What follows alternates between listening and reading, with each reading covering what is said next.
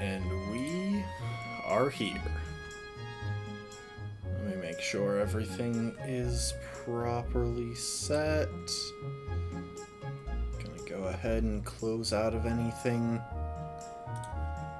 unimportant because, well, frankly,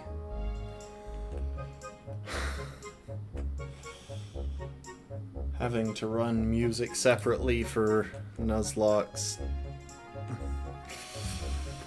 sometimes throws my computer off. Alrighty, welcome people. We are... Actually, you know what? I did this last time I played an Alola game. When I played Pokemon Sun, I kind of just sped through all the cutscenes and ignored the story because I really didn't care. Gonna try and give this one a chance. So I'm going to skip the cutscenes less. So we're moving to Alola. Several islands. This is a pretty basic intro, to be fair. Get to say hi to a Rockruff.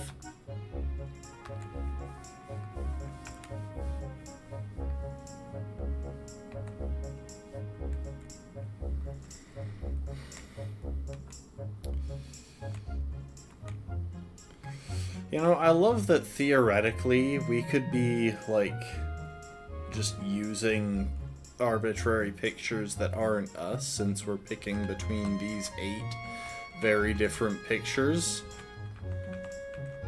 With that said, gonna go with this one.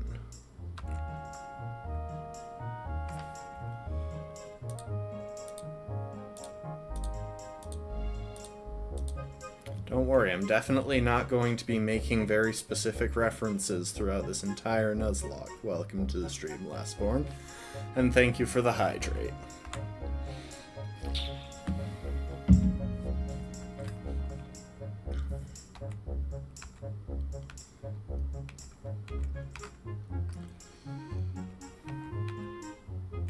Give me 1 sec as well.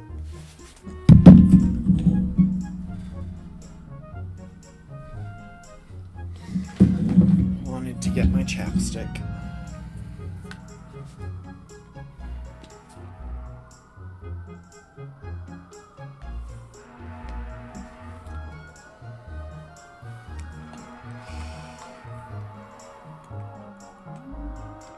Don't worry too much about this situation. I mean, we've got a little girl being chased by a couple of adults, but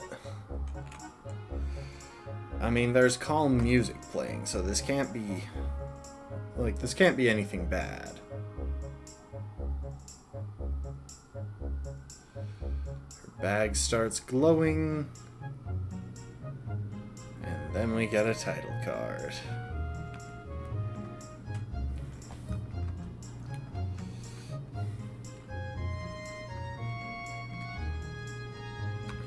Three months later.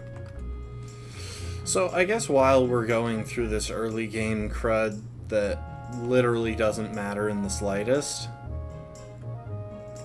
we should talk for a minute about this particular run.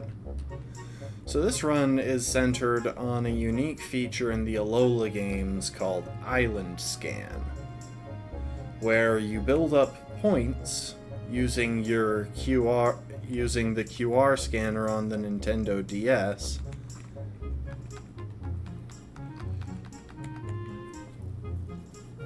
And once you've built up enough points, you can scan the island. Depending on the day that it is, you'll get a different Pokémon.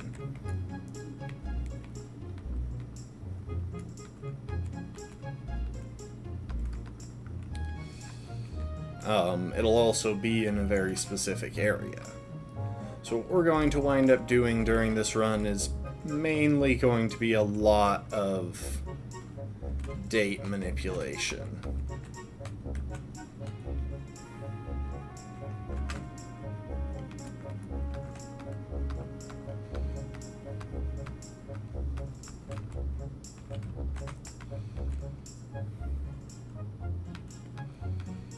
Alright, let's head toward Iki Town. I guess this is the direction we need to go. So, not really anything important. We don't even technically need to...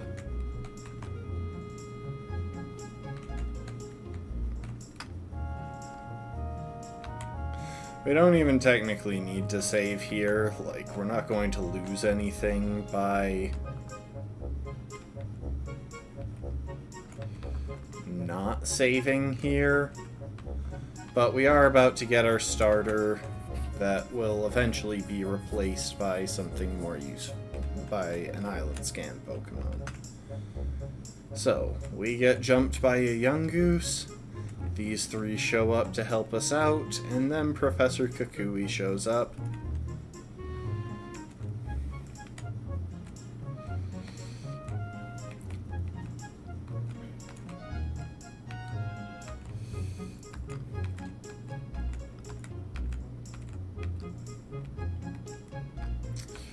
And there's a very simple reason for my choice here. So we're going to be choosing Popplio.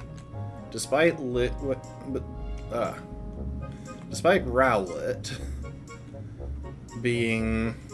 Sorry, I almost said Litwick, which is one of the Pokemon that we get later in this run. Despite Rowlet being my personal favorite of these by a pretty good margin, Popplio is optimal for the start here, simply because there are at least a couple of battles that we have to clear without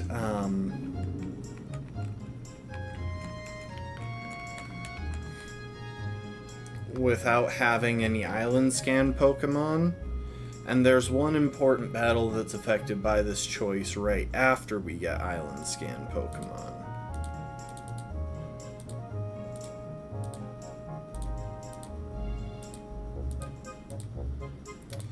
For which, we're going to want our opponent to have a grass move.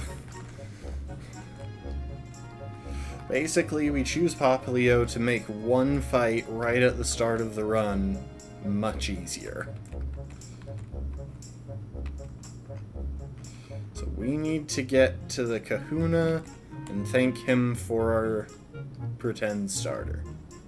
So obviously this isn't our real starter.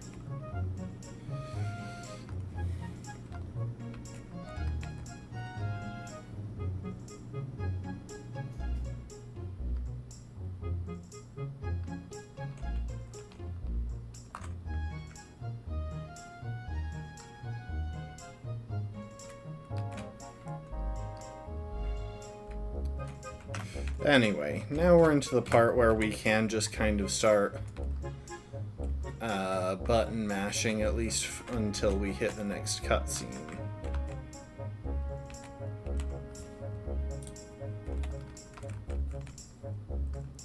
There's really no reason not to. Oh, hi, How.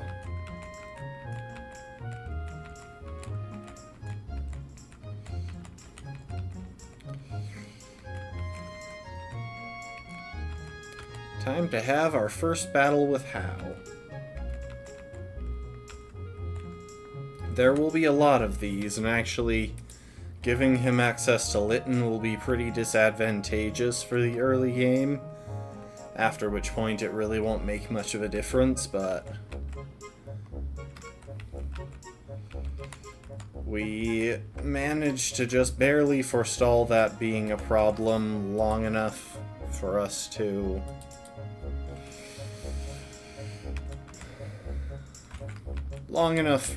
get Pokemon that can deal with fire types. See, the biggest enemy that we're going to face in the early game here is... Oh, the Kahuna is off somewhere. So we're told to go wandering, and we immediately wander toward the cliffs.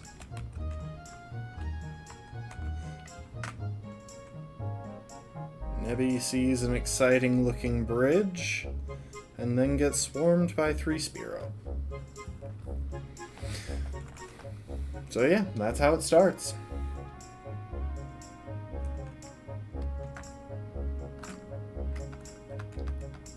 Hi Lily, how's it going?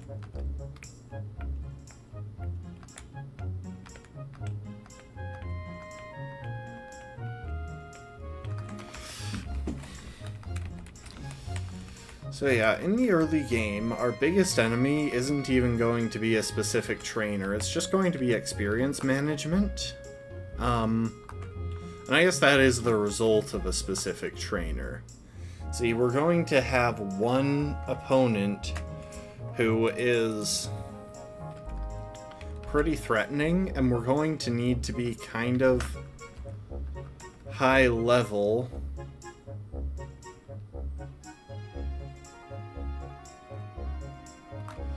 in order to have a chance at beating them. Specifically, one of our early game Pokemon is going to need to be pretty high level. And that is tricky. Hi, Tapu Koko.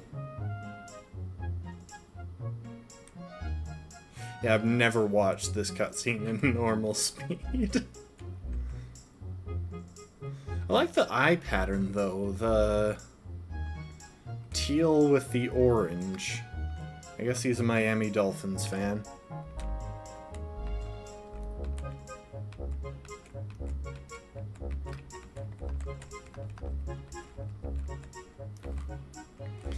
And we get a shiny rock.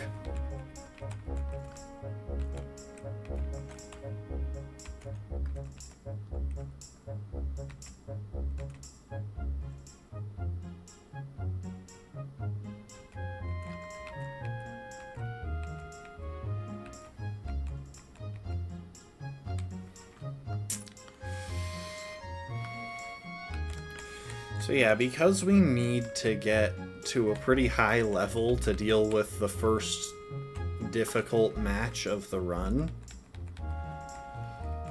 we're going to be pushing things already for the second difficult match of the run, which is the first island trial. And as it turns out, there are just way too many required matches between where we start and the island trial for this to be realistically possible with just island scan Pokemon from Ultra Moon. So, part of my rule set that I want to bring up right now is that I will be using island scan Pokemon.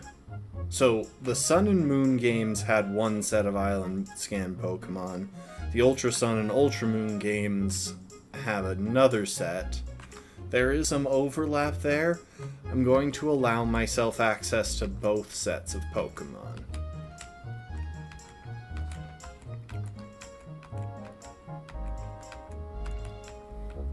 And I'll explain a little bit more about how I'm going to handle that down the line.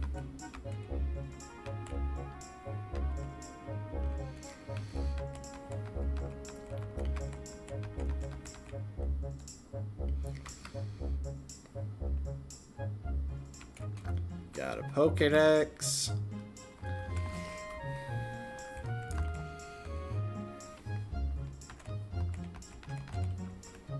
And our trainer passport.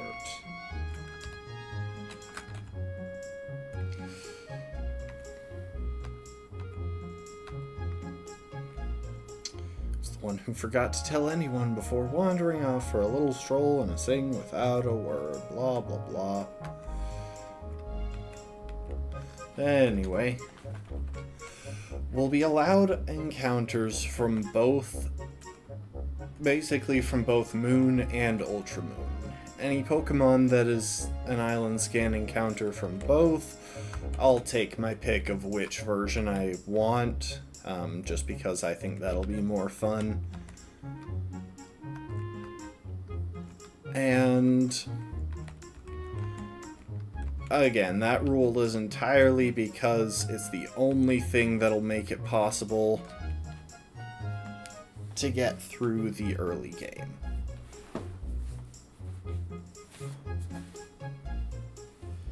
In fact, it's the only thing that makes it possible to get through our first major battle in the run. Because with just one of our island scan Pokemon, we would have to get pretty insanely lucky.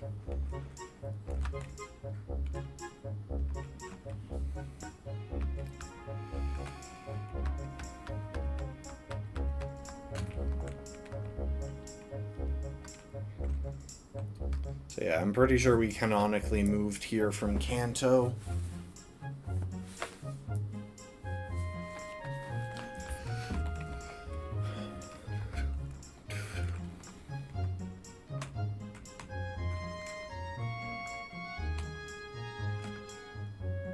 Hi, Professor Kukui.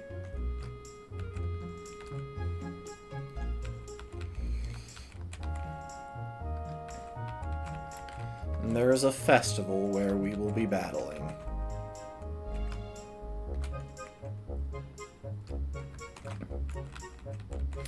And because we're still not in the part of the run that matters, we're not going to be following Nuzlocke rules if we have a Pokemon faint or something. None of these are our Nuzlocke encounters. I will be dropping a save state when our Nuzlocke starts in order to deal with that scenario. Also, we are going to fast forward through the catching tutorial because yeah, no one cares about the catching tutorial.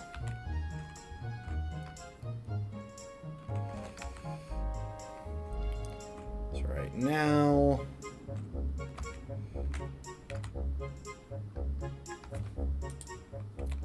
I'm going to redo my move order real quick as well.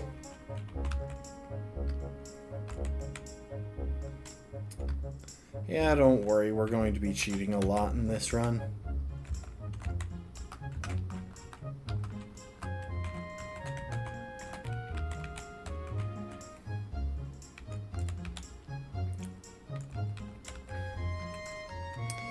But yeah, basically, the Nuzlocke has not started yet, so nothing that's happening right now really matters. I will still be trying to avoid losing any battles, even the ones that I'm technically allowed to lose, because I would still lose money, and I don't want to do that.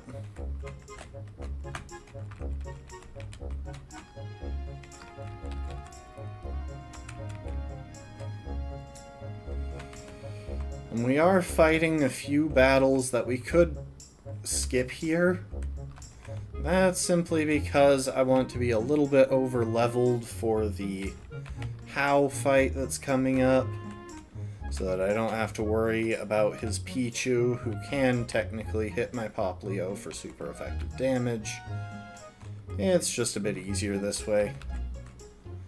We are also going to get a second Pokemon on Route 1. Interestingly, on each island there are only 7 locations where you can get an island scan encounter, because it's a day of the week thing.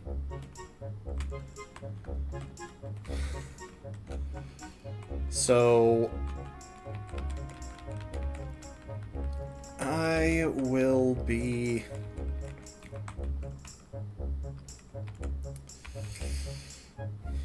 So there isn't actually an encounter here on Route 1 that we would be able to get anyway. But even if there had been, I would have just gotten what I needed to get through the early game. And then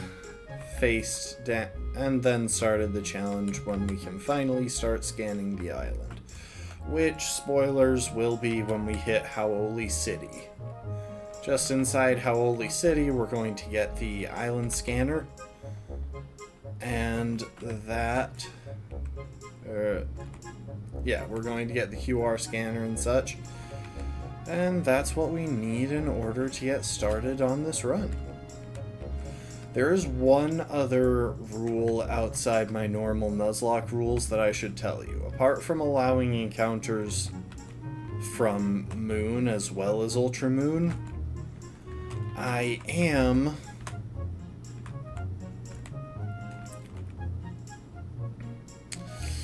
banning one specific Pokemon. Not even its entire evolutionary line, I am banning a single Pokemon from the encounter list. And I should mention that every single starter from the prior 6 generations is on the encounter list. And yet I'm not banning any of them. The one Pokemon that I am banning for this run,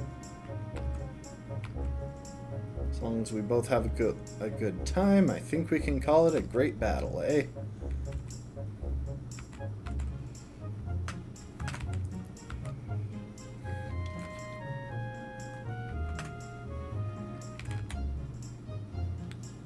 Okay, we took out Pichu and Litten.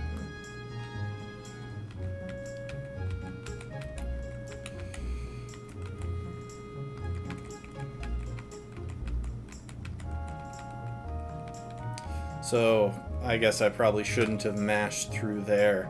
He just told us about the Island Challenge, which we're being encouraged to take, where we have to go to all 4 islands and face each of the 4 great kahunas, which involve passing the trial captain's tests.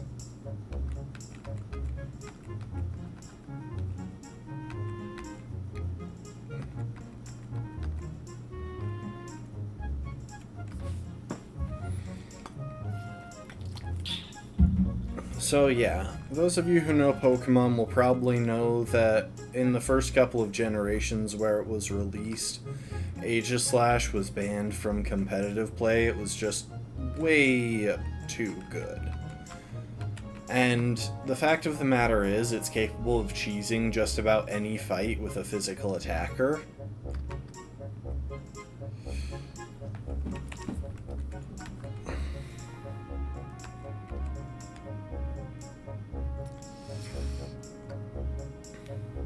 Which means... oh, I was able to detect high levels of aura at this full power festival. I suppose you would. According to our earlier research, it seems the Z power ring and this Tapu Koko creature are bathed in a great deal of light.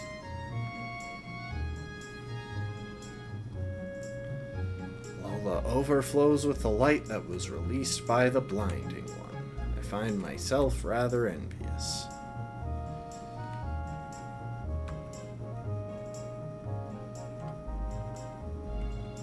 So this is the Ultra Recon Squad.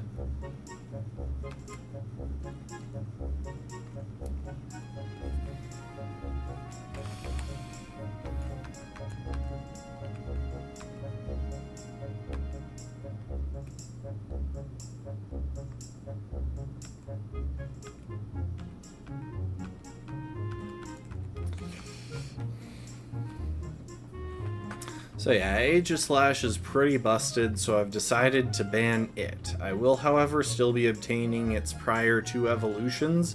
I just won't be evolving them into its final form. Especially since its pre-evolved form, Doublade, is already at the level of a lot of fully evolved Pokemon if it's just holding in a Violite. Time to go and visit Professor Kukui. I should probably get some shaders on this. A little pocket money.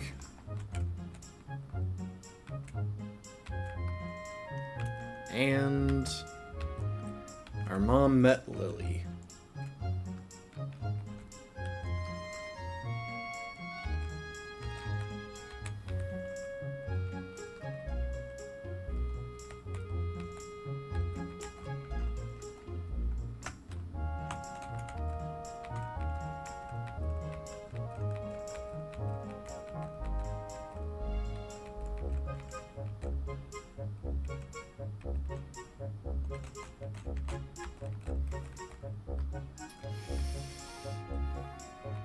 So yeah, Lily has been staying with the professor for the past few months.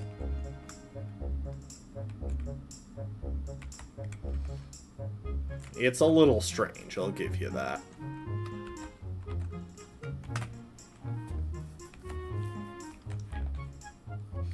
He's probably going to complain... Oh, right, no, he just gives us the Rotom Pokédex.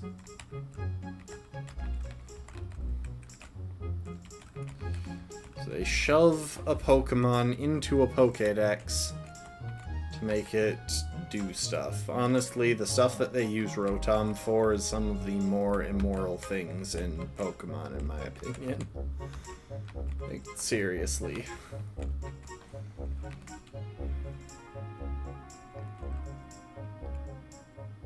Just turning a Pokemon into a smartphone or an appliance.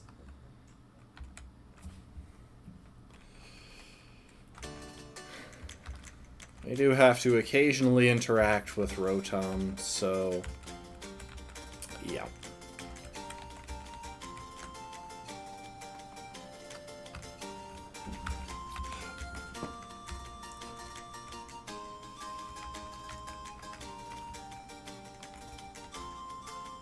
So many dogs.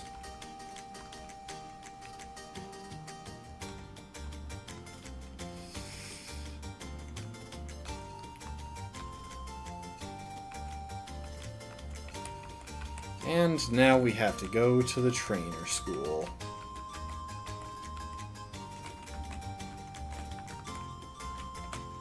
And we can also invade Lily's privacy by going into her room. We can go a few other places here. Oh right, this is where you change Rotom forms. Unfortunately, while Rotom is an island scan encounter... Oh. We had an eclipse. Yeah, while Rotom is an island scan encounter, I don't think it's available until post-game, which means we probably won't get to use one. There are a few Pokemon that fall into that category. Now, it's time for us to visit the Pokémon Center.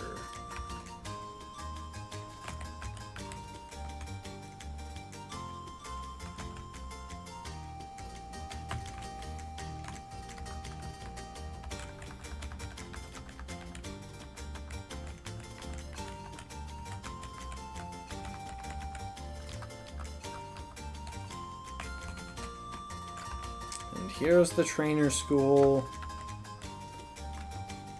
where we need to take a test before we're allowed to move about the island. 4 trainers. Gotta be 4 trainers at the school. And we just got the experience share, which we will be turning off immediately.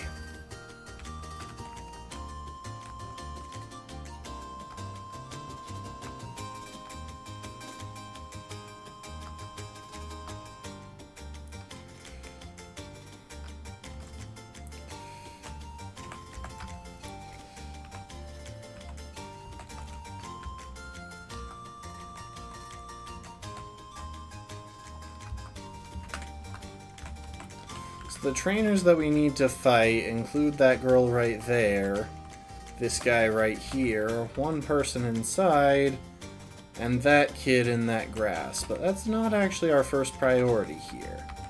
I want to get an encounter in this area. A specific encounter that will help us with... There you are.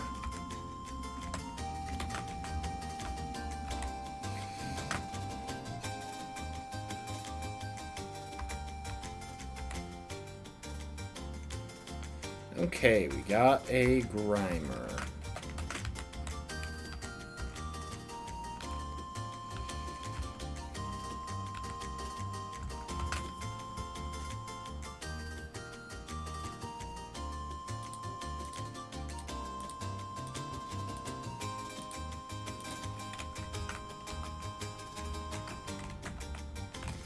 And now that we have a Grimer,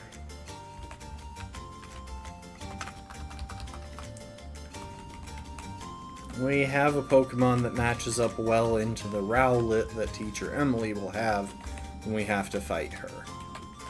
And now it's just kind of a matter of clearing what's left here. Should probably have checked Grimer's ability as well, because he might have Poison Touch.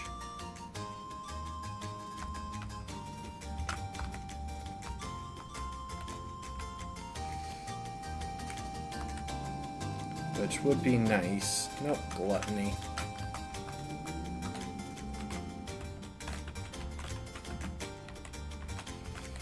Next trainer that we have to fight is right here.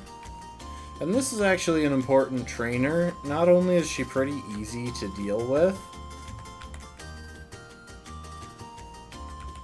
but she gives you a bunch of Oran berries, which are basically our early game supply of berries until we can win the match against Ilima, who is that first major challenge I've been referring to. We're gonna go and get a level or two on Grimer.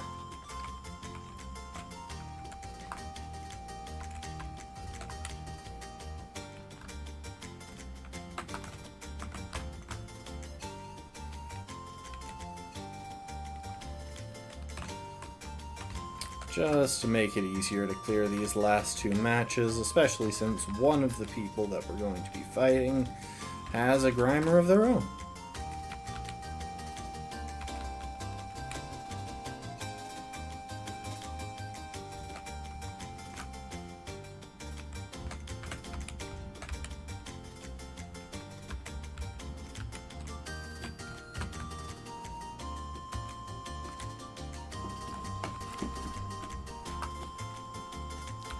And this spot will be our early game grinding location, simply because the EVs that the Pokemon here give are pretty useful.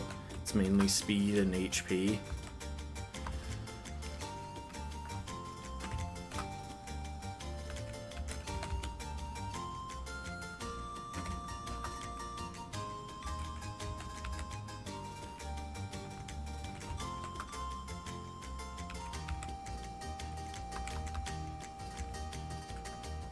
With that said, I think we're going to go somewhere that we can get EVs fast, or that we can get our levels faster, because it's gonna take a while otherwise.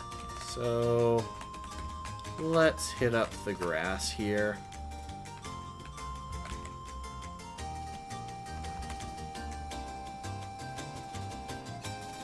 In fact, you fight me.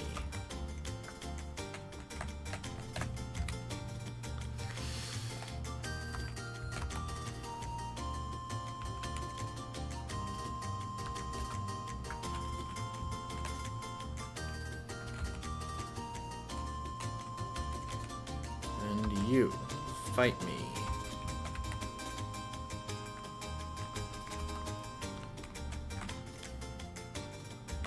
Why is it only Wingull? Give me Slowpoke. I'm not even exaggerating. Down the line, I'm going to come here specifically to find Wingull, and they are just going to choose not to spawn most of the time. Welcome to the stream, B. Yeah, we are playing fast because, well, screw playing on normal speed. It takes too long.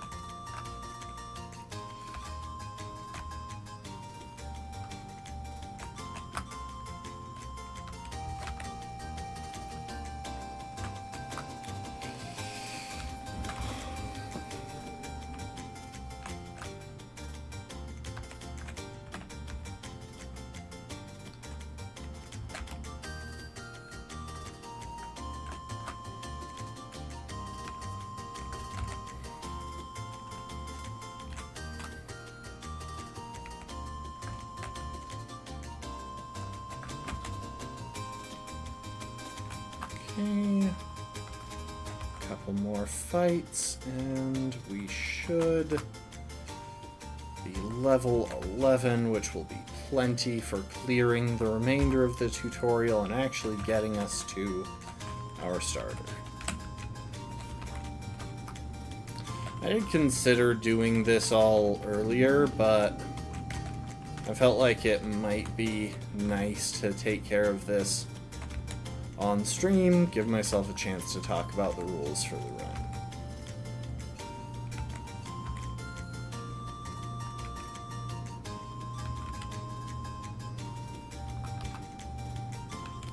You know, in hindsight, I definitely should have been using Bite there. It would have done more damage. Oh, there's one more thing that we can do while we're here that will actually be useful. You, give me my Quick Claw. It won't be seeing much use, but if we've got nothing better to put on a Pokemon, then we'll use it. And this is the 4th trainer in the trainer school, who we have to fight after all the others.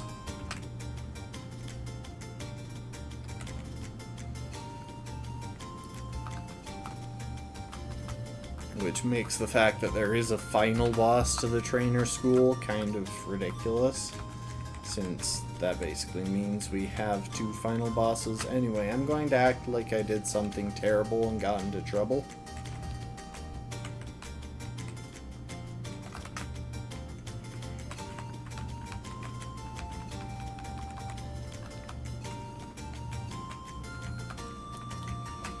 And I believe all Teacher Emily has is a Rowlet. It should be pretty easy for my Grimer to deal with.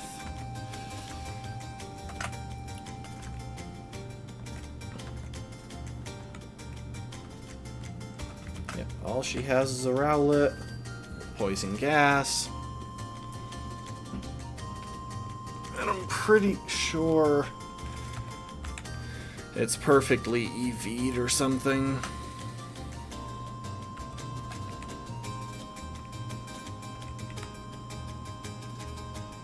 Goodbye. Got some Great Balls. Oh, and that one trainer I may have mashed through gave us a TM for workup. But it'll be a minute until we have anything that can learn it, and even longer until we have anything that will actually want to learn it. So, Ilima here is the first trial captain. We have to face him in a battle before we actually do his trial.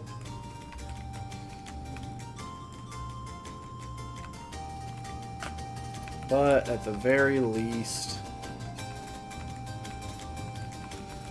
we can mash through this.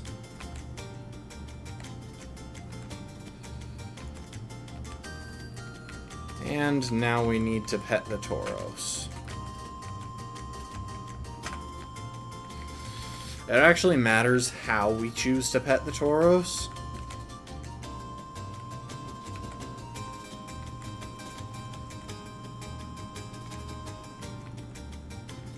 And now we're going to see the only city on this island. We're almost there, I promise.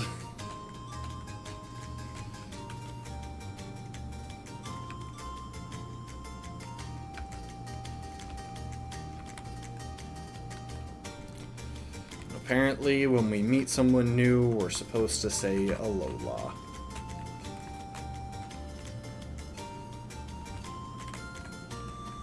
Obviously, in case you couldn't tell, this region is based on Hawaii, which seems weirdly specific, but don't question it too much.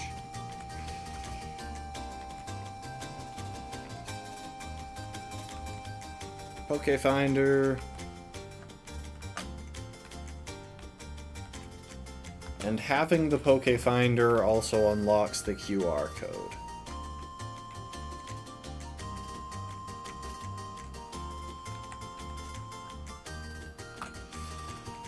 Okay, time for the Poke Finder tutorial.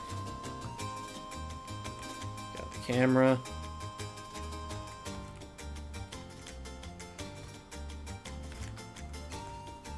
Okay, Poke Finder tutorial. In my first run, I had to Google this because I mashed through that text and didn't read it. In order to use it, you have to go to certain places and press R. But at the very least, now that we're into the tutorial, we can just immediately back out.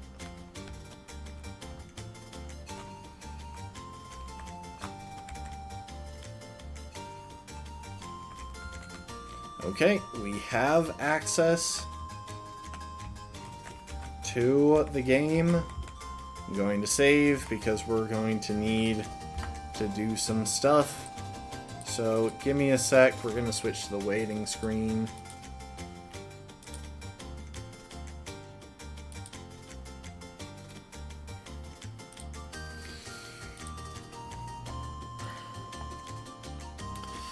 And now I have to adjust the date and time on my PC. So let's see. The Hau'oli City Island scan is on Thursday.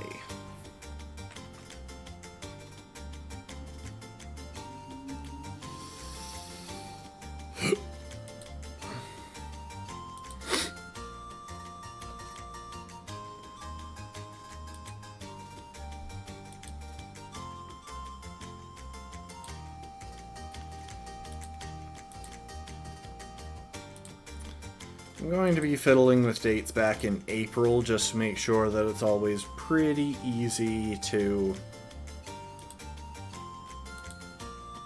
make our way to a day that we've already used.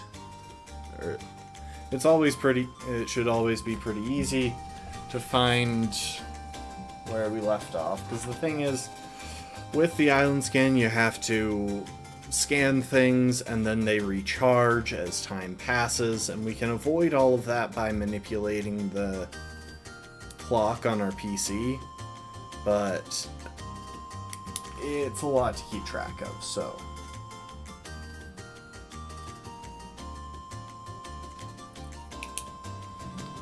just getting my notes down. Okay. So, we set it to the morning of April 4th.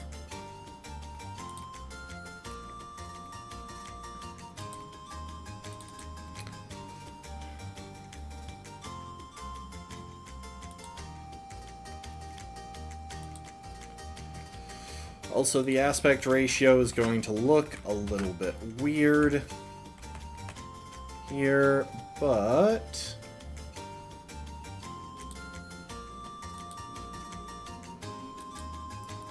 okay, we've got that saved on our first slot. You know what? I'm going to save that to all of the slots.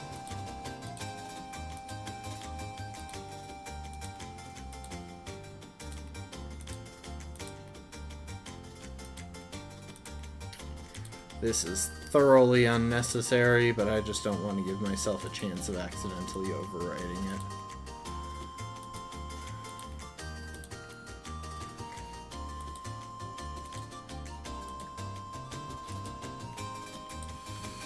Okay, we've got our save state placed. Now it's time to use the QR scanner.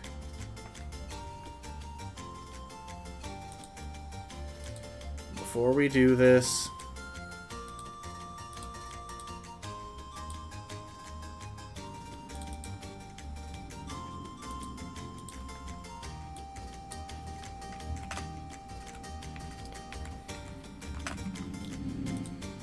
okay, this is going to take a minute.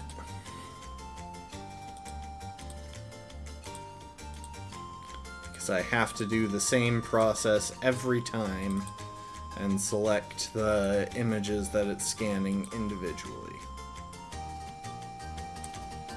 Oh no. Okay, hang on.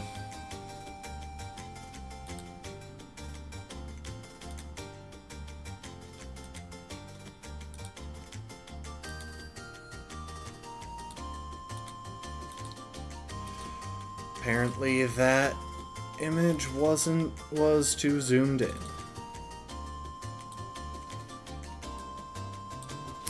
And that might be the case with a few of these. I think I started zooming them out more. But...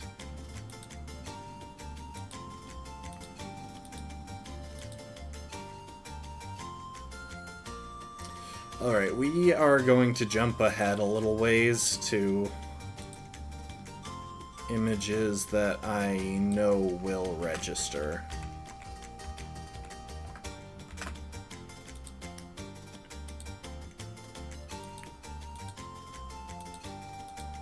I tried to get this working with just my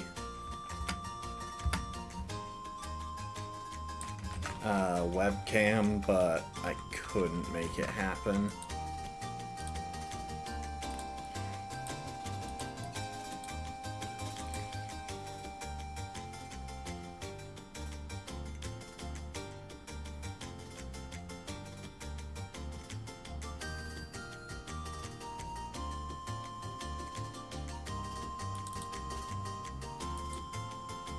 Nope, that was the same one.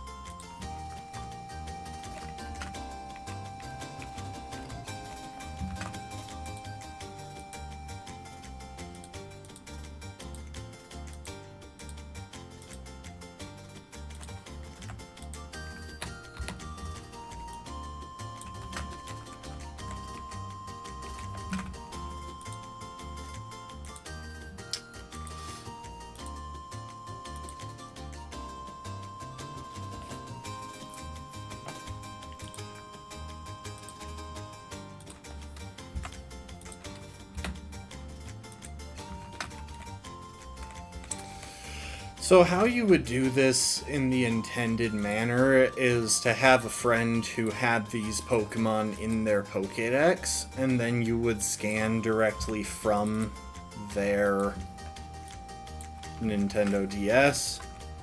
Obviously, I'm not going to go and get a person in here, so this is what's happening. Okay. Now we can island scan.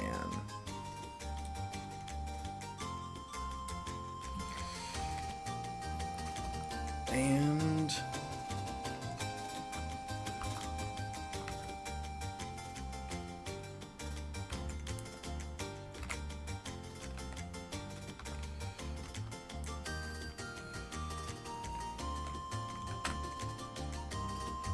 Okay, we will catch our first island scan Pokemon.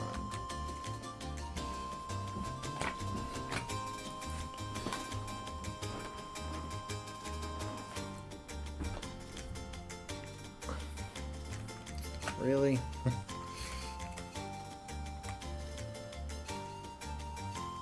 We do actually have to catch these.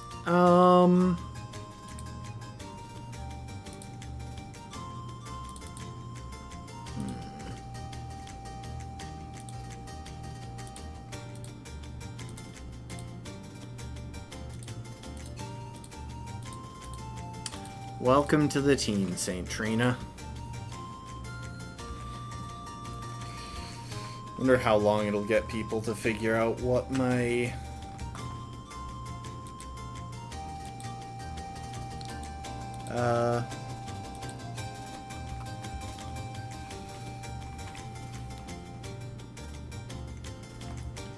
naming convention. So now that we have Saint Trina, first of all,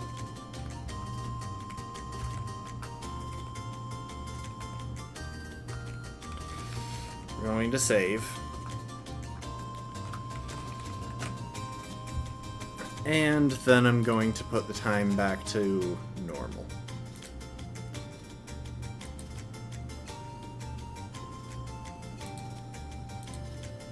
And restart.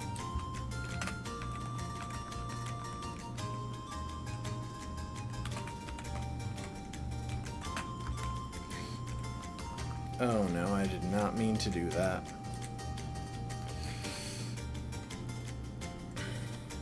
Yeah, unfortunately when you save, for some reason it saves where you were in your menu, and that tends to get kind of annoying. Anyway, now that we have our starter, let's go and drop the other Pokemon in the box.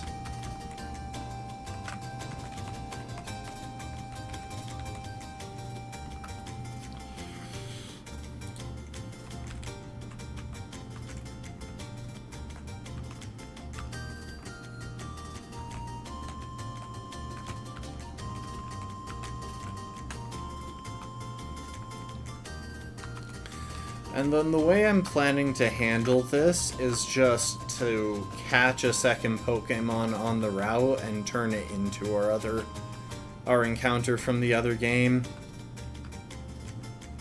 So it looks like our next Pokemon will be from this Wingull. And because of that, I'm just going to use the stats and ability and such that it has. One thing I will clarify, I am also going to potentially change the ability on our starter, just because one of its two abilities is massively more useful than the other, and if I got the wrong ability, I would kind of just reset.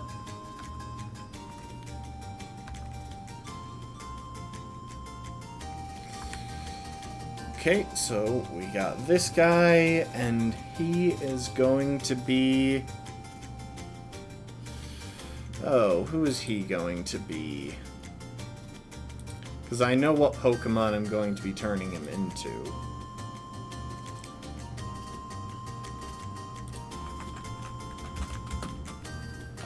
That's how you spell that.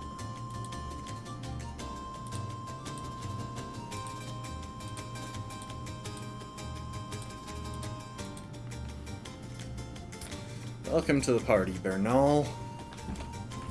Actually, I should have gone with D. I'm gonna change that when I...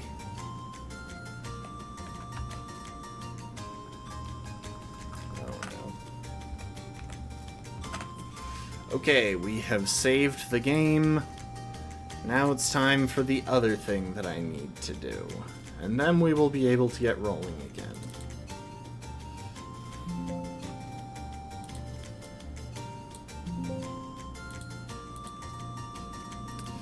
So, Saint Trina came with compound eyes. That's good. That means I don't have any reason to change her ability.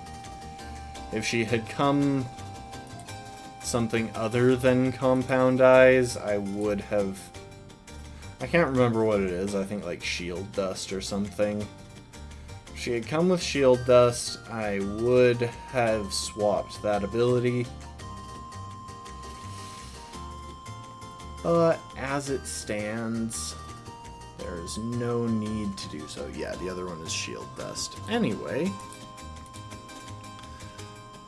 first of all, Bernal, we're actually going to change your nickname to D, and you are going to become a Clink. Specifically, a level 8 Clink. And yes, I am doing a bunch of stuff on a separate window. Also, I don't actually know if I said welcome to the stream to you, Rafkin, but welcome to the stream. So, level 8.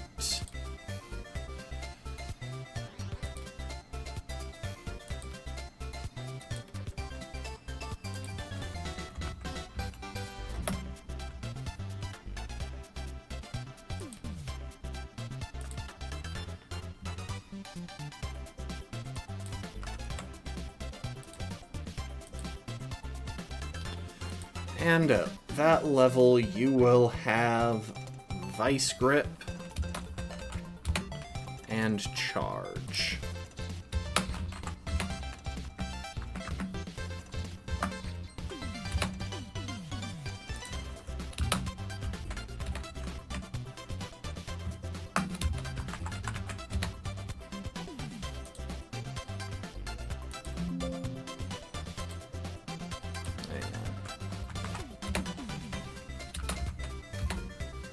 There we go. So now let's see. We didn't change anything else about the Wingull, so the IVs and nature will be what we caught it with.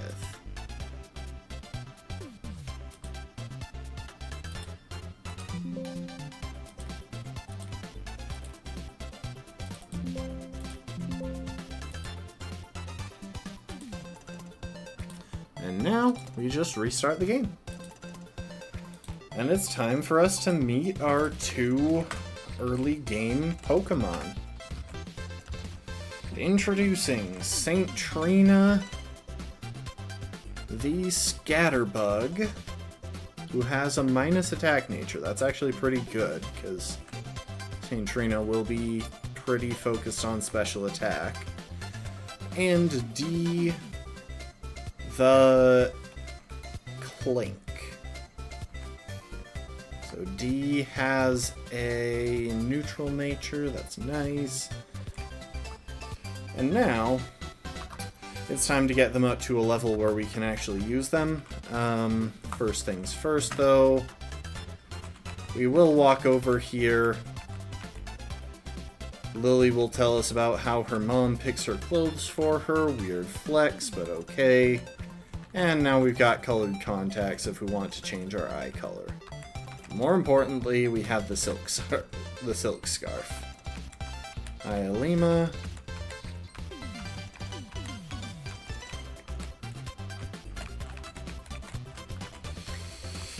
So, important thing to be aware of.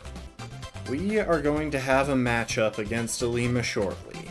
Before we do that, we are going to want to get our Scatterbug to level 12, where it evolves into a Vivian.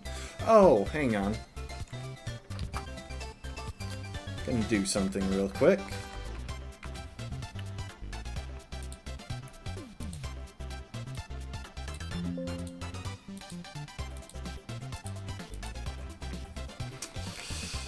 Sorry, I want to pick my own Vivian form for when it eventually evolves. I want to go with my preferred one, which is the river pattern. It's based on where your PC registers as.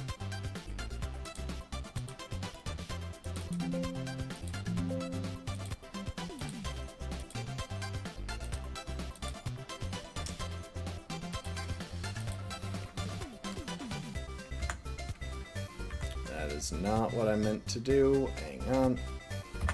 Sorry about that. Okay.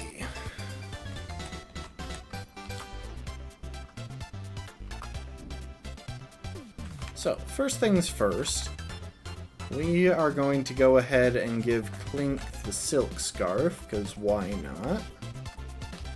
And we're going to turn on the experience share. I don't usually keep this on because it makes XP management more difficult, but we're going to be taking Clink up a level or so, and it will make it easier to, well, it'll get some EVs onto, it'll help us get some speed EVs onto Scatterbug without any battles, meaning we'll be able to pack some extra ones in there, and the speed EVs will matter a little bit later. After the early game has passed, we'll probably be a lot less concerned with precise EVs, just because we've got a lot of really good encounters in this.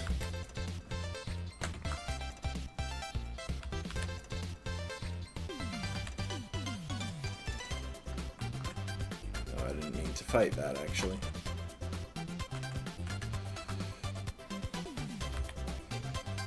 Give me the speed EVs.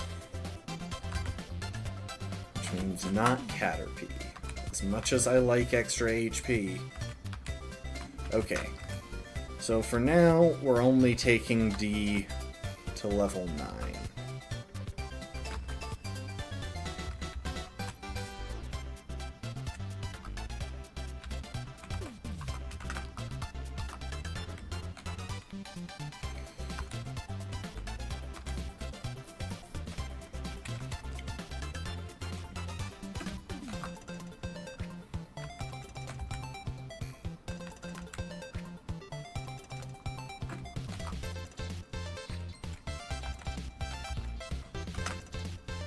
Hang on, I just want to check something. Wait, was that boosted? Oh, that's boosted because St. Trina can evolve at this level and hasn't. If you stall evolving a Pokemon past the level when it normally would, it starts getting boosted experience. We're going to... Oh, I did not mean to use Rage Powder. We're going to be evolving as soon as we can, and I think we'll be replacing Rage Powder because there aren't that many double battles that we have to worry about, and in none of them will we want our starter being the main target. St. Trina is going to be our early game glass cannon.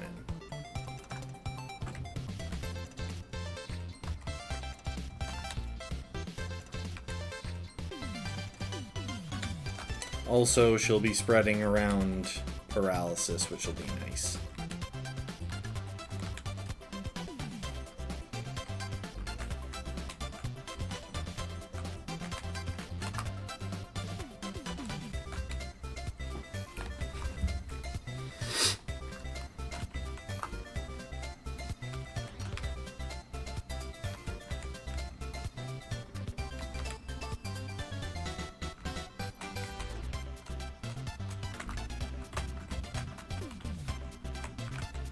You're my Pokemon, Mom, and thank you for the Pokeball.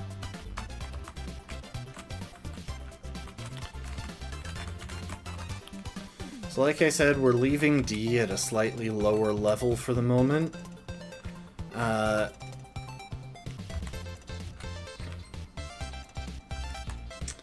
Just because...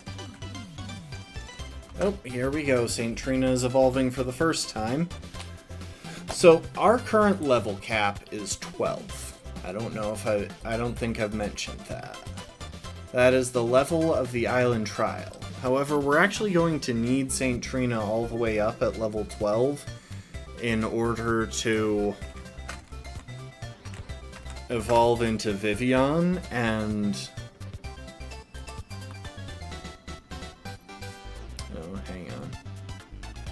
Yeah, we're gonna drop Rage Powder. In order to have St. Trina evolve into Vivian, we're going to need her at level 12.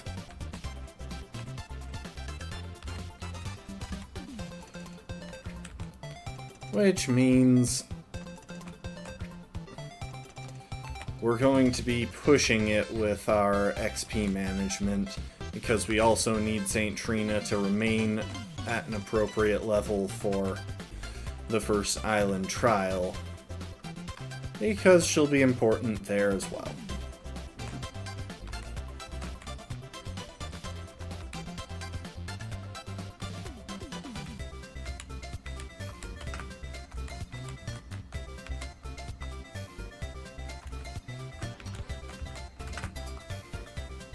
Wait, what the crap? How did I get Pokerus? I swear, I didn't touch anything in PK Hex to make that happen. How? We're like 10 minutes into the game.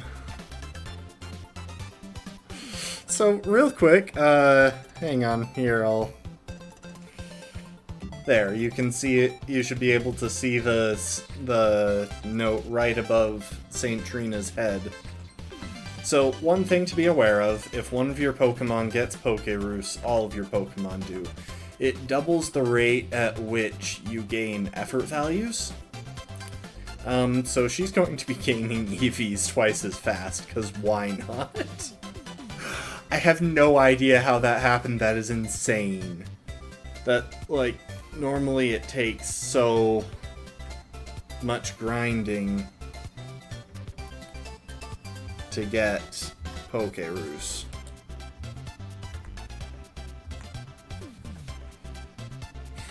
Like, I don't know if I've ever actually had a Pokemon get it, and it just basically was born with it. Oh, that's nice. That'll make us... So that makes us gain EVs a bit faster, which is a helpful little thing. It's not going to be a big deal, but I'm going to consider that as a good sign.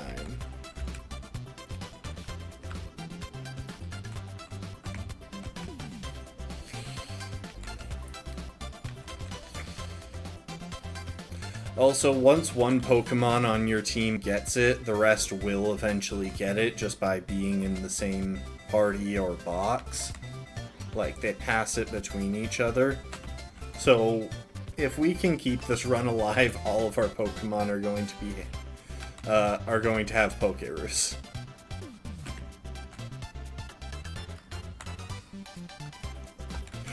Oh my gosh, what are the odds? I actually kind of want to look back at the VOD after this and try and figure out when my party contracted that. So it happens from battle... You get it, I believe, by battling a wild Pokemon that has it. And it's just a very small chance of it showing up.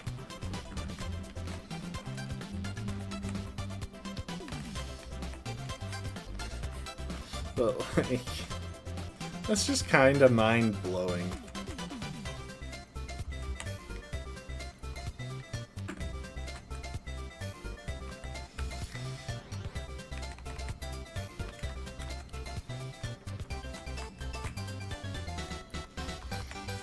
Oh. Gotta go back to Mom. Or the Pokemon Center. I think it's actually slightly faster to visit the Pokemon Center. Just because you can walk straight into there and get it. Anyway. I'm sorry, I'm just still kind of mind blown. The odds on that are so long. And we haven't done much battling.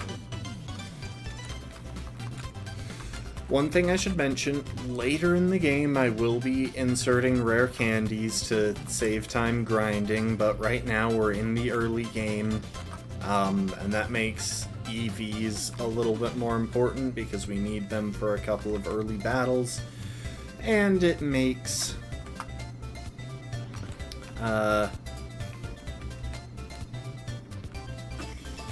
EVs important, makes in the early game, training deaths are a lot more likely, so it feels a little bit more like cheating to take it out. So once we get off this island, I will be inserting rare candies.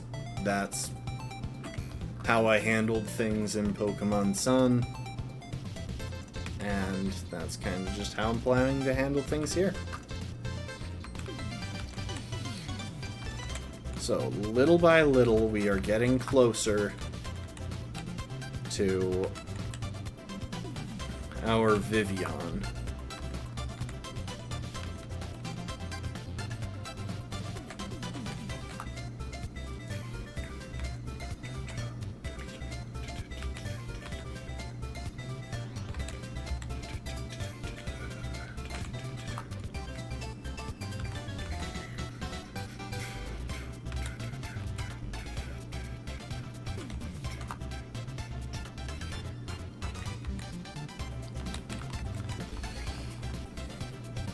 Come on, that wasn't a level. Oh, great. I think we've hit a time barrier where now Young Goose are spawning instead of Rattata. Hang on. We're going to save. And we're going to restart. And I should probably remember that that's the F6 key, because that'll save me time. So what that did was just take us back to nighttime, because every time I restart it checks the date and time of my PC to figure out what the internal date and time. Oh, I'm out of tackle.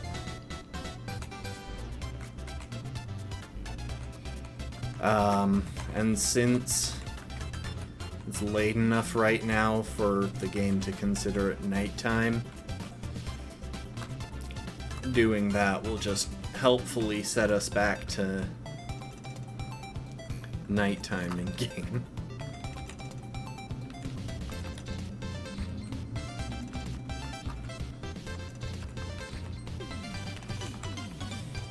So we have hit level 11. One more level worth of grinding, and we will be ready for the next bit of the run. In fact, I might even stop partway through this grinding to go and face the one required battle that we have before Ilima, just in case I wind up switching St. Trina in at some point. I plan to have Clink solo it, which shouldn't be too difficult, but you never know.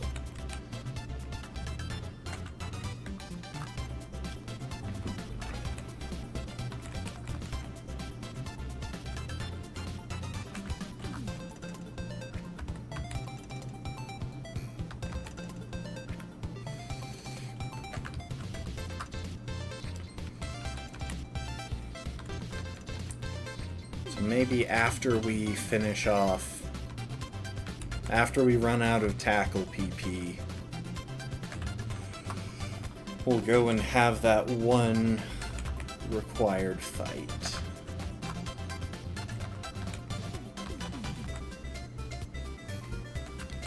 I don't actually remember what level I was when I had Clink solo the fight last time. It's just a single Zubat. It shouldn't be too much trouble.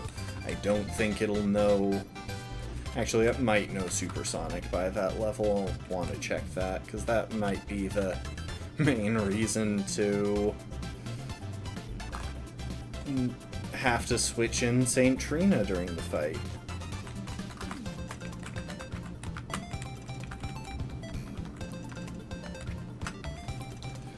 Okay, let's see. So, Hau'oli City...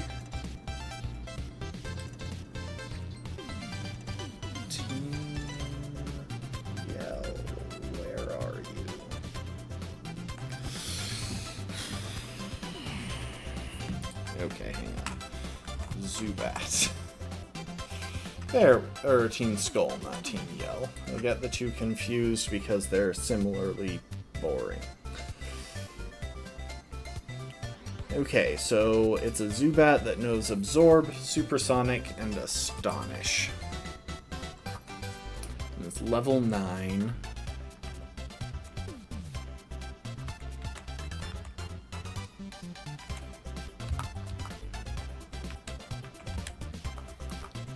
So, yeah. I think our level 9 Clink should be more than prepared to take it on. We will be getting Clink to level 10 prior to...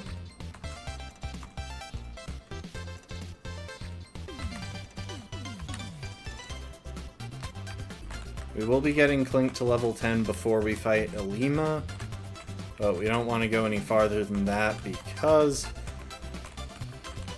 like I said, we are going to be on a very tight allowance of XP to remain under our level cap. We're actually going to have to get one pretty dangerous encounter that I would prefer to wait on, just to have enough room in our level curve to avoid over-leveling. You may have seen those stickers in the background. We're just going to be leaving all of those because they're just for getting totem Pokemon, and totem Pokemon are not island scan Pokemon. So, this is Team Yell. They hate the island challenge and every kid fool enough to try it.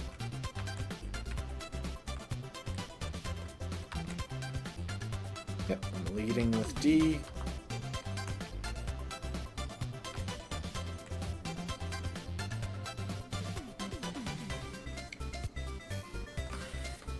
This is Team Skull. I keep calling them Team Yell because I've been doing a Pokemon Shield Nuzlocke in my own time.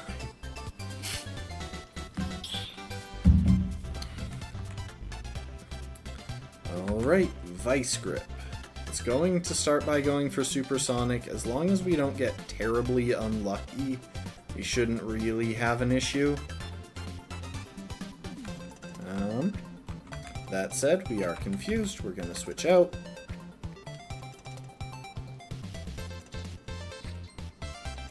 I probably should have led with St. Trina instead, because St. Trina can do this. St. Trina can use Stun Spore. That'll cut down the speed that we have to deal with, which means if they go for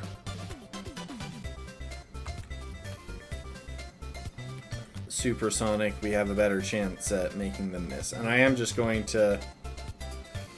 I feel like that's more excitement than Team Skull deserves, to be honest, last part. We're just going to stay in until St. Trina gets confused. We will spam Protect a little bit just to waste some Supersonics.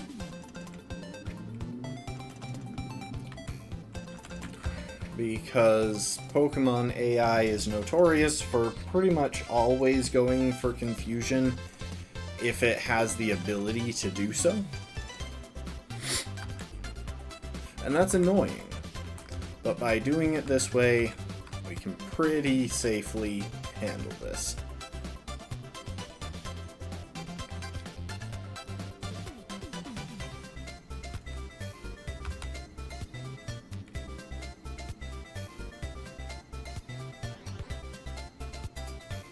Zubat is paralyzed. Okay, we'll finish it next turn.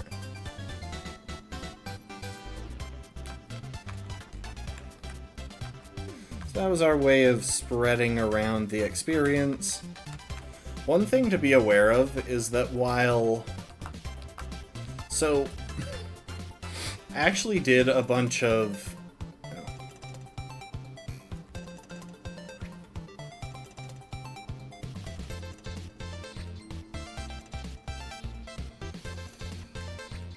Okay.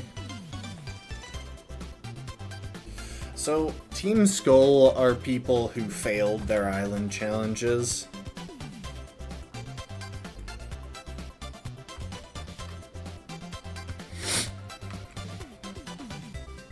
Just for backstory. And here is Elima. He's going to request a battle, but we're going to refuse for now because we want to do more grinding. And now he'll just stand there.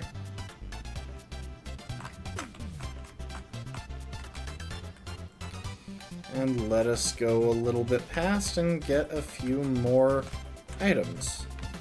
So we'll grab Echoed Voice. It's one of the few TMs we can get this early in game.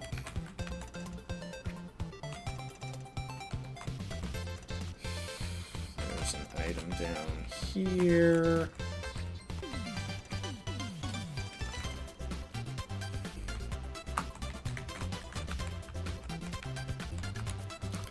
And now it's back to grinding. Oh no, I did not mean to do that. Oh, great. Well, this is going to waste some time.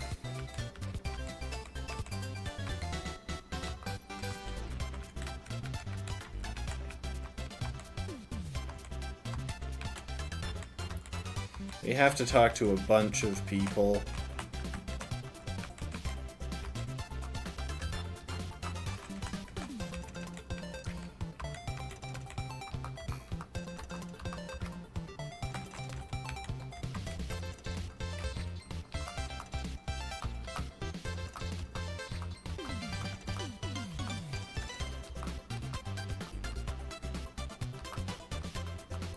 I think there might be some potentially useful things in this place, but until I actually need them, I'm not going to find out about them. Okay. Now let's go to our bag and do what I actually meant to do, which was turn on the XP share. Same thing as before. We're going to get a tiny bit of extra experience on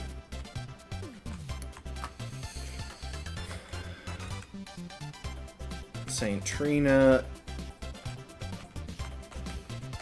until we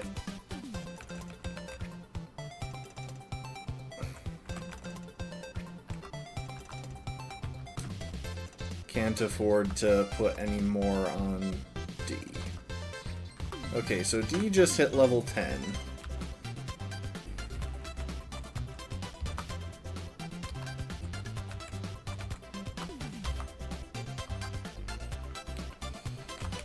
So, time to turn off the experience check.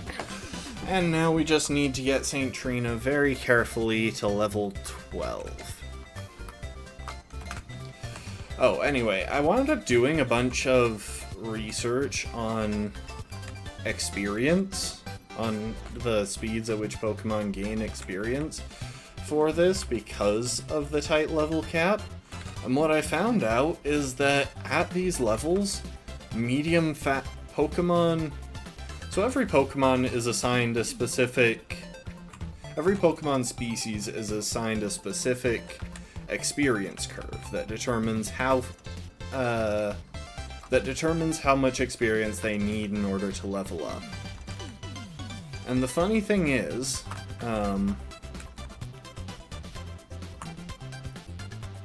sorry, just restarting the game. Switch it back to night again. The funny thing is,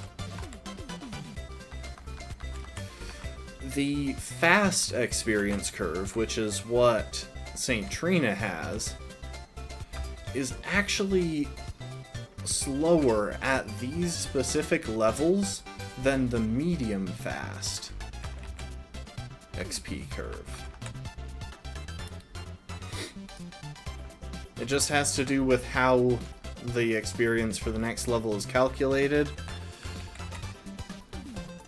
But basically, we have more wiggle room on St. Trina than we will on any of our other early game Pokemon, which is actually very useful.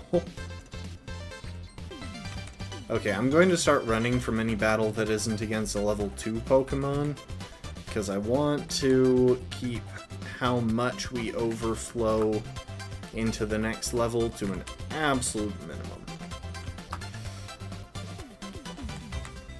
But this should hopefully level us up. Nope.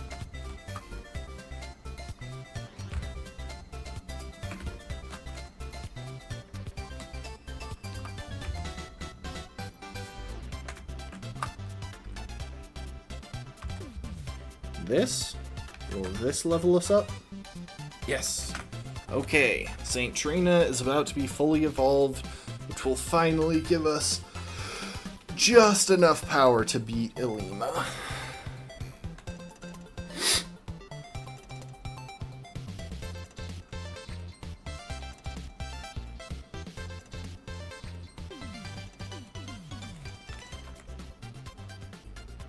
And we got the river form because I messed with reality.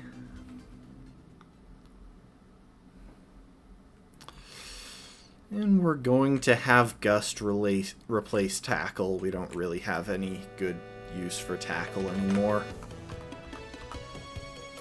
Light Screen. I can't remember if I want to keep that around. I think I might go for it.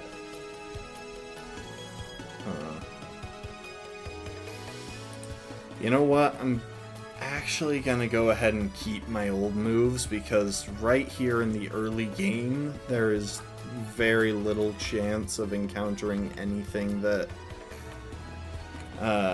there are very few special attackers. Most of the main fights are against primarily physical attackers.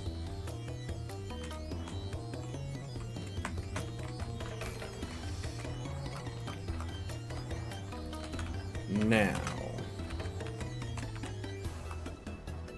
actually, we are going to change up our held items. We got these orange berries back in the trainer school, and it is time to hand them out.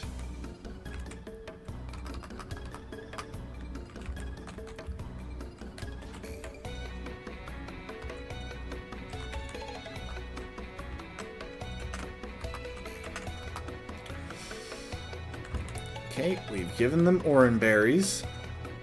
Neither of them can learn any of the TMs that we have.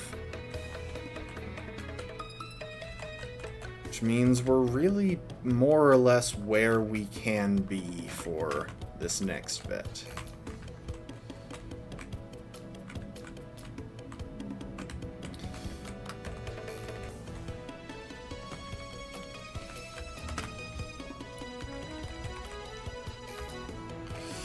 Alright, let's talk about Ilima. So, Ilima has a Yungoos and a Smeargle. The Smeargle is level 11 and is pretty dangerous.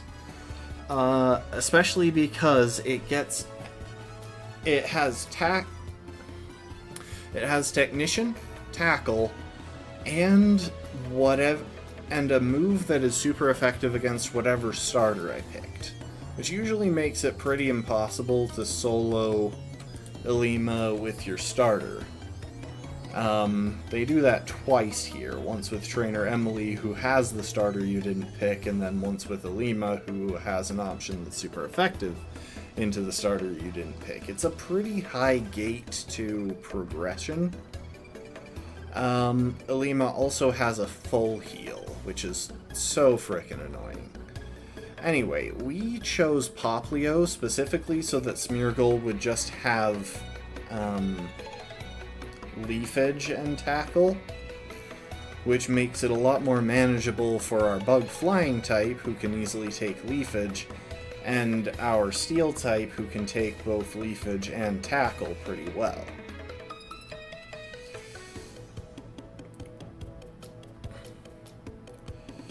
Now, with that said, our plan right at the start is to lead... You know what? I'm just going to show you. I'm not going to explain it. We're going to be doing a little bit of AI... We're going to manipulate the AI a little bit. But there's really nothing else that we want to do to get ready, so let's go for it.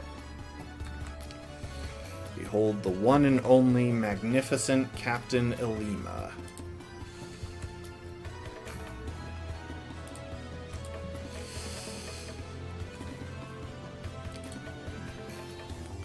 So it's also worth noting that Yungoos has Tackle, Pursuit, and Leer. But our opening move is going to be using a 97% accurate Stun Spore thanks to our Compound Eyes. And this is the reason that it would have been worth resetting for the right ability here. Now, I believe Alima is just going to use... a full heal. But to play it safe, yep, I'm going to use Protect. Okay. Gonna use Protect again, because I want to scout what they're going for. Unfortunately, Alima's AI isn't perfectly reliable, but... yeah, let's go for the second Stun Spore.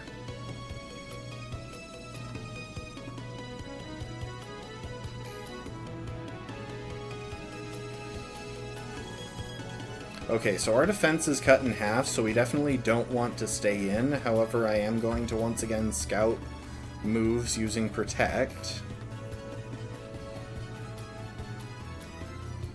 Okay, well that did nothing. Let's switch to D. Yes, he didn't use Pursuit. Okay, that was the worry there. Alima is... oh, come on. Oh, right, that was the stakeout buff.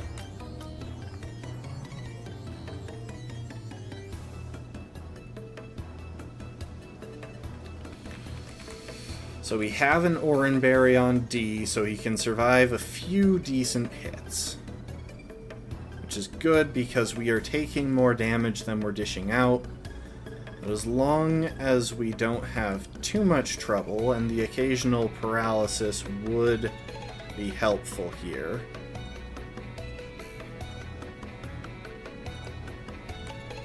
Can you please be paralyzed? Really? Okay, so we are risking D to a crit here. Especially since, of course, he's not paralyzed, but we can, at the very least, get a move off. Now it is on to... now it's back to St. Trina, who will hopefully be able to solo the Smeargle.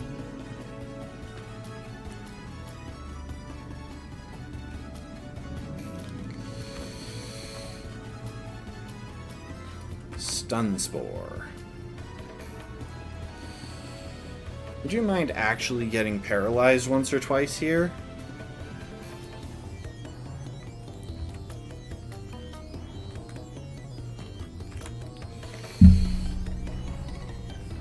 And there's really no point in stalling, we're just going to spam Gust. Which, by the look of things, might be a 3-hit kill. But might also take 4 hits. So basically, we have to dodge... yeah, it's going to take 4 hits. Okay, we have to dodge one last critical hit.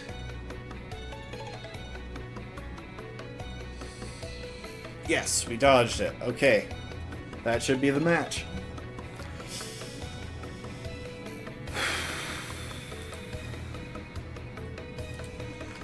Okay, that was extremely stressful. And also, D leveled up.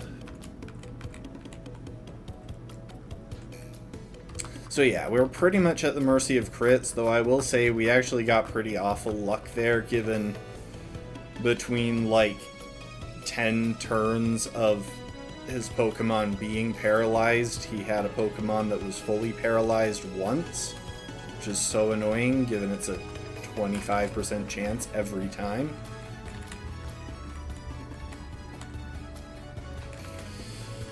Ugh. But at the very least, now that we're through there, we can get access to the next route and get another Pokemon. We are going to bump D to the front lines.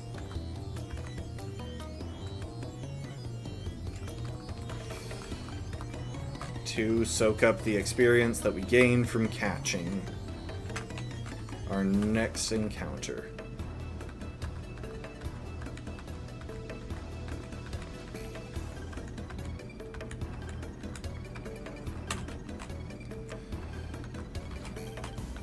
So this time we actually have to grab it by the horns. Alright, now we are on to the route. And we are going back to the waiting screen.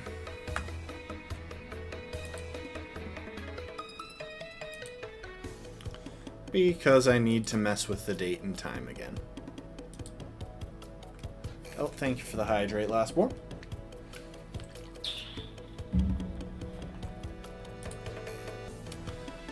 Okay, so last time it was Thursday, April 4th. So now it will be Friday, April 5th. Morning.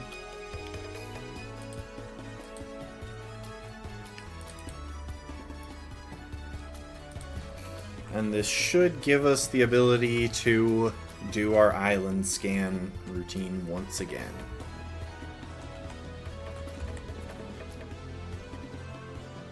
Yep, see? Oh, sorry. If I had changed screens back at the right time, you would have seen all of those little magnifying glasses at the top fill in again. Anyway.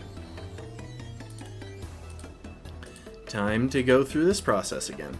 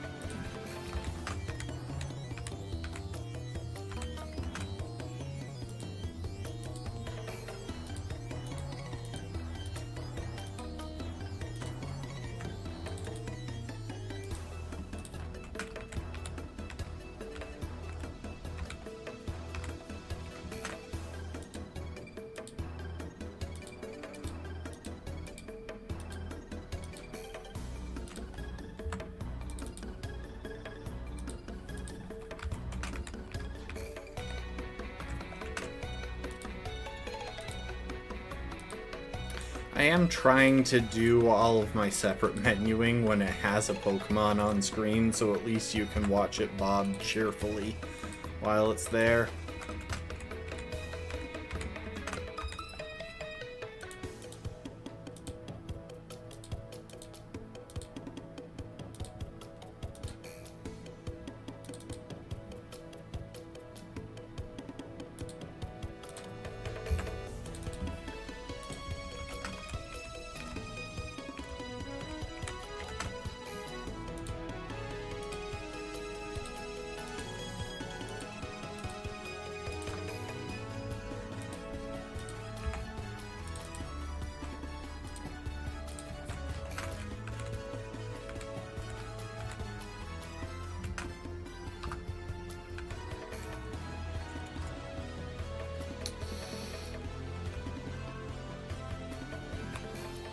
Alright, time for our next Pokemon.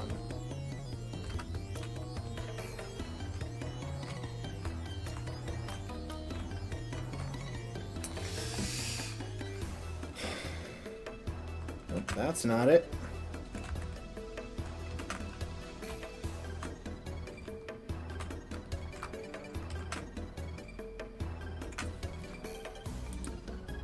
Definitely scanned it right, so we are just getting vaguely unlucky with our encounters. Yeah, this is Route 2. There you are. Bulbasaur. Why are all my Pokemon being female? Well, I guess technically I only got one. The Wingull, I think, was female too. Or no, it was the first two Pokemon that I got during the tutorial. Anyway. It just seems surprising given the odds on female encounters are generally worse.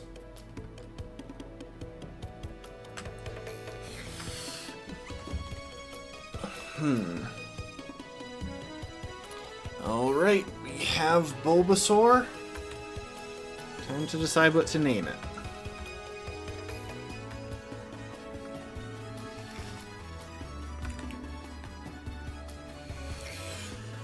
Oh, what reference should I make? Yeah, we'll go with that. Well, should I?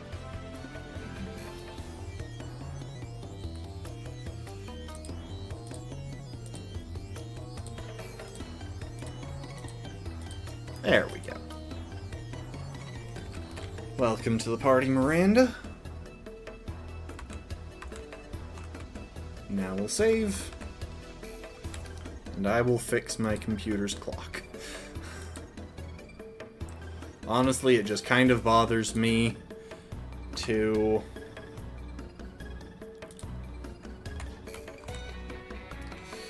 It just kind of bothers me to have... Oh, I did not mean to do that.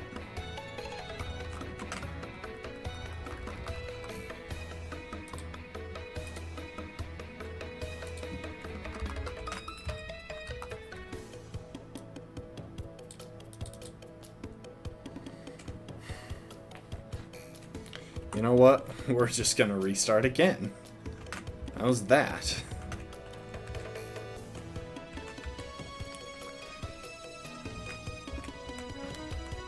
Awesome. Now Miranda is our lead Pokemon, and this particular Bulbasaur, ooh, plus special attack. It's not actually ideal. Most of your early moves are physical. Anyway. This Bulbasaur comes with the special move, Grassy Terrain. However, Miranda here isn't actually my really exciting one. We do need to catch another Pokemon here to turn into the Pokemon Moon Island scan encounter. And yeah, I guess it will be this Ekans.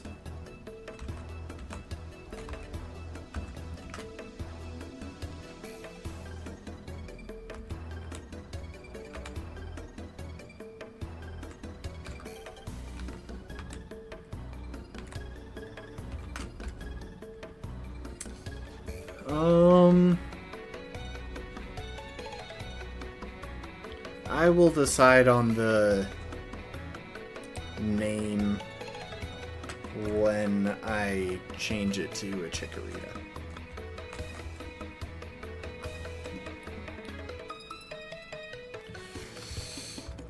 Okay, we save.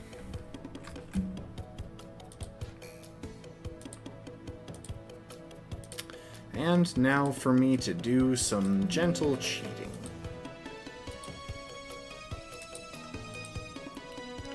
So the Pokemon Sun and Moon Island Scan encounter here is Chikorita at level 10.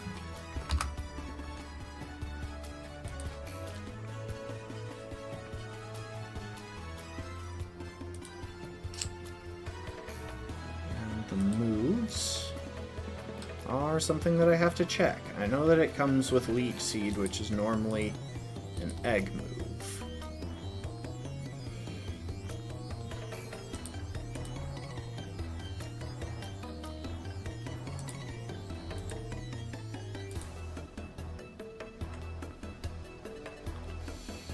But at level 10, Chikorita would normally know those moves. Got it. Okay. Leech Seed. Growl, Razor Leaf, and Poison. powder.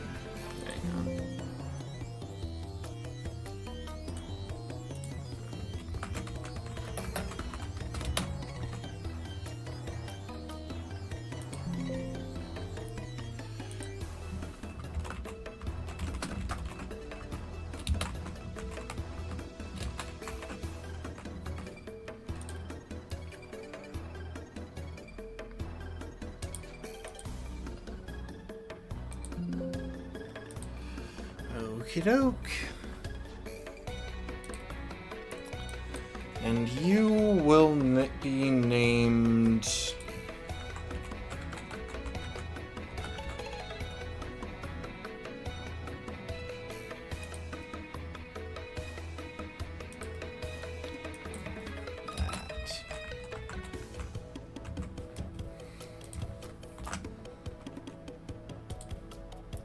No C.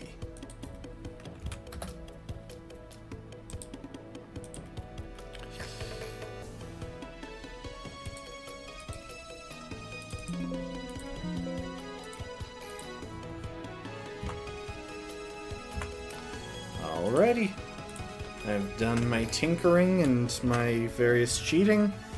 And now we have our two new Pokemon, Miranda the Bulbasaur and Roderica the Chikorita. Bulbasaur has the move Grassy Terrain as well, which it doesn't typically have.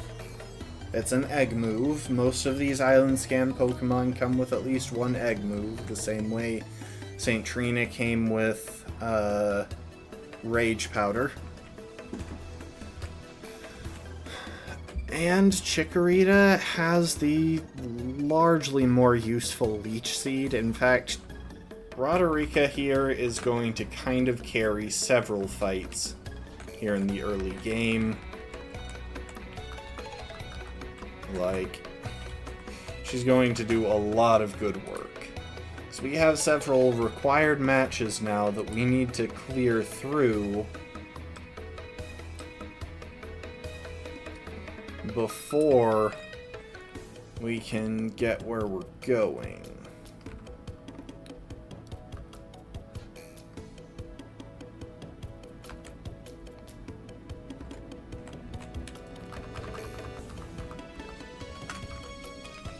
And we are going to be avoiding all non-required matches.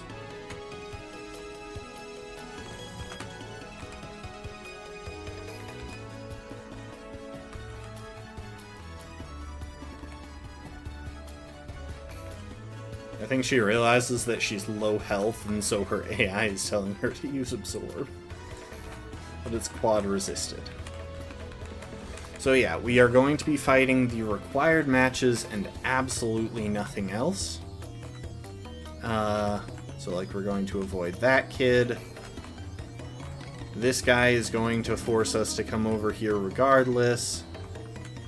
So we come down here to Big Wave Beach, where we actually have another fight, and it looks like he does not have a psychic move on his Drowsy, so he should be good.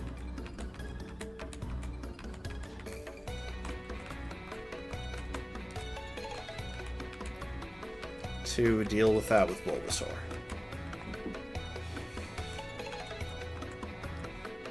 Except actually, I'm going to go ahead and deal with it with Roderica.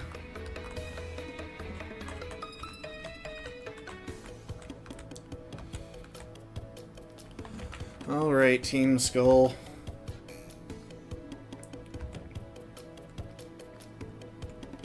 So Roderica's big thing at this stage of the game is just status spam. She throws out Leech Seed to keep herself healthy, and drops a poison powder on the enemy if she can, and then just relies on those to do the damage. We will actually be replacing... Yeah, welcome to the gang, Roderica.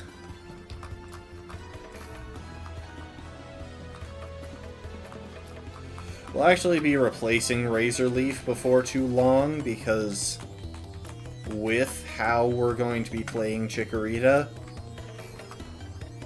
it's just going to be more helpful. We will also get these berries.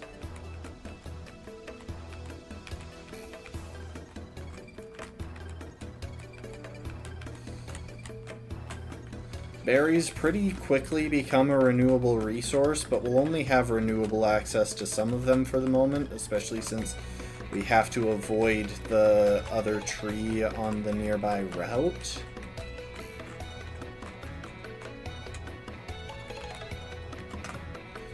I'm actually going to reset the game and see if it refills the pile there, because dang it, I was hoping for more Oran berries.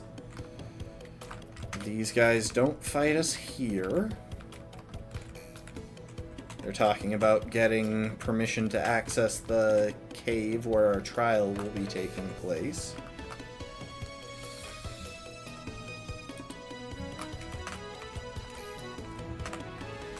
Sorry, occasionally I will pause and interact with the...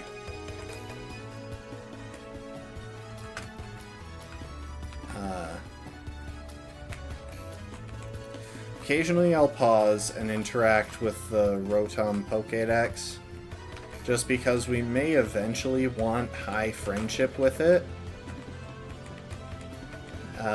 because it gives us what is basically a cheat code for the game. It lets us use our Z power twice. Anyway, its eyes are flashing, so... time to...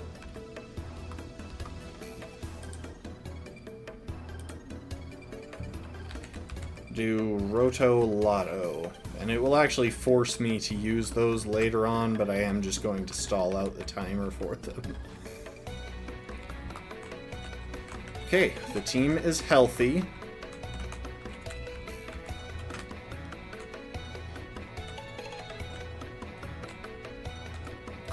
Unfortunately, we don't have access to quick balls yet, which are the one thing that I would really want right now.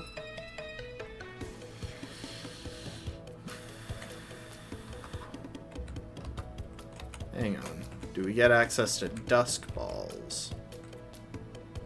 No. Just Heal, Nest, and Luxury.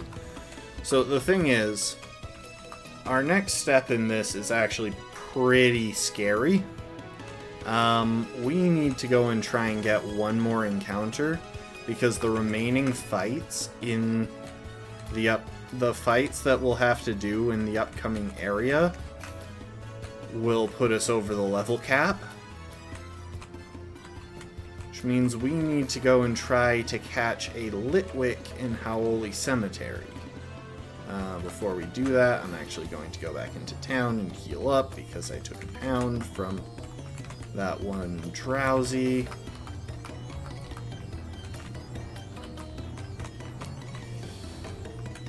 And y'all may have noticed... Oh, that is not what I meant to do. Y'all may have noticed my team is slightly weak to fire. We have a bug type. We have a grass type, a grass type, a steel type, and a bug type. That's our team right now. We're kind of weak to fire, which makes this a pretty dangerous thing to attempt. But at the same time, it is necessary. So we're going to head over here into Howoli Cemetery, save our game, and then I am once again going to mess around with the time that my PC is set to. So, Howoli Cemetery is which day? Oh good, it's Saturday. It's the next day in the order that we've been going.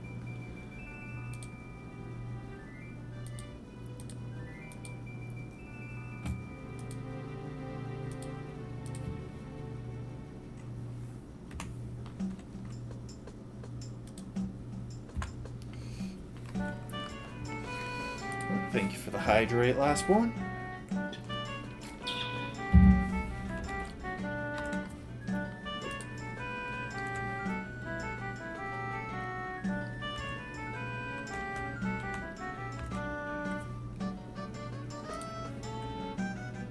There you go. You got to see the magnifying glasses fill in again this time around.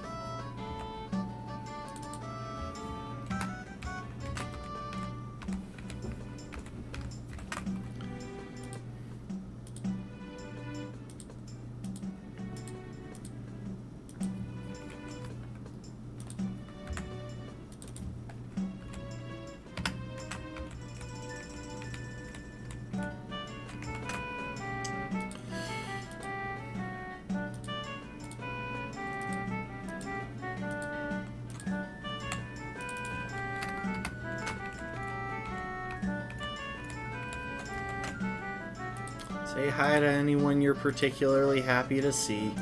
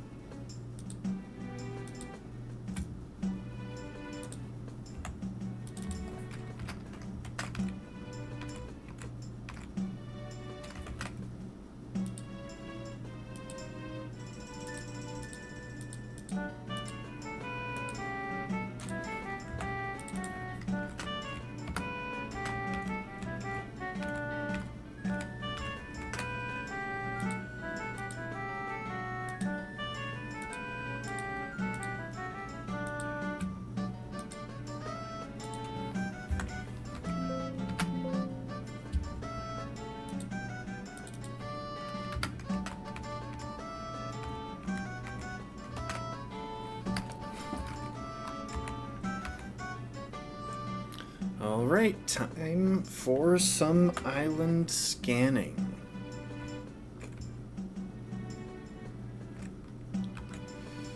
And now for the scary bit, because this thing has...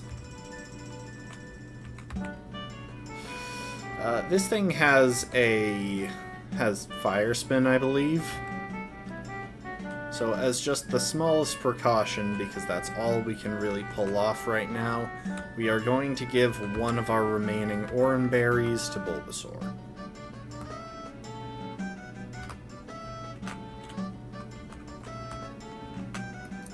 Okay, here we go.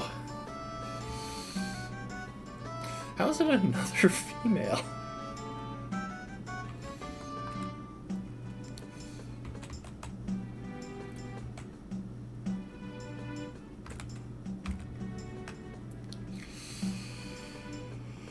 Cross your fingers, everyone. Yes, okay, thank goodness.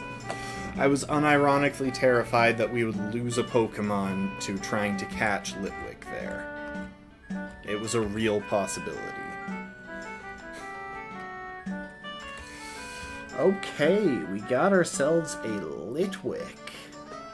Ooh, who do we name you after?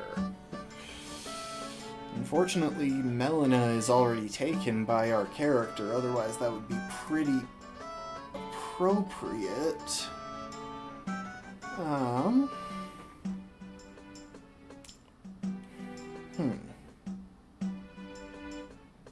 You know what?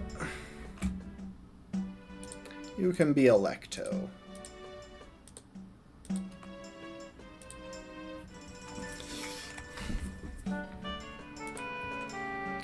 And luckily the Litwick in this game is the one with the move that I wanted on it, so we won't have to do any swapping around.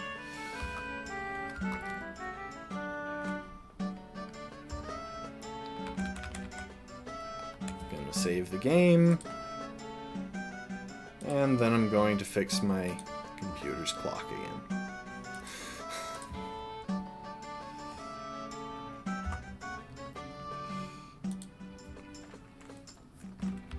And just like that, we have our 5 encounters prior to... We have our 5 encounters prior to the trial.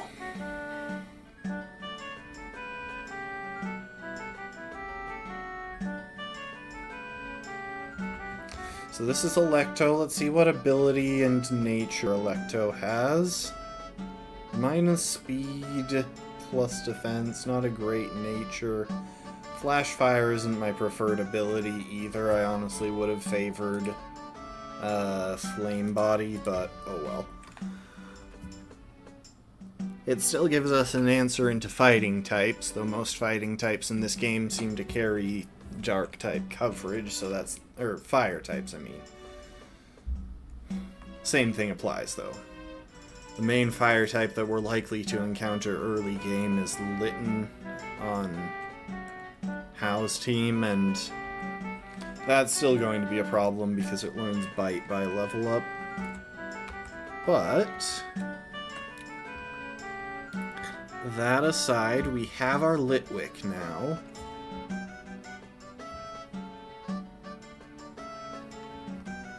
So, one important thing to be aware of is that for the island trial, our Pokemon that will actually be relevant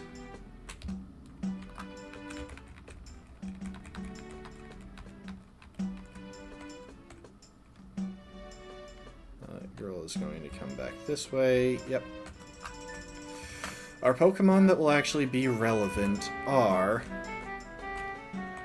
Chikorita and Vivian. Those two are going to be the Pokemon that should actually be involved in the fight. So our first priority here is to keep them from over-leveling. It would also be kind of nice if we could keep at least one other Pokemon between D and Miranda from over-leveling. But with that in mind,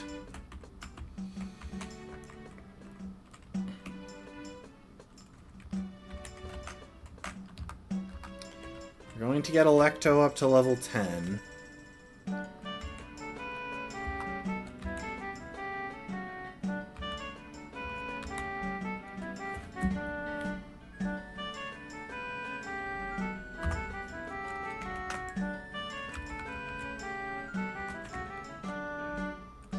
Dang it, why is it showing up as daytime? Should be reading 6 p.m. on my clock.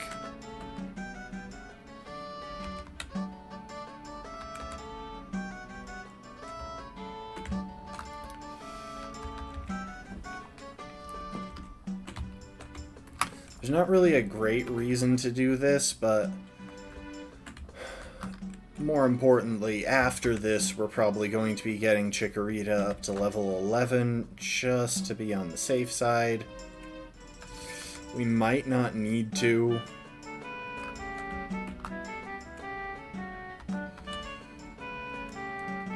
In fact, you know what? I don't think we will. I think we'll... Yeah, because we have to do like 4 required battles in the trial. And that's going to be a pretty hefty amount of XP. So no, we shouldn't need to. And Chikorita can pretty easily take on the Pokemon she needs to.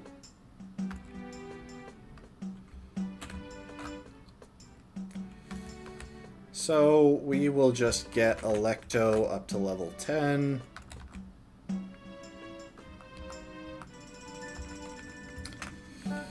We'll drop Fire Spin or Smog. Let's see. Smog is only 70% accuracy. Fire is 75 or is 85. Yeah, we'll drop Smog. They're both pretty bad moves for a frail fire type.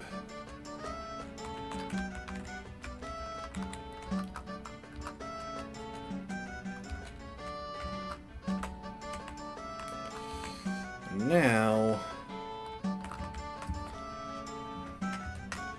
let's see what awaits us in Verdant Cavern. So, Pokemon in the trial site are those guys.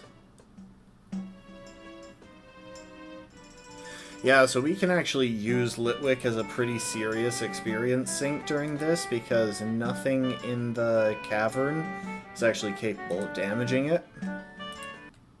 With that said, time to break out the more intense music.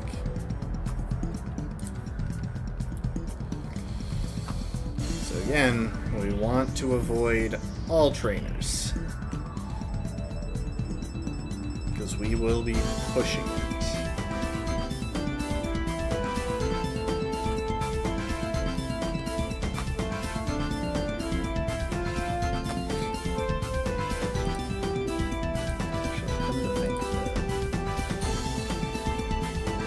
Yeah, so...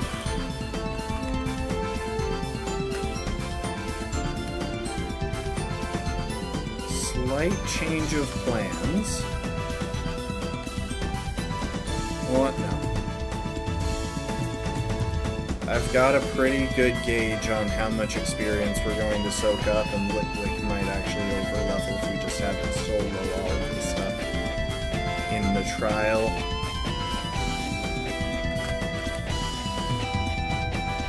Okay, we've got a good supply of potions.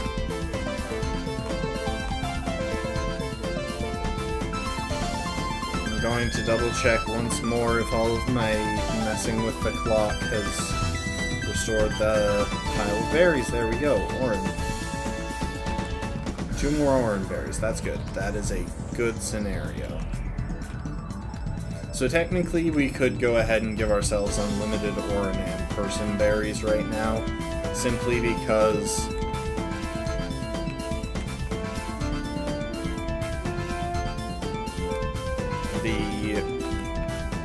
okay, so our goal is to defeat 3 of the Pokemon that lurk in dens. And there's a Totem Pokemon. And I can't catch anything in here, but there are no Island Scan Pokemon in Verdant Cavern, so there would be no point in catching anything in here anyway.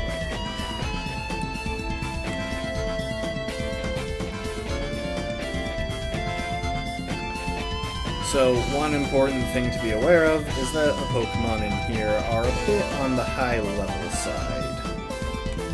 So the first priority we have is actually going to be getting Roderica and Miranda up to level. We'll have Roderica do this fight. up to the level cap of 12, which is that of the totem Pokemon.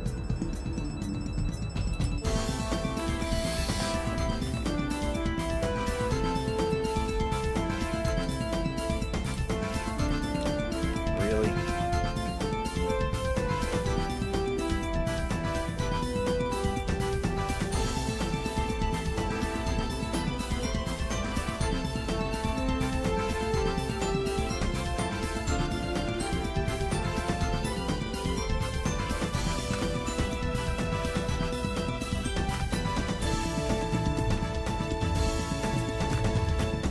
That even with that we could take one crit.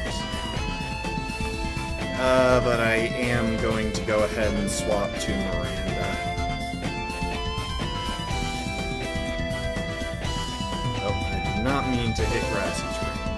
Oh well. So you notice just how fast that made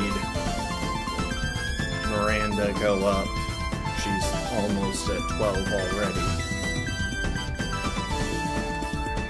Roderica has a little bit more wiggle room. That was splitting the experience between them. Okay.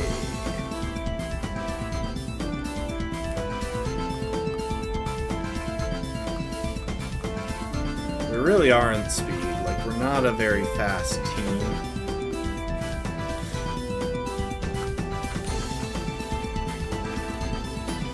That TM for Brick Break is usually really great for this trial because it's a strong option to hit normal types super effectively.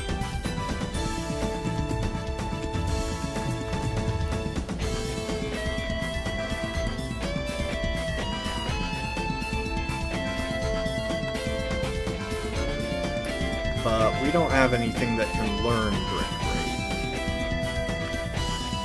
Remembered the strategy that I was rolling with to get through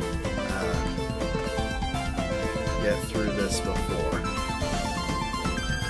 So we're just gonna growl a few times and then switch into Roderica. And Leech Seed.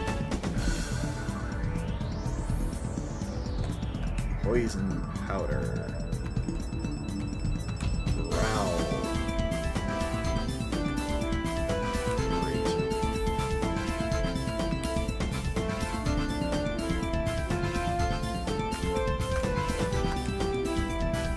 Okay, so Miranda is at level 12 now, so we won't need her to do any more.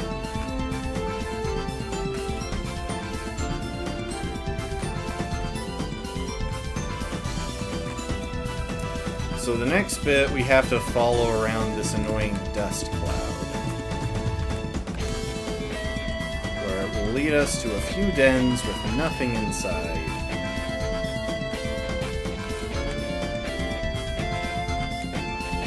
On a little chase,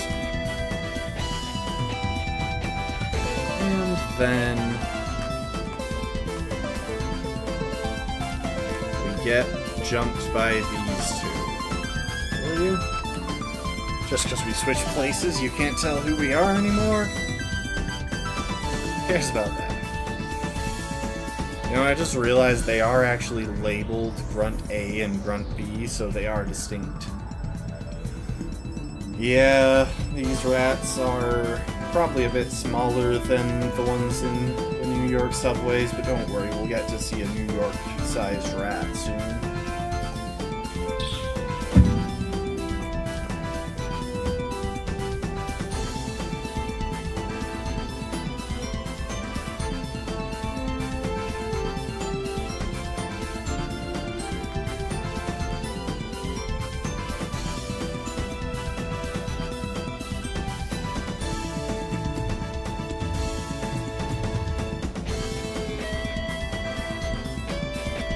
Real quick, I just want to check something. How close are you? Yeah, there's no way you're over leveling, is there? Anyway.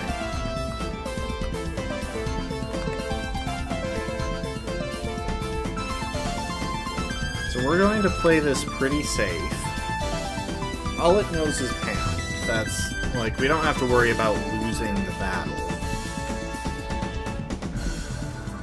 What we're going to do, because unfortunately Miranda is pretty thoroughly our least useful Pokemon right now, so if we have to sacrifice someone in the totem fight, we're going to need to sack her. But that means we need her to not over-level if we want to use her. So, we're going to switch through D and then into Electo, just to make sure that we've split up the experience from this fight as much as we can, to be certain that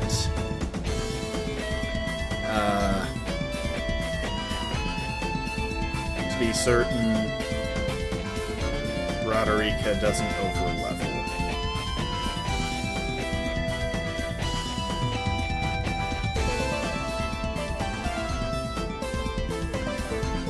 And now it's incapable of hitting us, so we're pretty good there.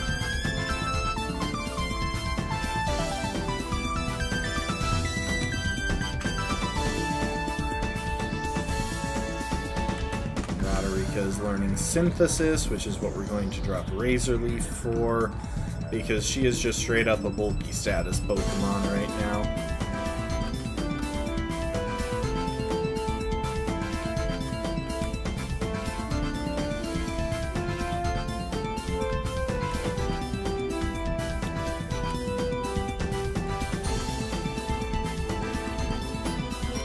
So now they decide that they are going to help me out here.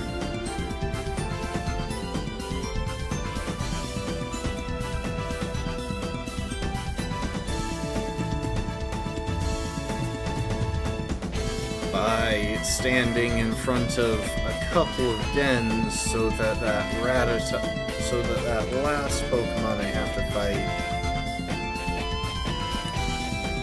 will actually have nowhere to hide.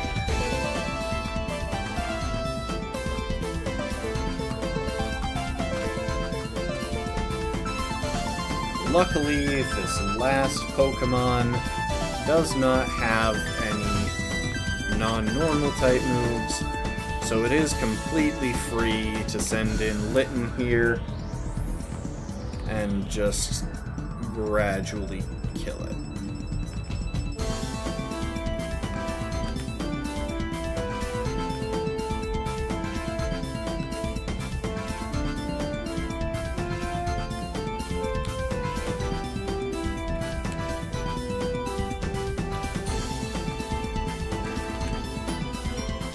That was a lot of experience, which is the big thing that was going to force us to over-level if we didn't catch Litwick.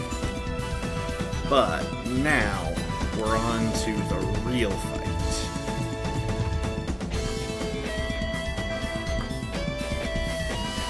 Okay, so let's review the team here. So what we're about to face is a Totem Raticate, which means it's a Raticate that has a pretty solid moveset and starts with a +1 defense boost, which makes it pretty tricky to take down.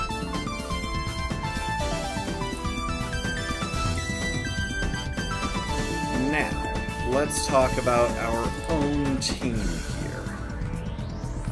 So we have St. Trina,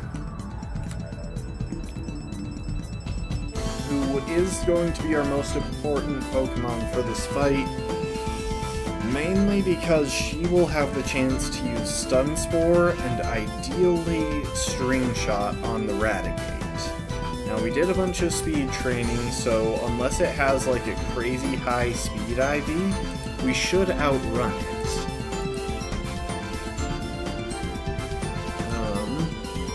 And we have a decent speed IV. It's not incredible, but it's not bad by any stretch.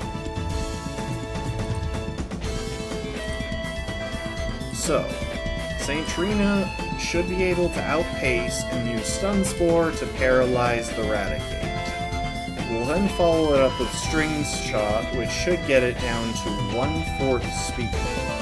Now, it is still possible for this to go wrong, because technically St. Trina could miss Stun Spore, which would be a big problem. Also, after turn 1, the Totem Raticate will call an ally Rattata, making it a 2-on-1. Once we've done that, if we have the health to pull it off, we want to use Gust to bring down the Rattata. But it is a lower priority than bringing down the Rattata is a lower priority than at least getting Stun Spore on the Raticate. Getting the String Shot off will help us to lock it into a bit of a vicious cycle where the Totem Raticate will only go for Scary Face, which in my opinion should make it worth it.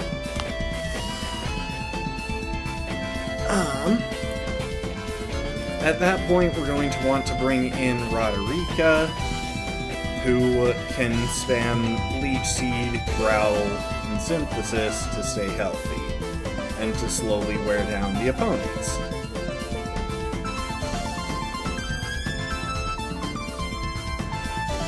Now, unfortunately, we have a lot of minus speed natures on our team, so just getting one String Shot off might actually not be enough to lock Raticate permanently into going for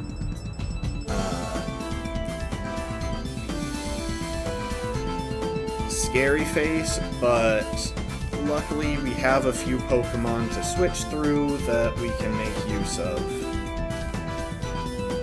So all that's left to do after that is going to be handing out berries to make sure that our team can survive a couple of spare hits. So we're going to give Oran berries to most of them.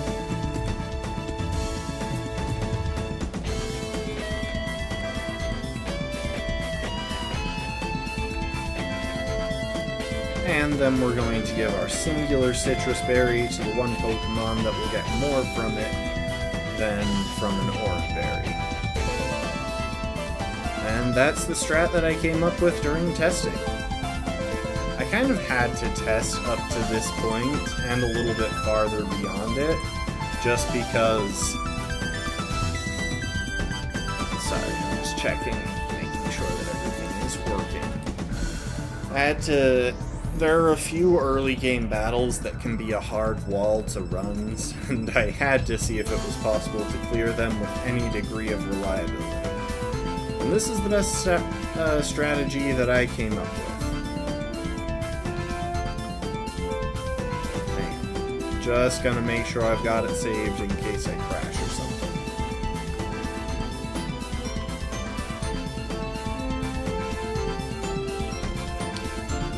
Here comes the Alolan Raticate. Now we have a New York-sized rat. Or the Totem Raticate. Now we have a New York-sized rat. So its aura causes its defense to rise, making physical attacks less effective against it, though admittedly, pretty much anything that can learn the Brick Break TM that we got in there, and has enough bulk to take one hit from this thing, can kill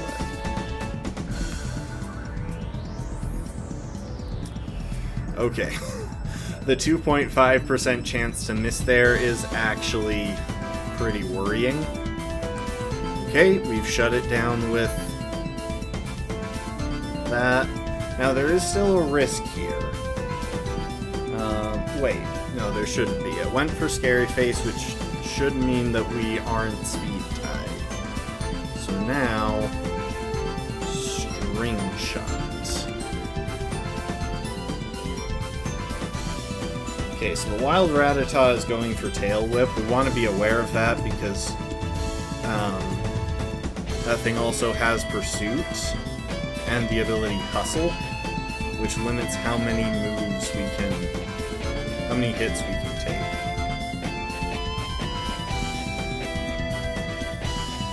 In fact, to play it safe, I am just going to go... I'm gonna go into Miranda and use Growl a couple of times. Try and make things safer. Yeah, see? That. The risk of a Pursuit crit is the reason I wanted to switch. Because with that Tail Whip, we could have taken a lot of damage. So now, we use Growl. We just start going for Growls. We hope that they don't get like a lucky crit or anything that will kill Miranda. But the reason that she's out there is because she is the most expendable Pokemon on the team right now.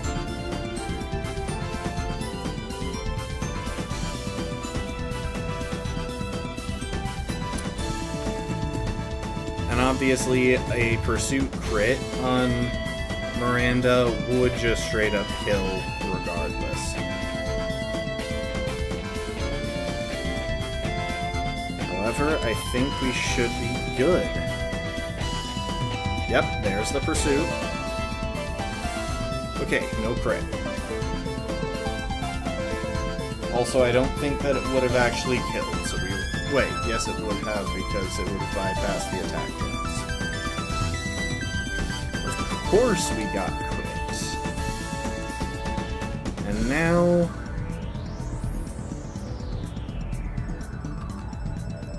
we use Synthesis because we got crit on the switching.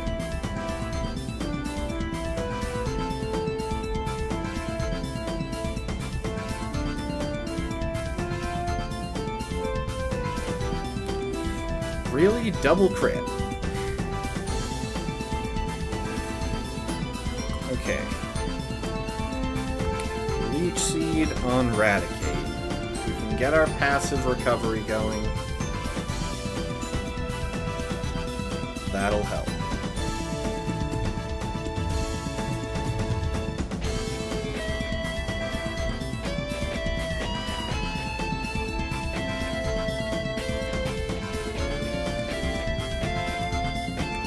Synthesis.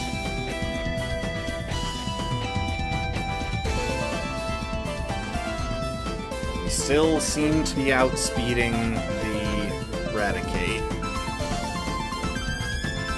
Sweet. And now for the big thing that should finally get us the win. If we can just hit that Rattata with a Leech Seed, then we can more or less just sit here and wait for them all to die. Of course, we are speed tied with the Raticate, which means we are at risk to flinches.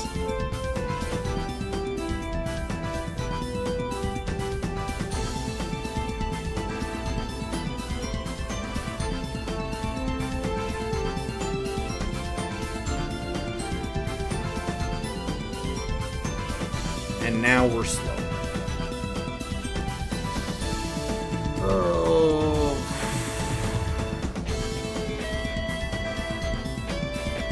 You know what? I'm going to switch in another Pokemon. D has pretty decent defense. And I don't want her taking a crit.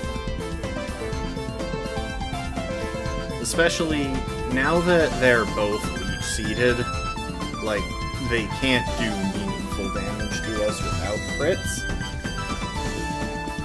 which is pretty nice.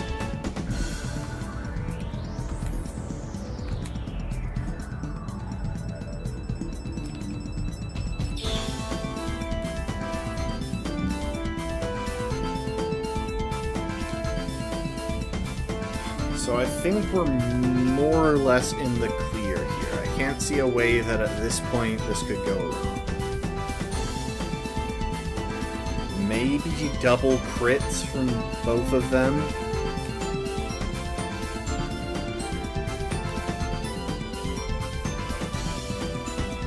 course, the odds on that are pretty long. Okay, we took care of that one. Now we don't have to worry about pursuit anymore.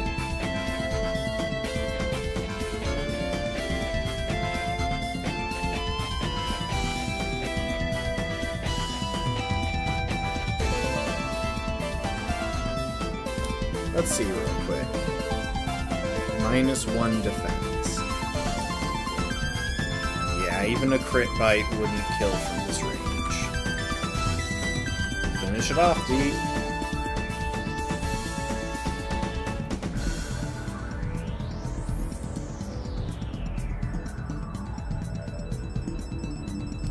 And just like that, we have completed the first island trial. And almost everything on our team is about to level up.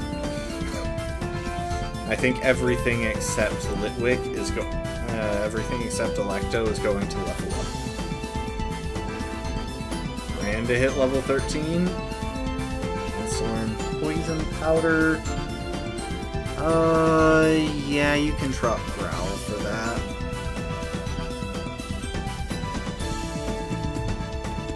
Except now we're going to drop Poison Powder for Sleep Powder.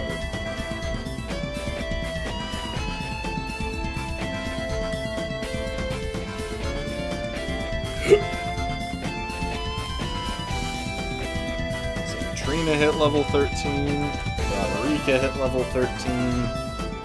Yeah, everyone's hitting level 13. It's a lot of experience.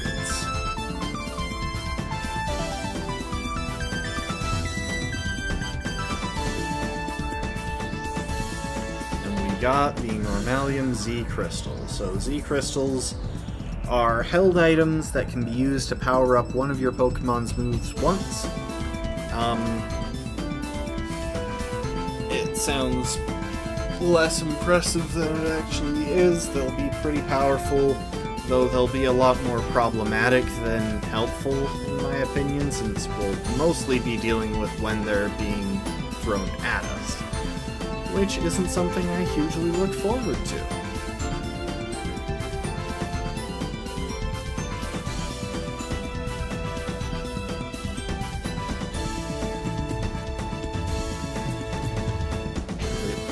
Totem Pokemon.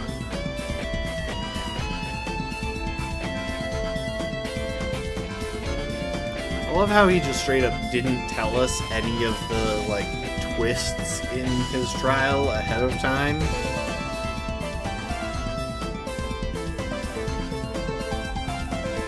But yeah, the big thing that makes Totem Pokemon scary, even more than their boosts, is the fact that they get an ally and I don't. Meaning it becomes a 2-on-1. And that is dangerous to work around. With that said, have cleared that. Let's go back to chill music.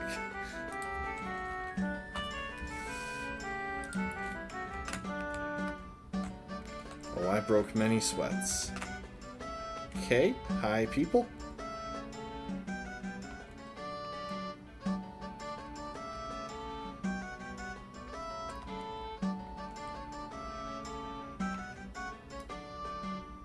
Soliera and Fico.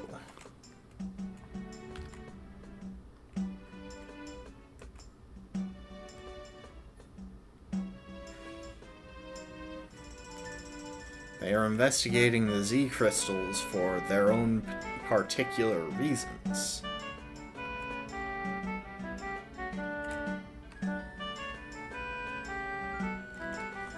Anyway.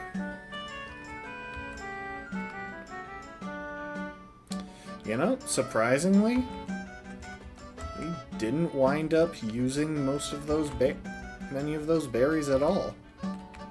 That fight went pretty dang well. I was playing it pretty carefully, so I think that's reasonable, but all things considered, went pretty well. We got a show desk, buddy. Hang on, let me get out of this cave first.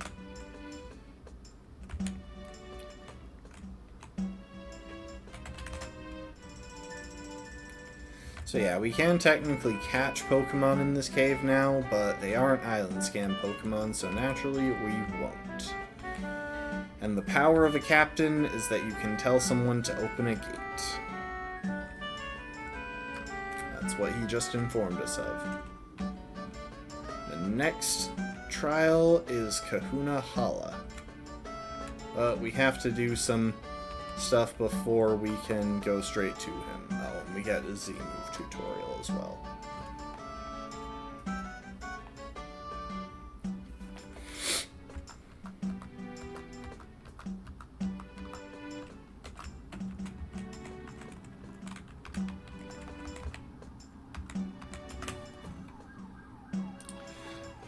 Honestly, I think the big thing that put me off of going back to Little Cup when this generation was out was simply the Z moves. It made the tier so much more hyper offensive. Anyway, let's show Totoro. It is him. Look at him, he's so round. I need to watch some Studio Ghibli stuff. Also, yeah, I haven't updated the date on him since March 12th. There he is, in all his roundness and glory. Oh, welcome to the stream, Brittle Lizard. I don't know if I spotted you when you first came in. Bad habit of only reading the most recent message. Anyway, we have made some pretty nice progress, all things considered. And now we get to go on to the next route, where I believe we get new island scan Pokemon.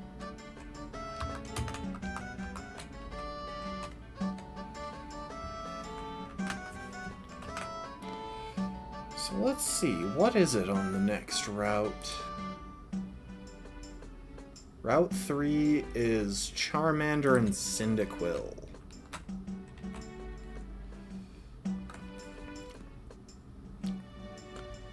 Also, before we do that, we are going to follow these spots around. So I don't actually want to fight the Pokemon. I could beat them with a couple of my current Pokemon, but I kind of just want the items that they're hovering around.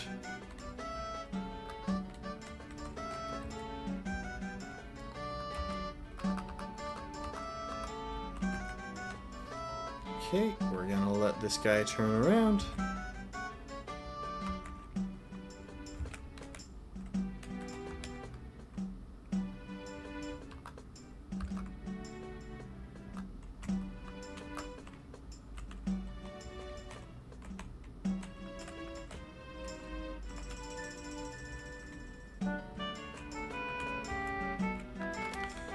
And now it's time for us to get our next island scan Pokemon, which means I have to mess with my computer's clock again.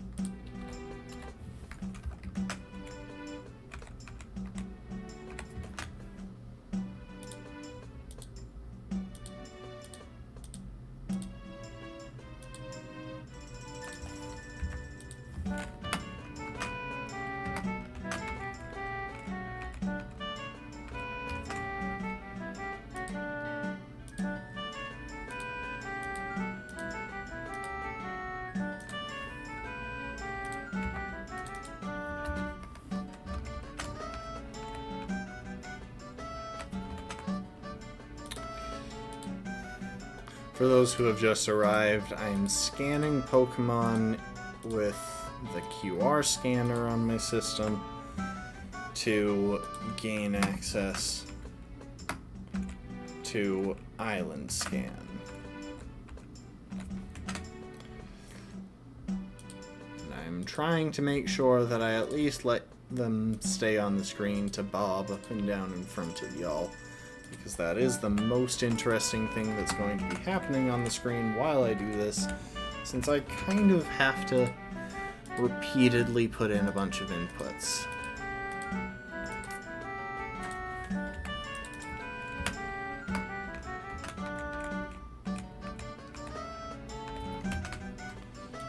Luckily, only 3 more. Only 3 more Pokemon to scan, mind you, not only 3 more inputs. I wish it was only 3 more inputs. Oh, my bad.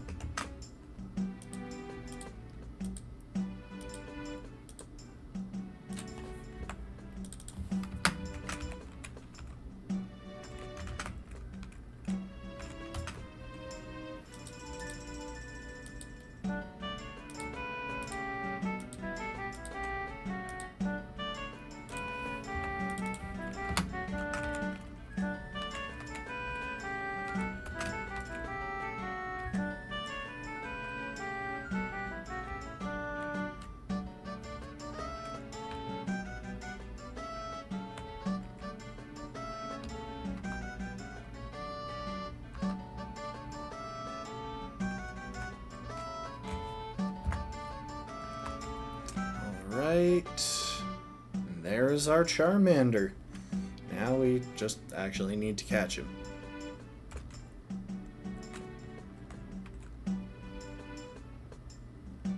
Luckily, we are immune to, I think, his entire moveset, which will simplify things for us.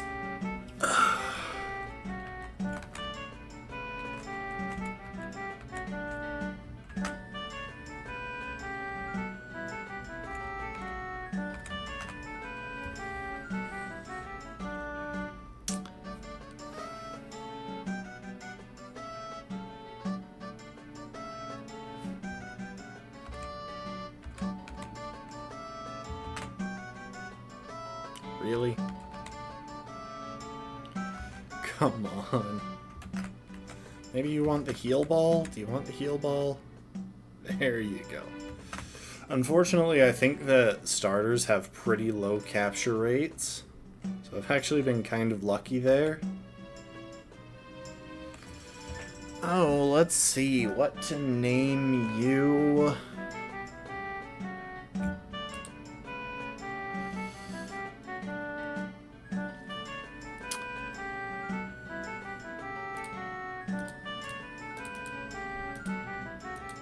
Heal.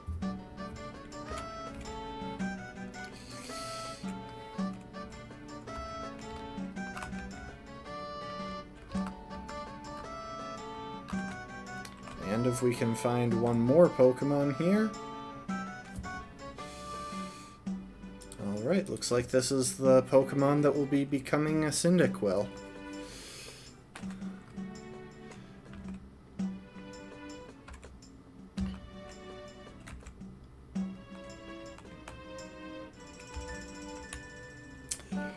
Alright, I'll spill the beans. I'm naming all of these after Elden Ring characters.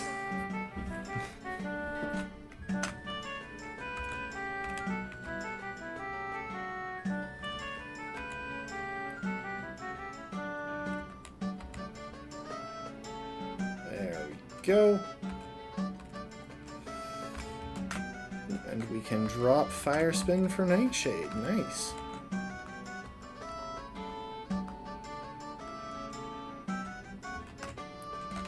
And we'll name you when I change what Pokemon you are.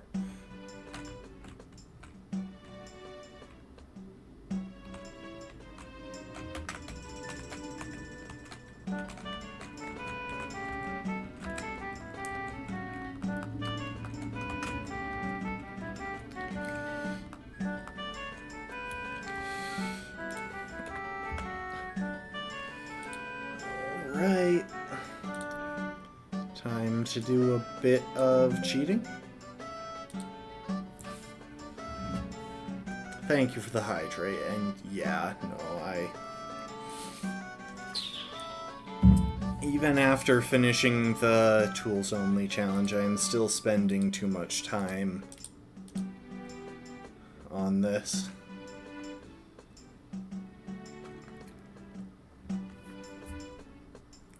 On Elden Ring.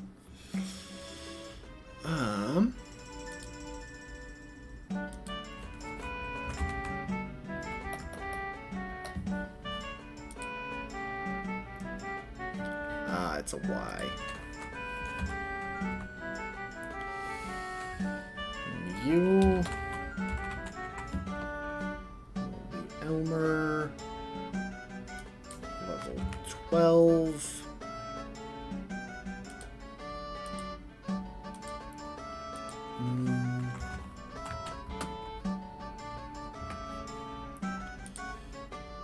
Met level 12... moves.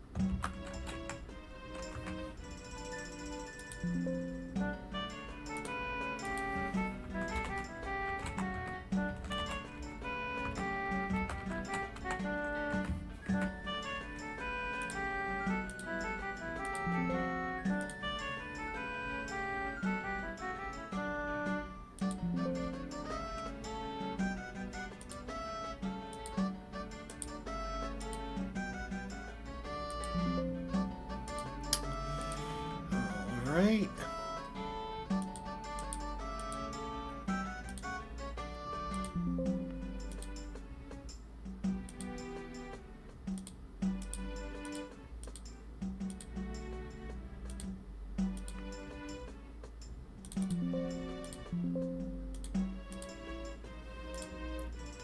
Those ding sounds are telling you that I am doing things. Alright, we have our encounters. I think it'll kind of frequently be like this, where... Okay, so real quick, let's take a look at our Pokemon. So, Cyndaquil has an impish nature. I can't remember if that's good. Minus special attack isn't great, to be honest. And plus defense doesn't really do anything for an offensive Pokemon. But we have a Cyndaquil that knows double kick, a Charmander that knows counter, a Chikorita that knows Leech Seed, a Bulbasaur that knows grassy terrain, and a Litwick that knows Endure. That's actually got us off to a pretty good start. I am going to go ahead and swap Cyndaquil in for Charmander, mainly because I like Cyndaquil more, but partly because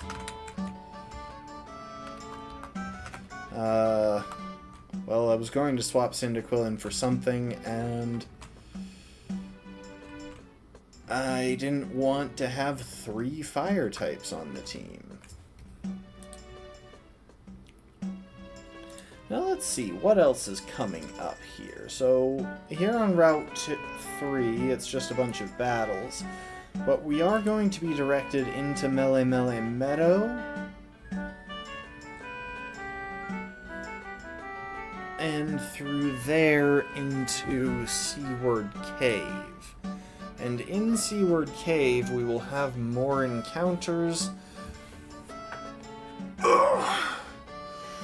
We'll have some water-type encounters specifically that we're probably going to want to leave room in the party for, given we're going to have to fight How in a minute here.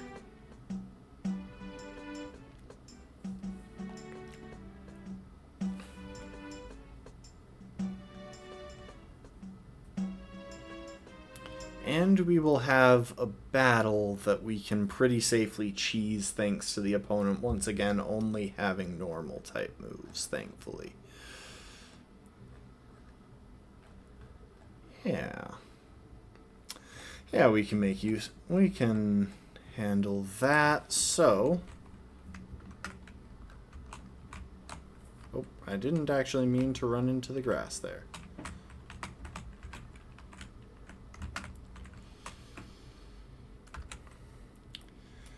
I think I will deposit a couple of our Pokémon, actually.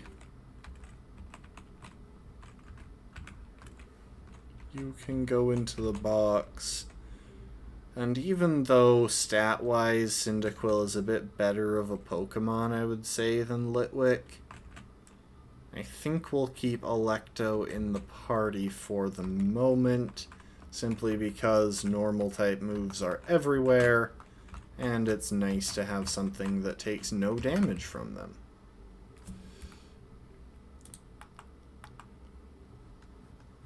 Anyway.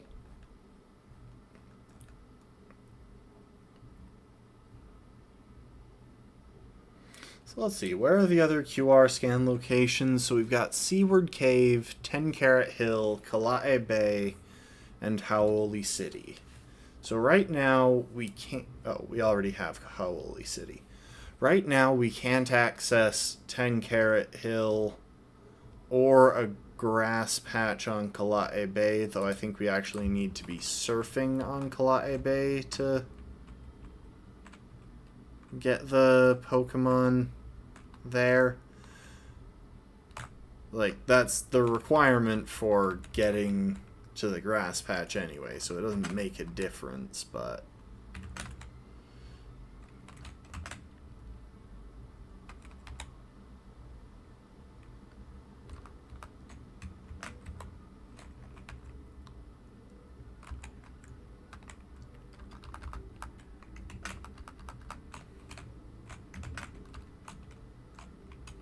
So this guy, if we can beat him, will give us the TM for Roost, which is a pretty good thing to have, but I don't want to fight him yet because he's pretty deadly.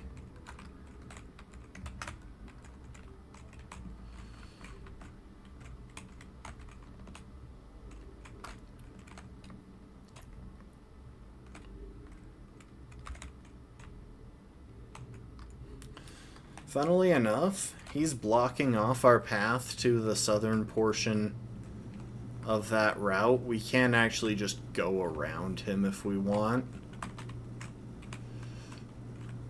Oh, I didn't mean to start a fight. You know what? I don't like dodging around these people when I have a Pokemon who can easily defeat them.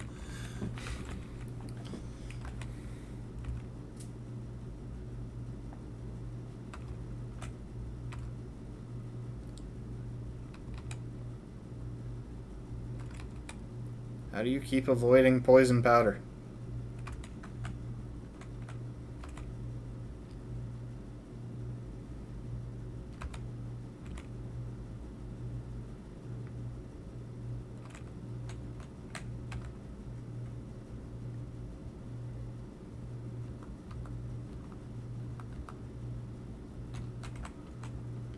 Alright, Roderica is more generally useful than Miranda, but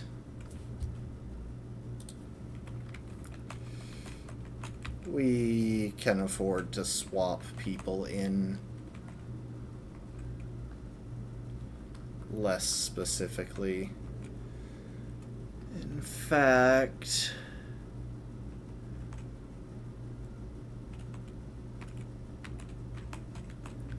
we're only going to get one of the water types that we're only going to immediately add one of the water types that we get in the cave to our party. Well, we could add both. So the way it works, I think we could add both.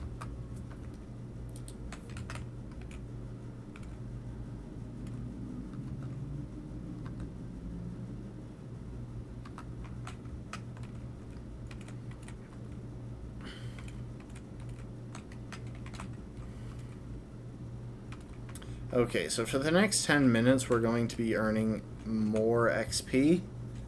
So we are just going to kind of not fight anything for what the game considers 10 minutes.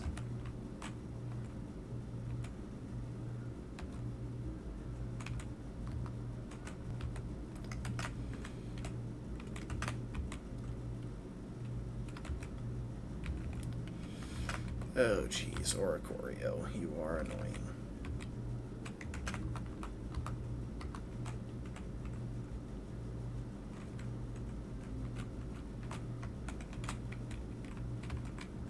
Luckily, on our speed up mode, it should be closer to about 2 minutes.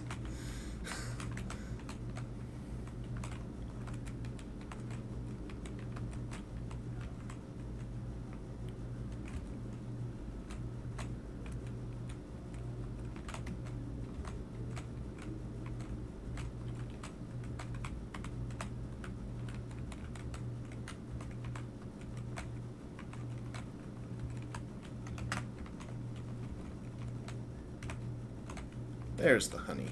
I wanted that.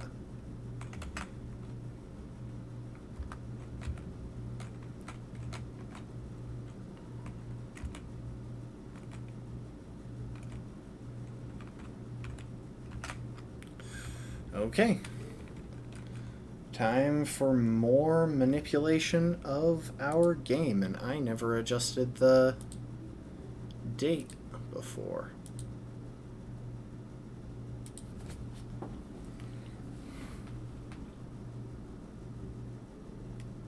See, the Rodon powers effect wore off.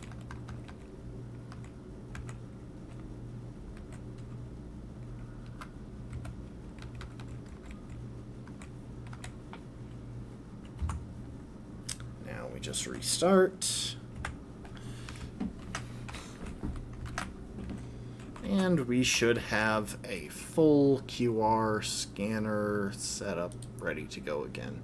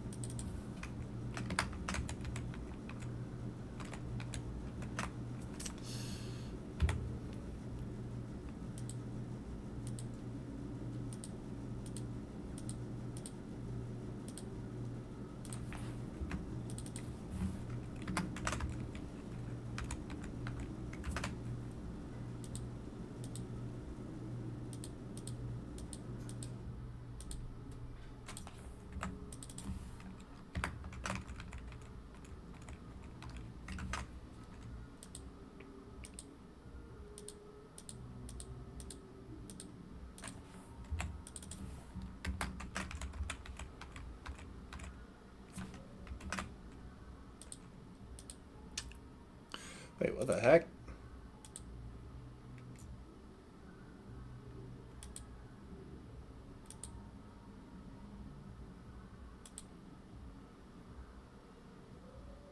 I just realized that the sound is cut off here. Huh. Well, let's go to this song then. Am I still streaming? Can someone post something in chat? I'm starting to get vaguely concerned about my connection.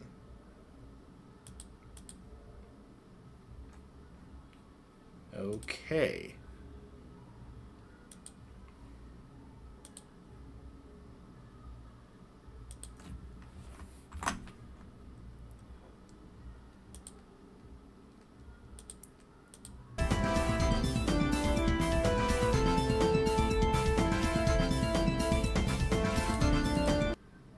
I don't know why YouTube isn't loading then. I don't just want to play the one song. Like, if it doesn't start loading again, that's going to be a problem.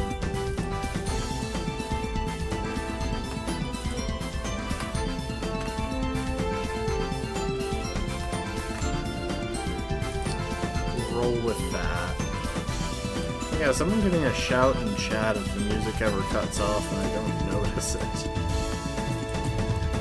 The music is more for y'all than it is for me.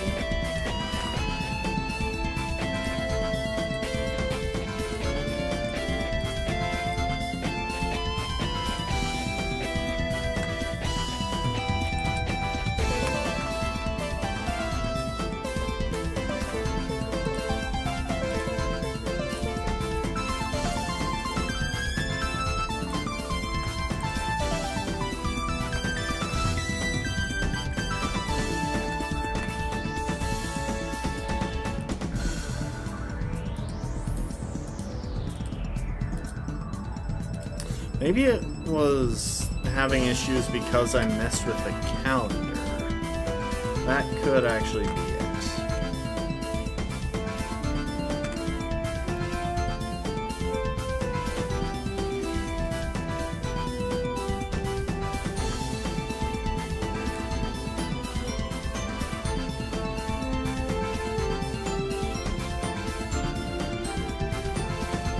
Alright, and now out that honey that I got.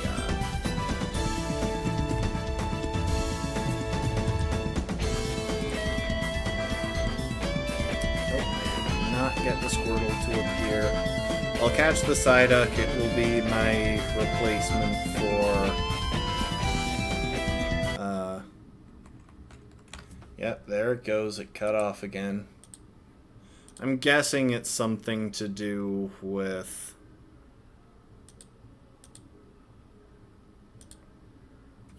Hang on.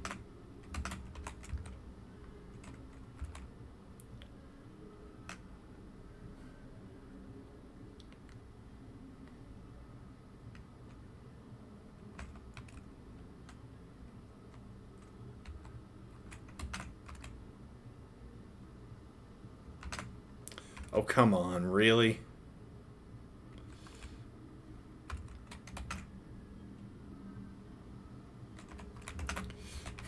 I'm actually having to take this fight seriously now because it called an ally.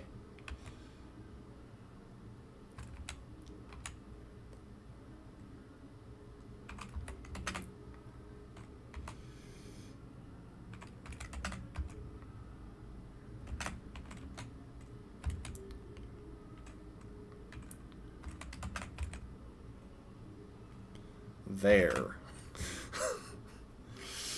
Okay, so I'm hoping that when I put the date back to normal, it will work.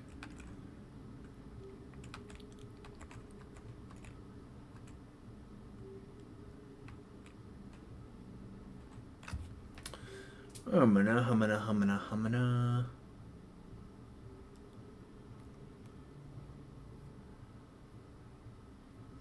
I will name you Rogier. Oh wait, you're female.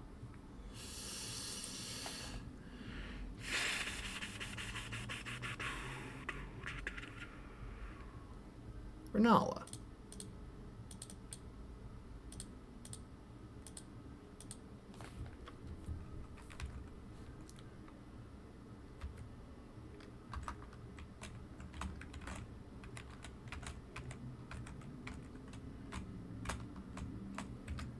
Oh, I should probably heal my Pokemon as well.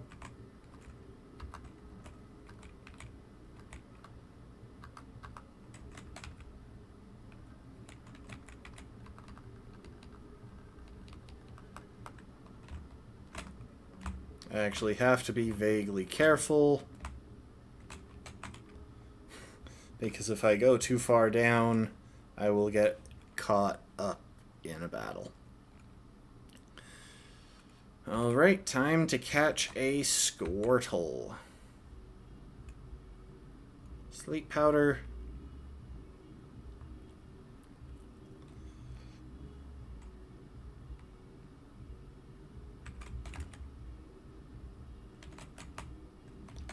Netball.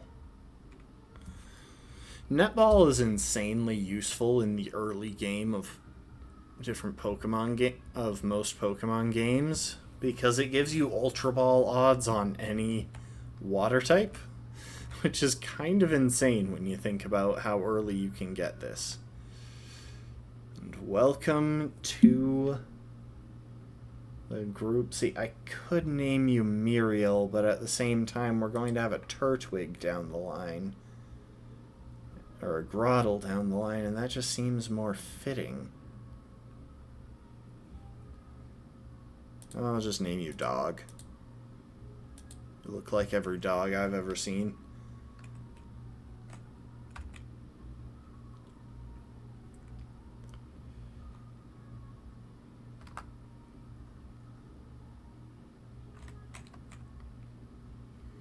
So, hang on.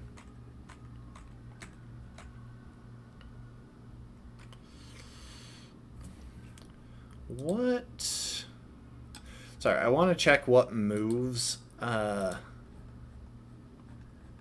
Totodile will have once this Psyduck turns into a Totodile.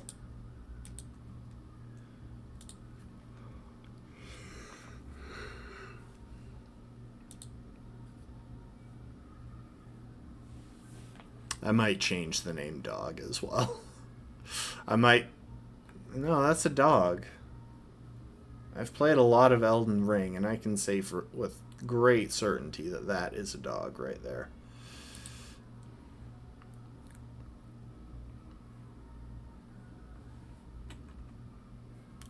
Yeah, I think we'll be adding Squirtle to our party.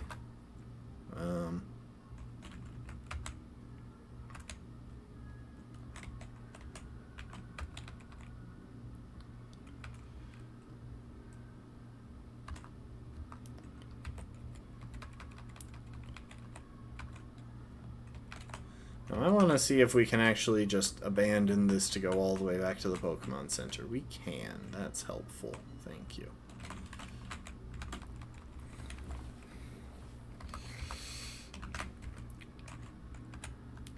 Alright. Well, we're starting to actually have a type diverse team. We have fire, water, grass, bug, and steel.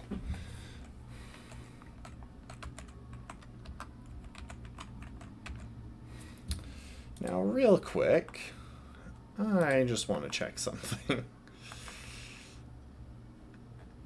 The How fight on this route. What is his Litten packing? Ember, Growl, Lick, Leer. That's level 14. That really shouldn't be too much trouble for our little guy there, but anyway. Before I do anything else, let's save. And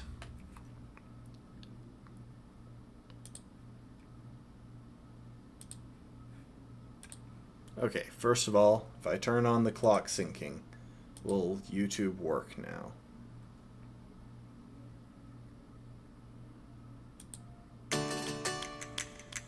Yay.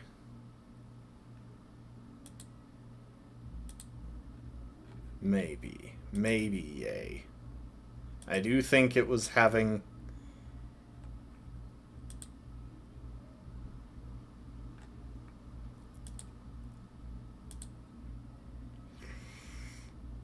the time wrong that was making YouTube make problems. There we go. Let's go for that.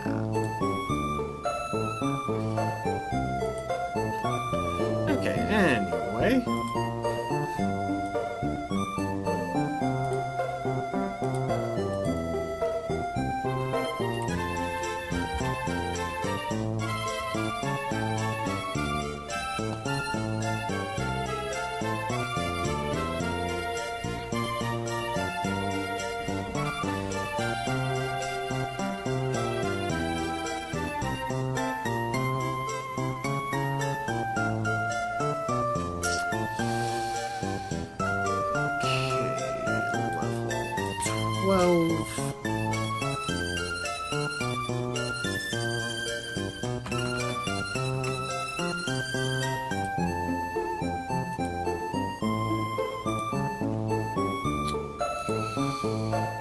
And what moves will you know? You'll have Metal Claw, I know that.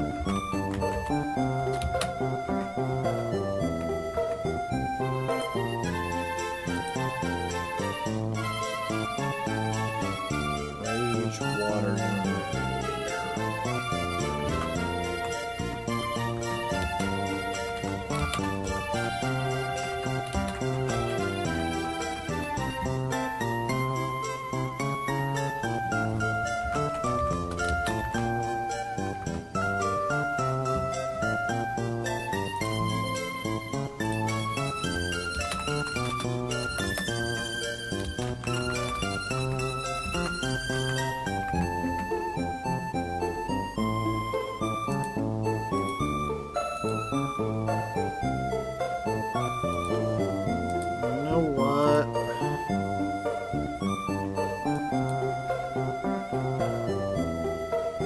Squirtle, you can be Market.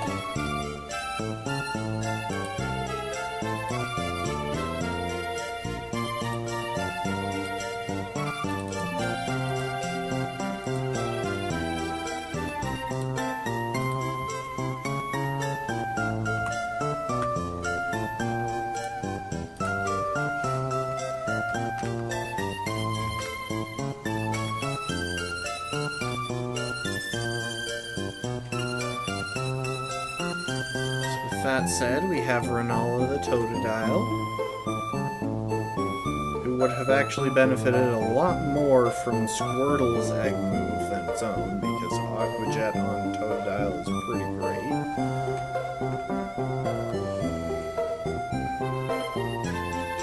And we have Margit the Squirtle.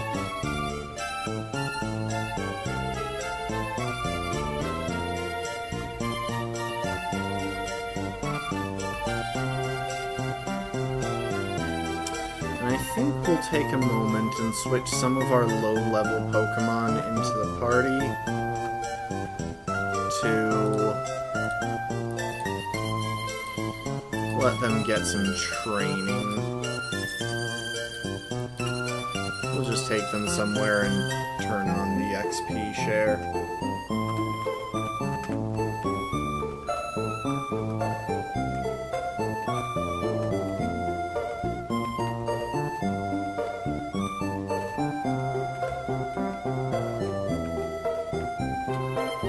Sure this girl has a grass type.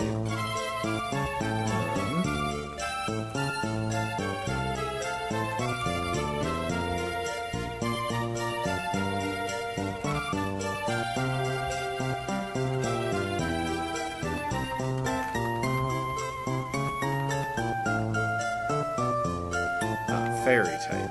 So it only has grass type moves, but either way, fire type is a good matchup here.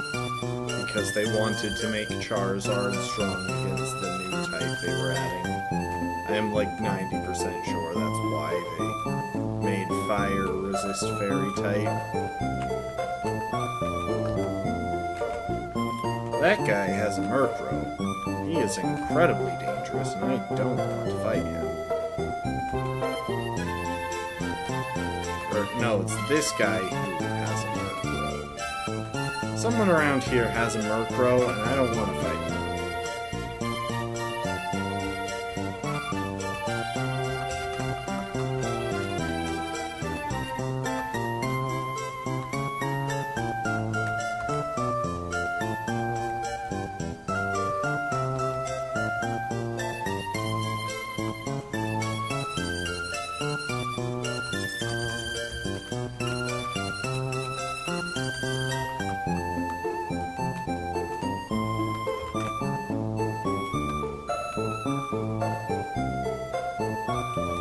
Sadly, none of these guys have caught Pokeroost from my other Pokemon yet.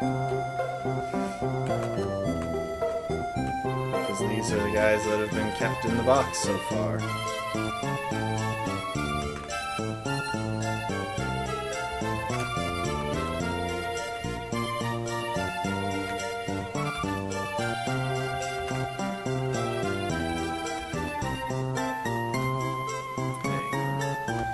Let's do some fiddling around with movesets. Make sure that everyone's moves are in a good order.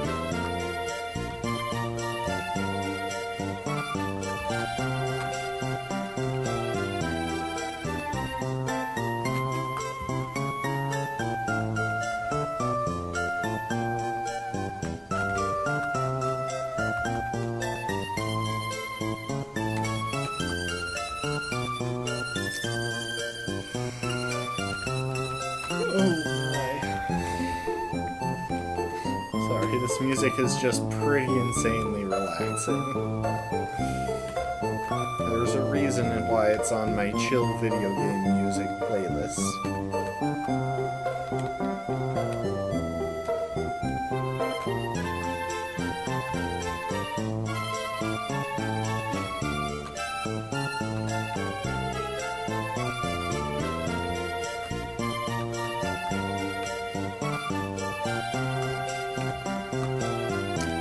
Probably work on getting everyone up to around level 14, I think.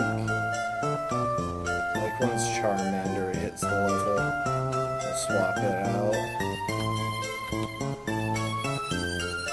Oh, it hits level 13.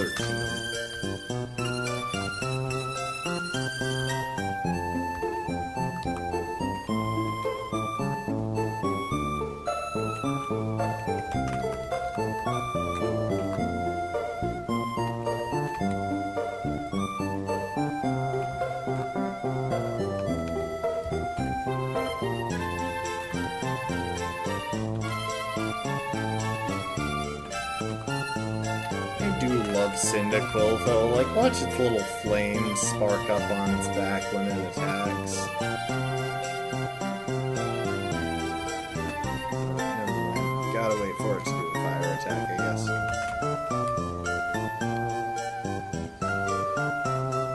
Look at that, that's so adorable. It's just a little hegada-hugda.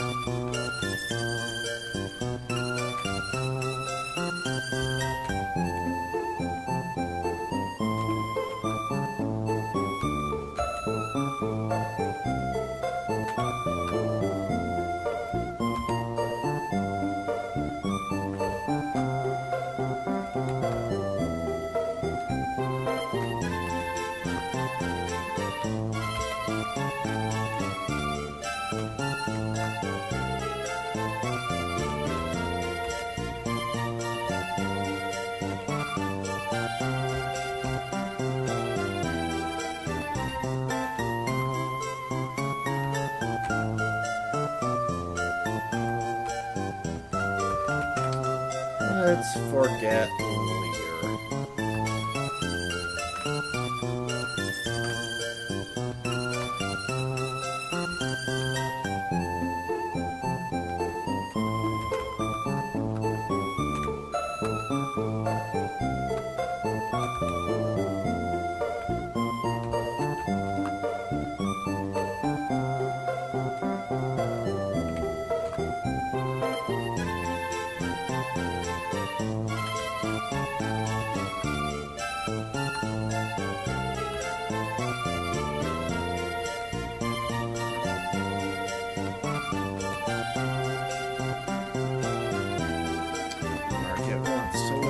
Bubble... I think Bubble in this generation is actually as strong as Water Gun, but with a 10% chance of an extra effect. So it is technically slightly better. Which is bizarre, but...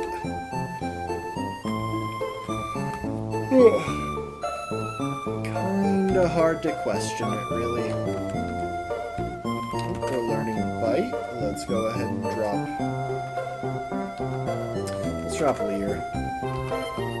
Rage could actually come up at some point.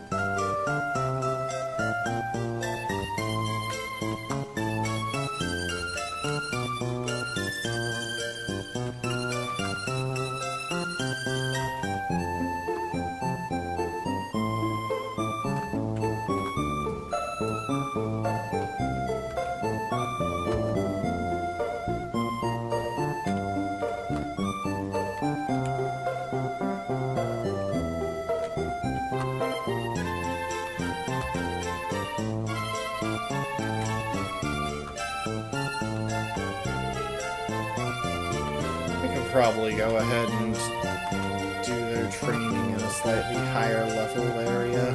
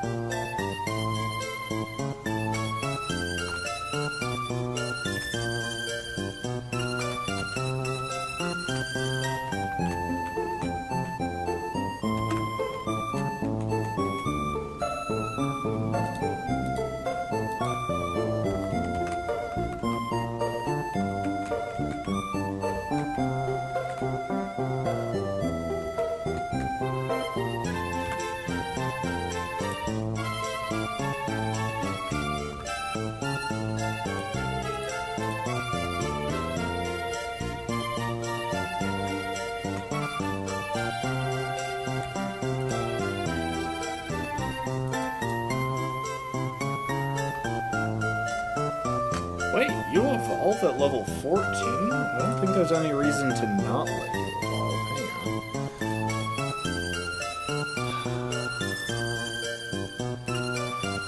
Huh. That is such a weird choice, honestly. Yeah, I mean, it delays Flame Wheel for a level, but I don't think that'll make that much of a difference. Go for it.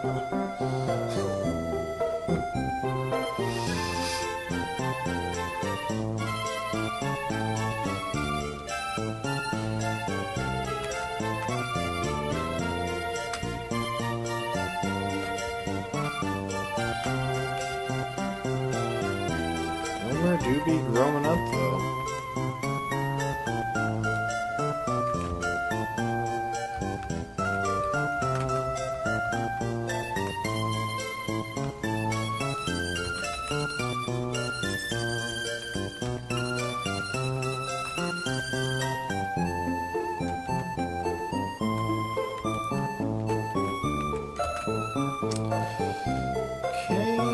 Let's put our team back together.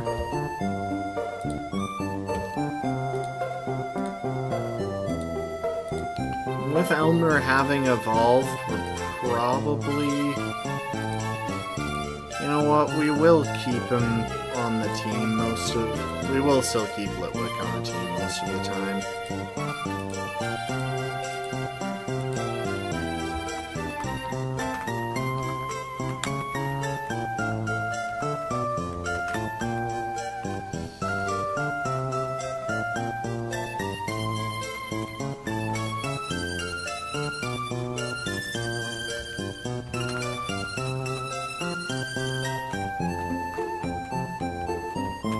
While I'm thinking about it, we are going to head up here real quick.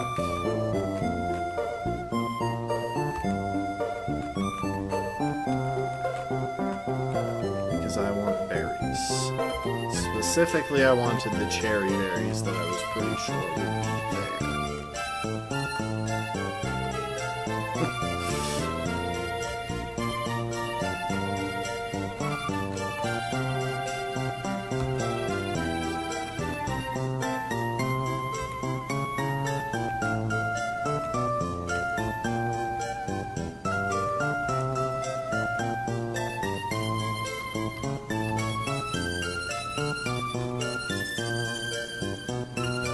Now, we simply switch to the Pokemon that is immune to all of their damaging moves.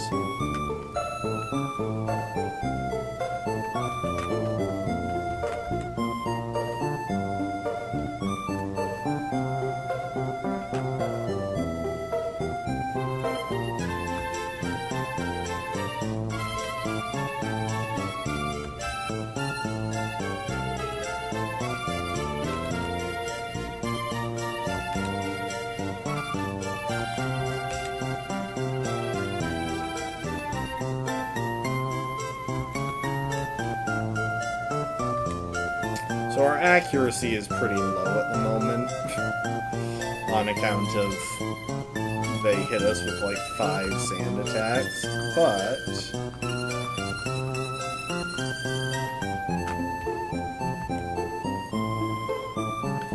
Okay, let's see now. For the How fight...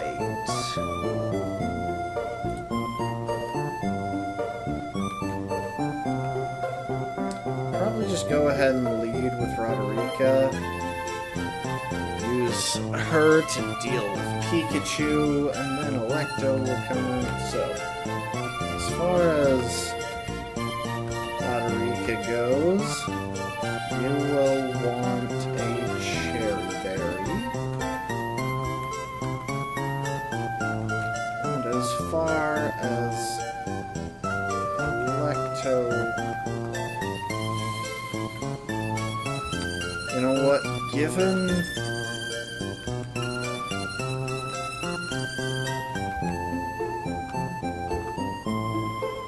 Littenose Lick, odds are we might not wind up using Electo. Give her a cherry, or an orange berry.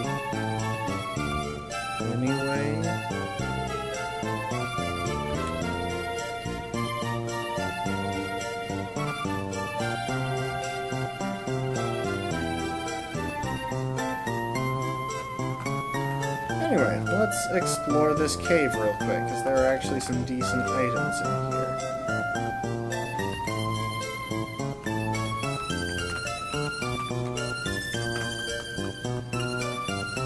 So yeah, we have a fight with Hal. We have a battle with Hal as soon as we... pretty much as soon as we talk to Nebby. So we are just going to ignore Nebby for a minute.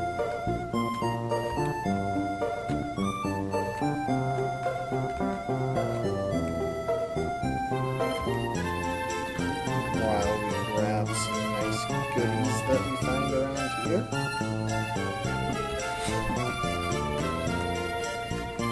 We will have to come back this way as there are some rocks I think need breaking, but we found a letter that we can deliver to someone. And this is where our held items at least start getting decent. We start getting access to some things other than berries. Specifically, somewhere in here...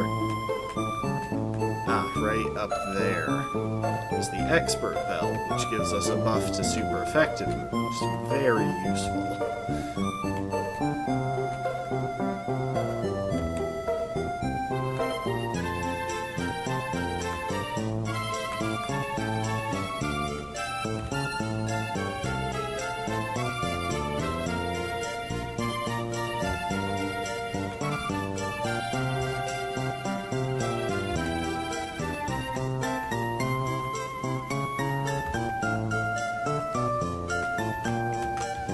Alright, let's put our team in order and go and take on Hal.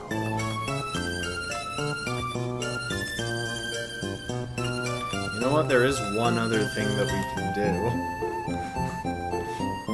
Let's go ahead and give D the Normalium Z. He's got a normal type move.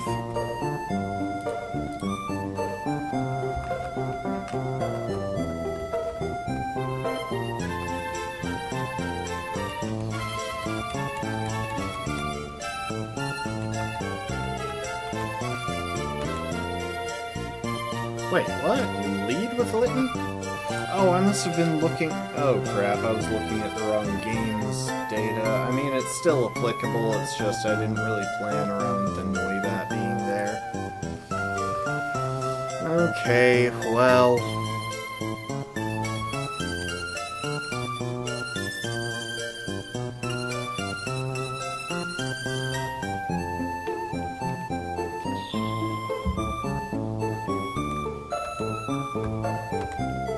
Oh, I did not mean to use Ember there.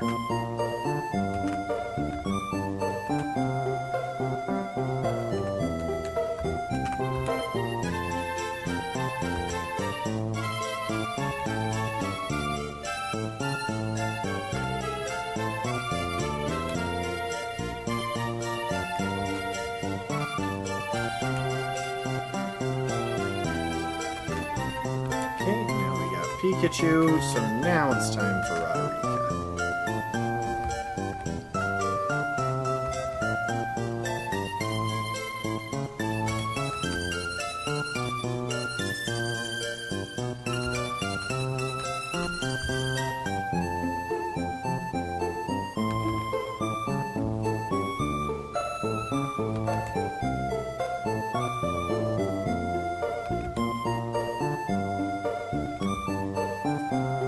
Okay, and last is Noibat. It does no Gust, but we are at full health, so I'm going to go ahead and risk it to get off a Leech Seed, because I don't think there's any chance that they kill me even with a crit.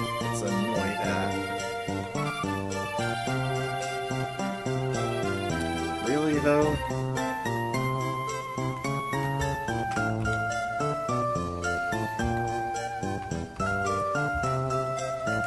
Alright, let's use our first Z move of the run.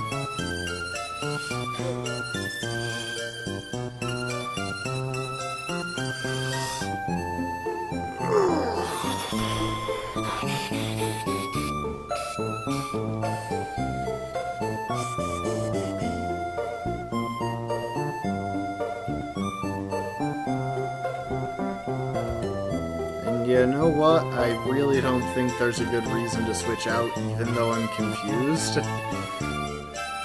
Because I can deal with a few turns of confusion against a Noibat. Yeah, that is our first Z move of the run. And after doing all that,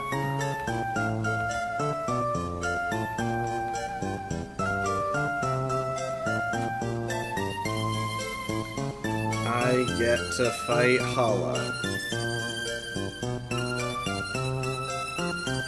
for the Grand Trial, which is the closest thing this game has to gym leaders.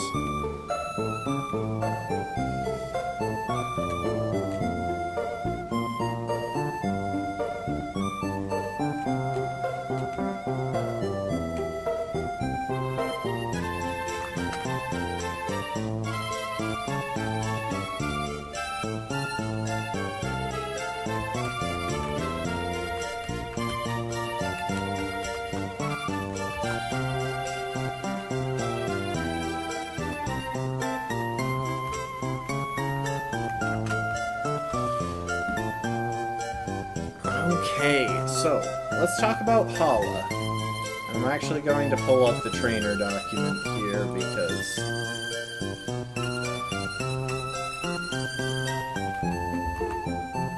Hala is dangerous. So, there is at least one definite advantage that I have. I have Electo. And Hala is not capable. Two of Hala's 3 Pokemon are not capable of damaging ghost types.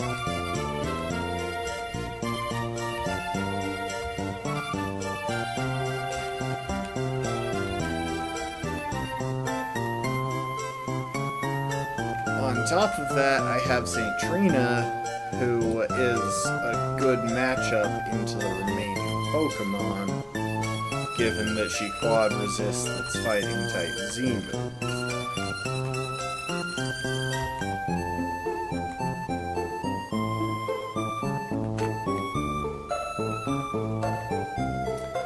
So the important thing is just going to be playing around how he decides to switch. But before we do that, I'm actually going to go to the bathroom, because, well, I need to. Back in a minute.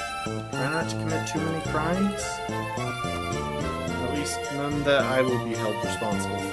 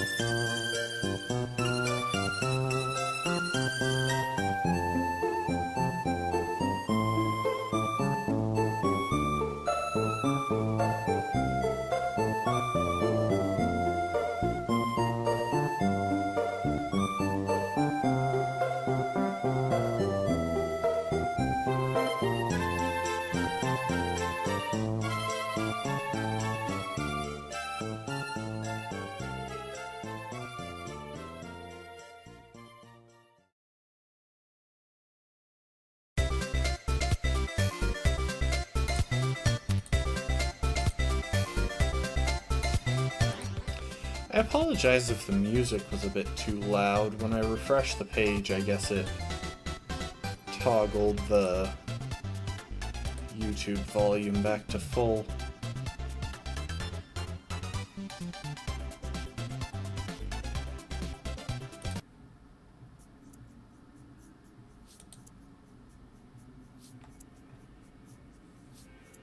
Come to think of it, we probably don't even want chill video game music right now.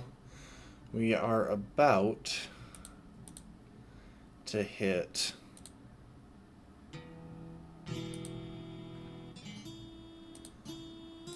the grand trial of the island, so something tells me we're going to want a little more intense music.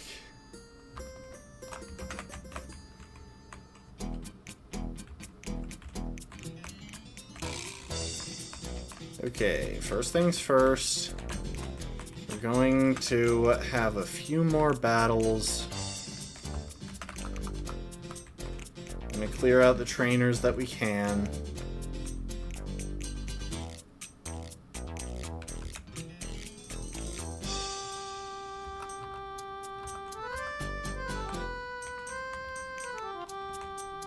I don't think I really want to try and fight the ace trainer on that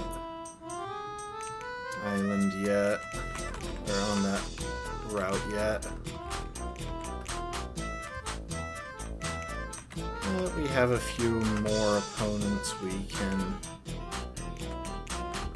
match up with.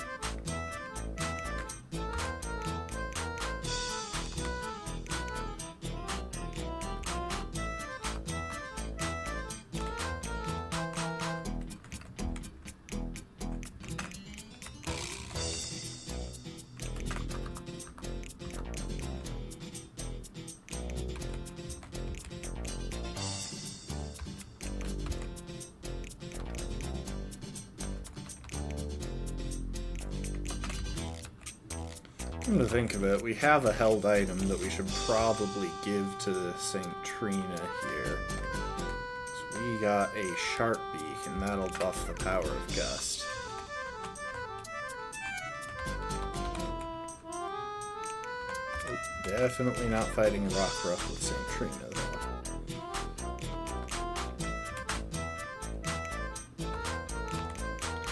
Just somehow, I don't feel like it's the best idea to have a bug flying type be the one to take on a rock type.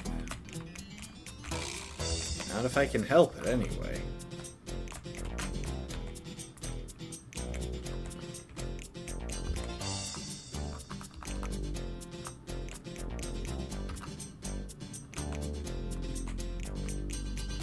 So there are no more required battles.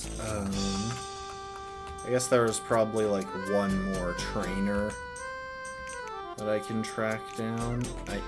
What the?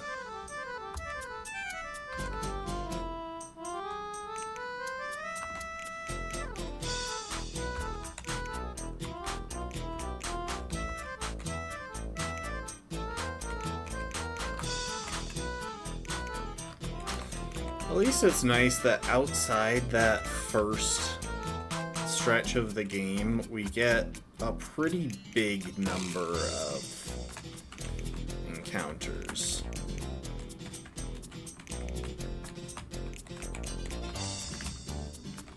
Oh, there's also this cave that there's really no point in entering yet. It's called, what? Sandy Cave. I think there are some items or something that you can get a hold of by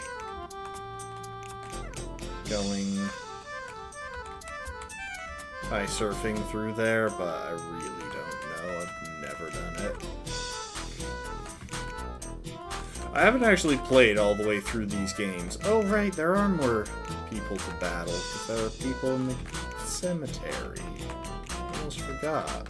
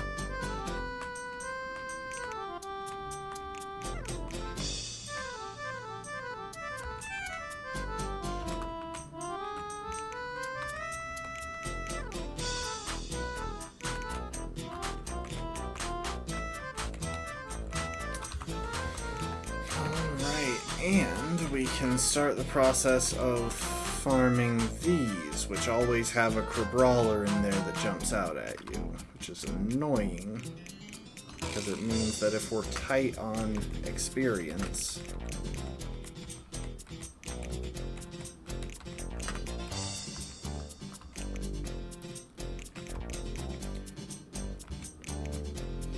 we can't just go for it.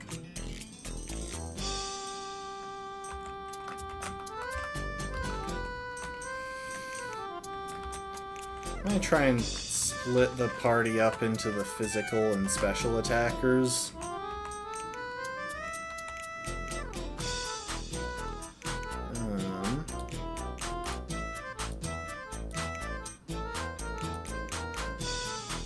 For training purposes.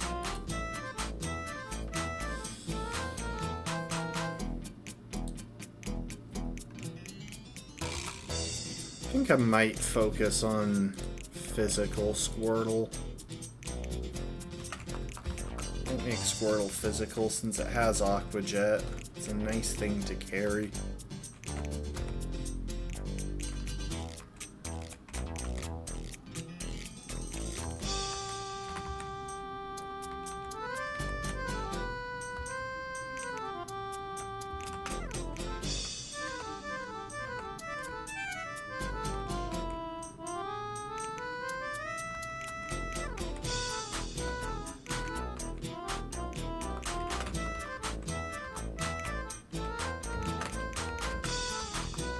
Oh yeah, that's another thing. If you beat one of the Pokemon that's in Rustling Grass, you get them to drop something. That sentence was not how that sentence did not function the way I had planned, but you know what, don't worry about it too much.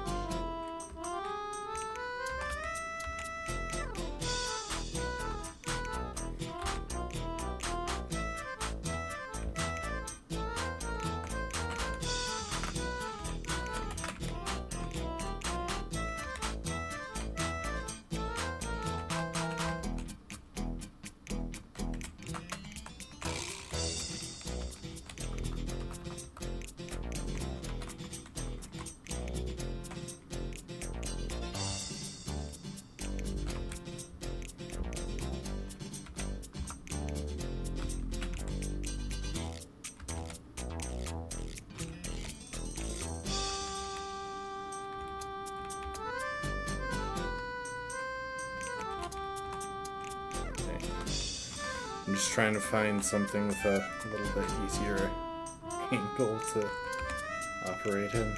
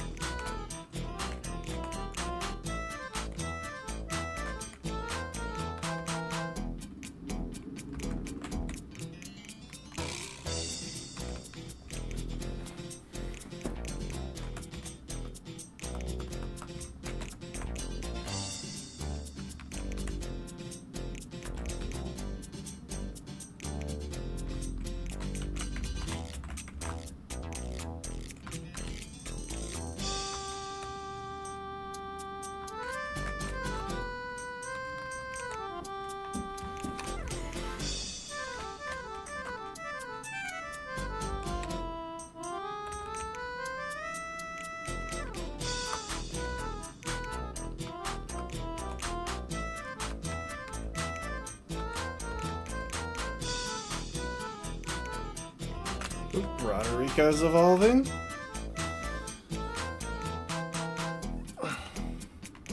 Hang on, sorry, I had to freeze it. I want to double check and make sure that there's no reason to delay evolution. I doubt there is, but yeah, Reflect doesn't happen until after the current level cap. Also, I should double check the...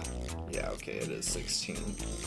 That would have been tragic if I had just mixed up the level cap. Okay, no reason to not have you evolve. Roderica, look, it's my little leaf doggo grew up a little bit.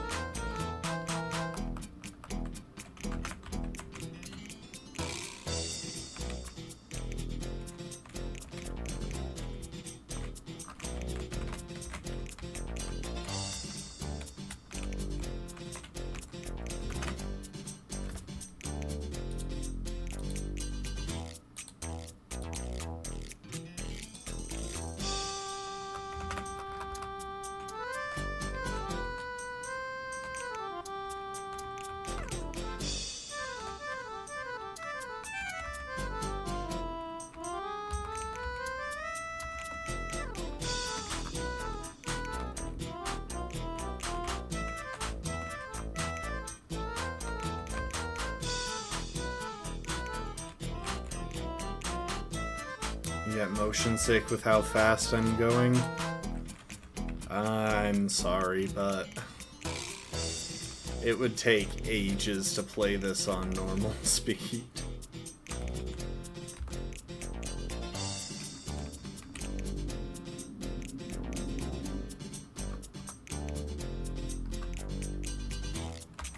Ooh, we just learned Will-O-Wisp. Let's go.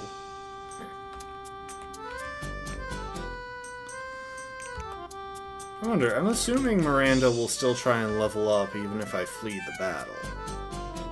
Or will still try to evolve. Oh, alright, Miranda. Any reason to delay evolution for you?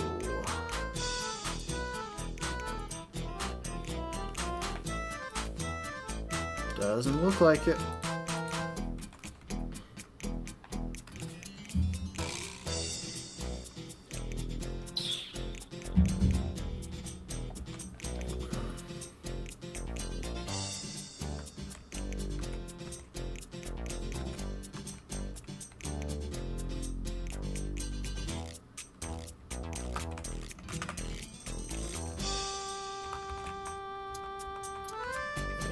to collect a totem sticker. I don't want the totem stickers. They give me nothing. Okay. Swap out our level 16 Pokemon.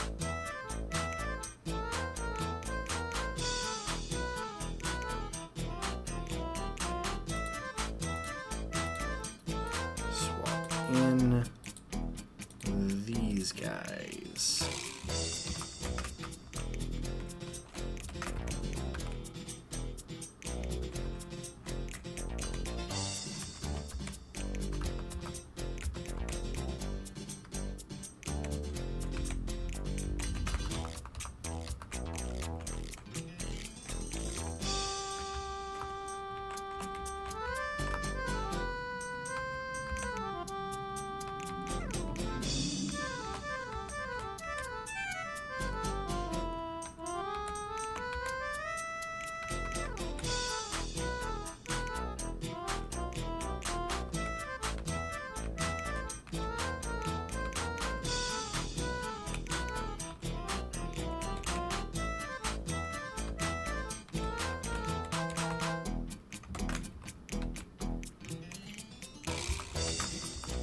Trying to be vaguely careful with my tech smashing because I don't want to miss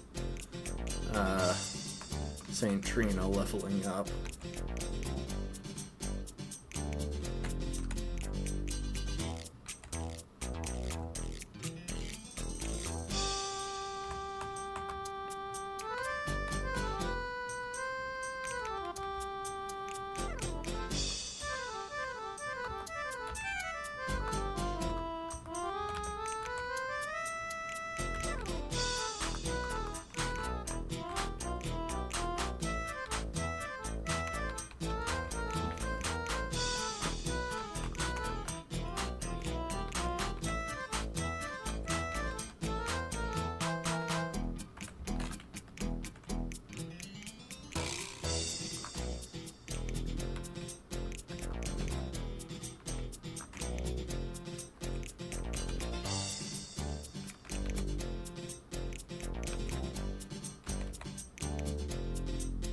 That was actually kind of close, and I should not have risked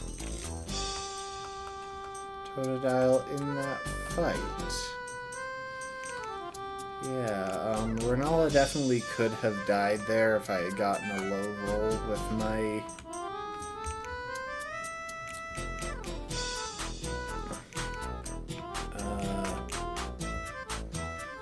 whatchamacallit. If I had gotten a low roll with my water gun. Okay, Margit is evolving. Should I delay that at all? You've already learned Bite.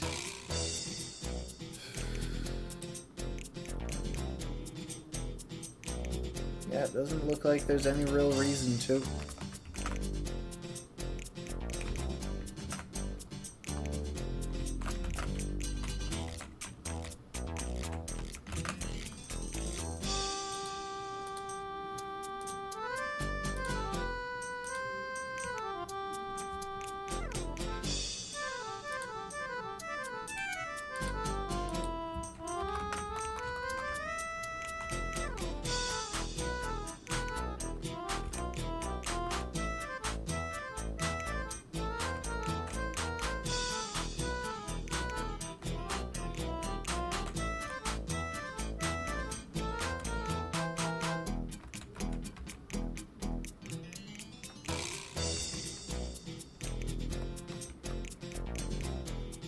Oh, St. Trina leveled up. We're gonna have to head back to the Pokemon Center anyway.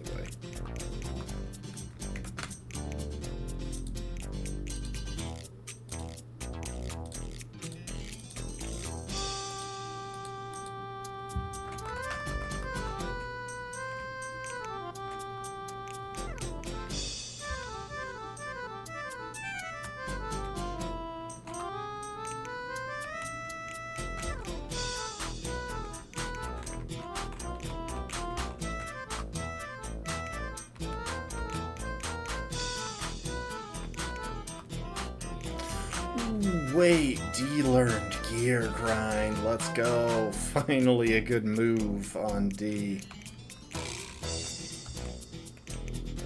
So Gear Grind admittedly has shaky accuracy, but it's a 50 base power steel type move that can hit twice. That if it hits twice, I should say.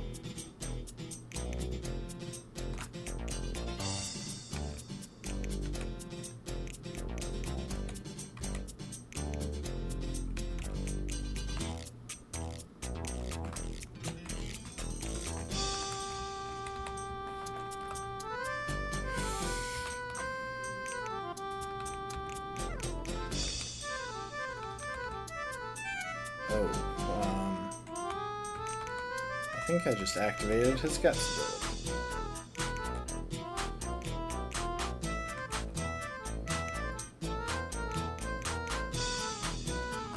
We're going to run now.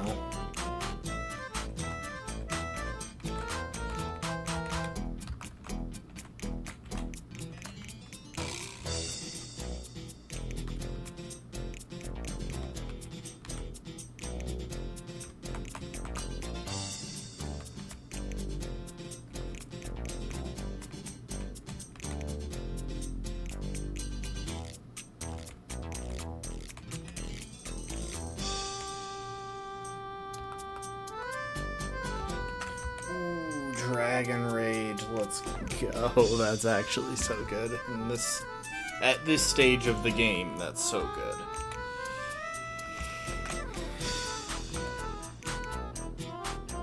I probably should have checked if I should have delayed that, but I kind of doubt that there was a reason that I would have.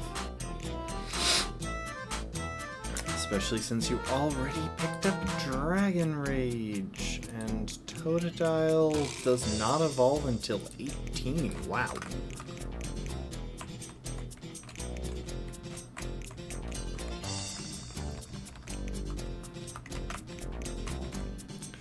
Alright, well, we've got our team leveled up. Time to pick which ones are going with us to fight Hala.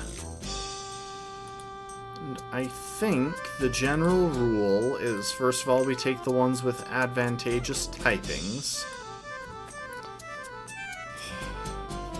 The two that resist fighting. And the one that is immune. And then we're just gonna take a bunch of evolved Pokemon.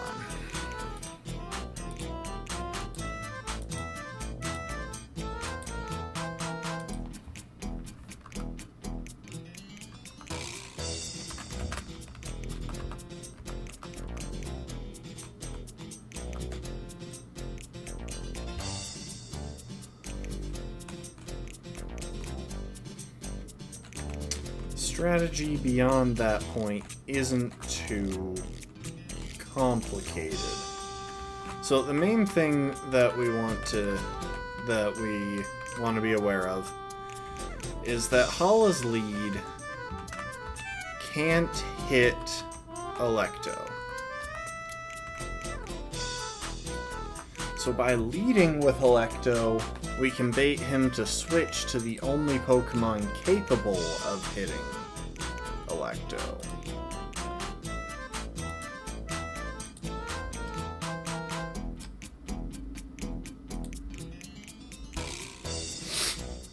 Let's see, let's make sure I'm looking at this right. Yep.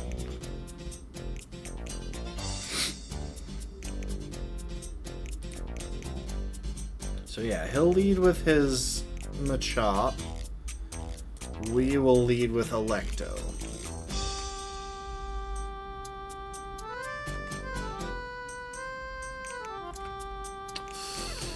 Do we have a good item?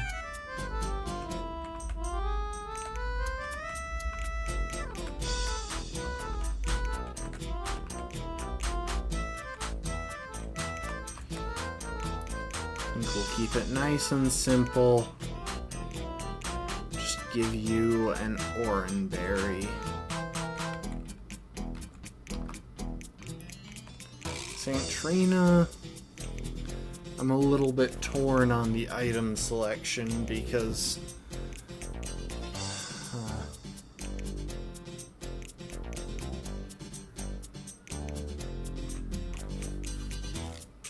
you know what, we'll stick with Sharp Beak on St. Trina. Roderica, you can have an Oranberry as well. I mean, yeah. You can have an Oranberry. I don't want to spend that many citrus berries right away.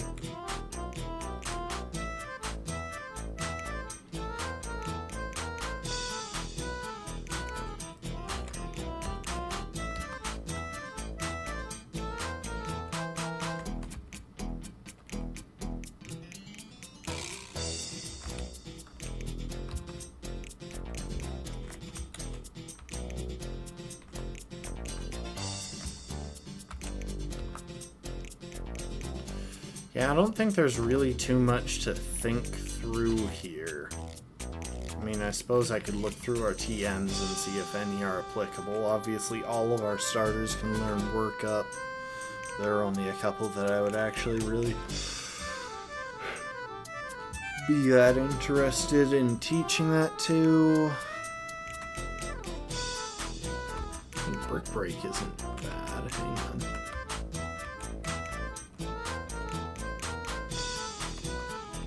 Go for it. Drop Scratch for Brick Break. I kind of forgot that we had Pokemon now who can learn that. And if we're going for a physical War Turtle, then yeah. Brick Break is a natural choice.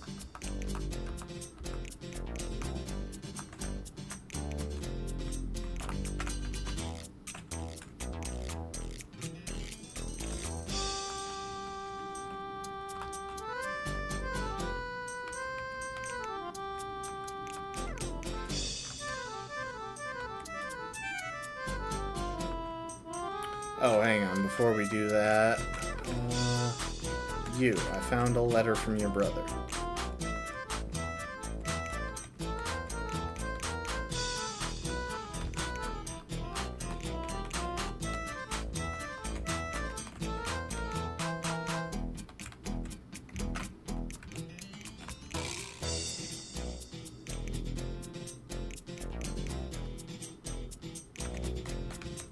Just thought of another item that I could give him.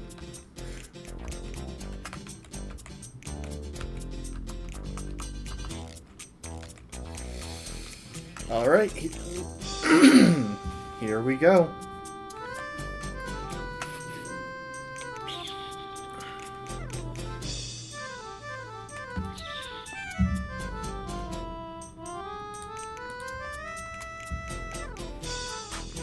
Now, I should mention that there is a chance that he'll go for, like, Focus Energy turn 1. But if that happens, luckily we can just switch Litwick back in, and then he should never go for it again. Time to face Hala. The hands on people in this game, in, like, the overworld, are just spatulas. It's kind of weird.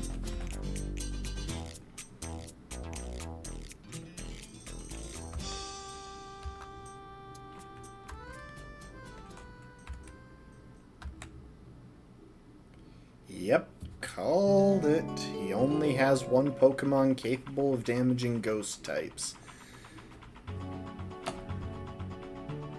And I'm hoping that we outspeed, but I'm not, like, insanely confident, though he isn't invested in speed. He's invested in HP and defense. So maybe our speed investment will make up for our lack of speed IV.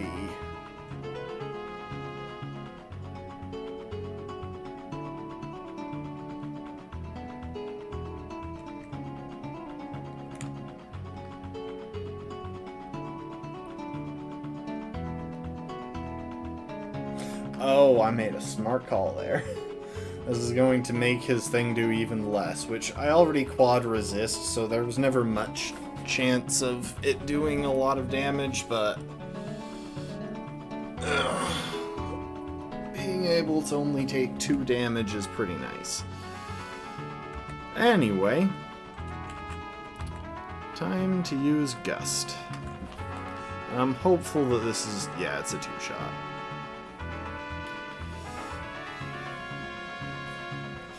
What's wild is that he actually would have benefited more from going for Power-Up Punch and then the Z move.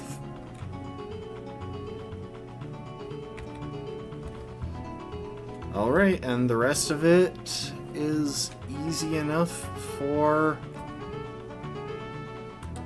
hang on, sorry, I'm checking something.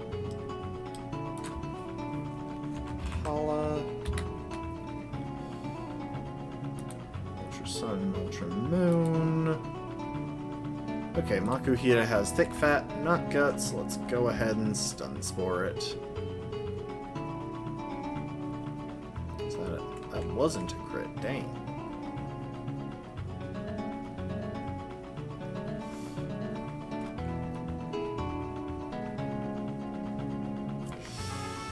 So yeah, at this point it's pretty much free. We could technically miss, like, all of our attacks if Litwick comes in on a sand attack, but that's it. Here you go, Electo. And even then, we've got other Pokemon in the back. Like, I just straight up don't think he has the damage to deal with all of them.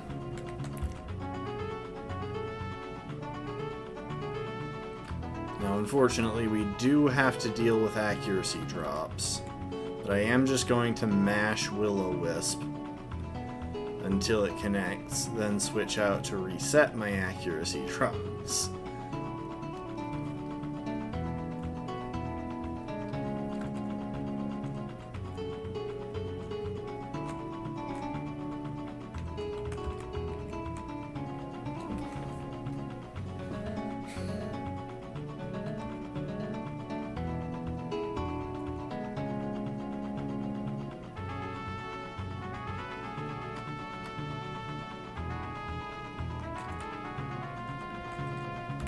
Back to Electo.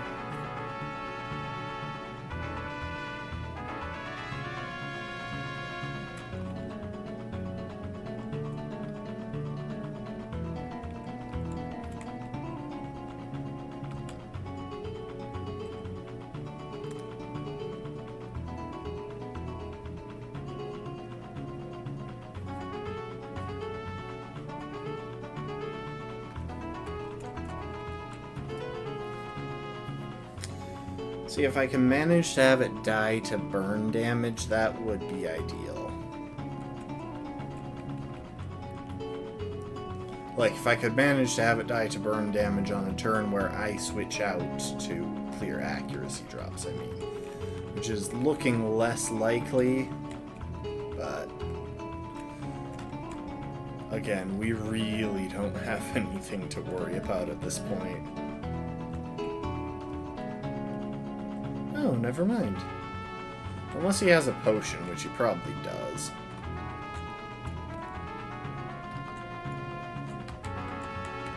Switch into Miranda.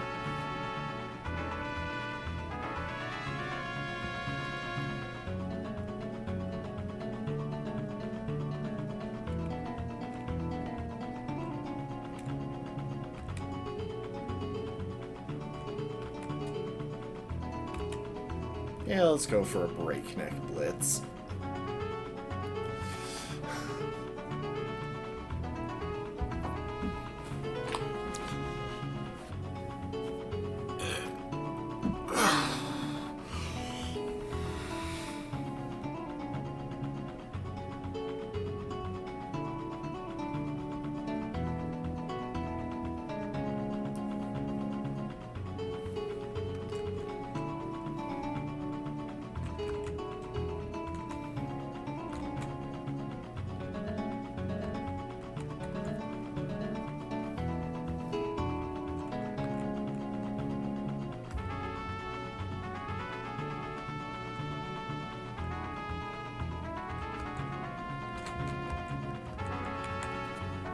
I'm kind of just switching everyone in now.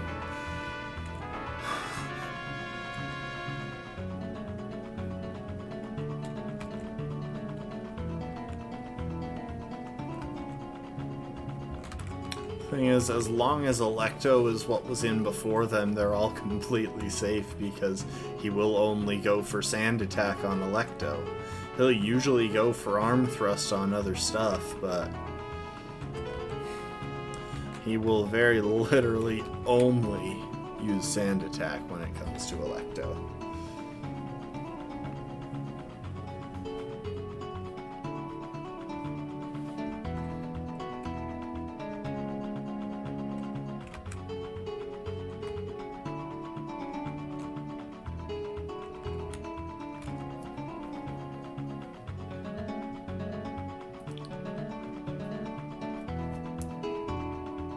And of course, it's not like I can't take a few arm thrusts, especially with it burned.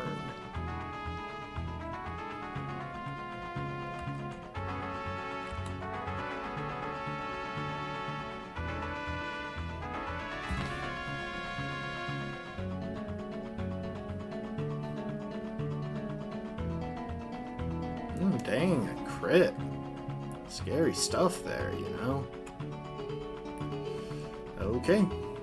Next turn, Burn and Leech Seed damage will finish him off.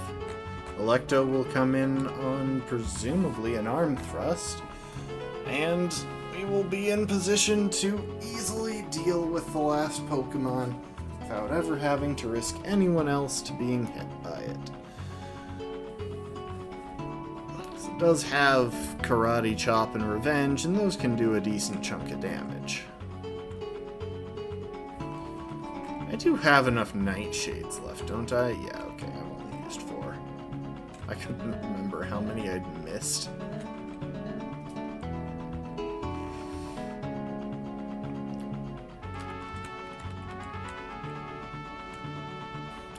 And now he is just going to spam Focus Energy because he knows that his fighting type moves will deal 0 damage.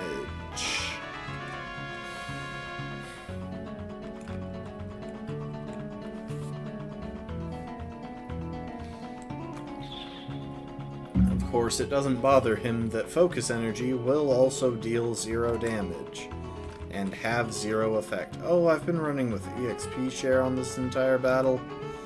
That was dumb. I mean, I'm unlikely to be up against a wall with XP management from this point on, but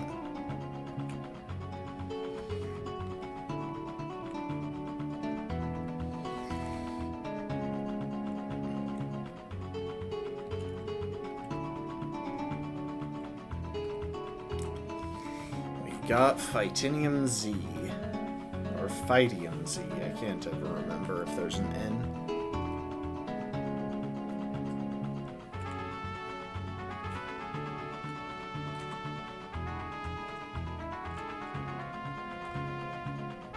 Phytinium Z. Yep.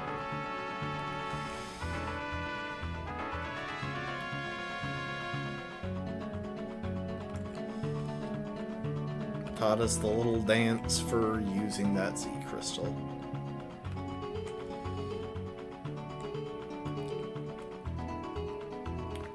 And there we have it. That is, in essence, the first island done. Oh, we do have to get Tauros.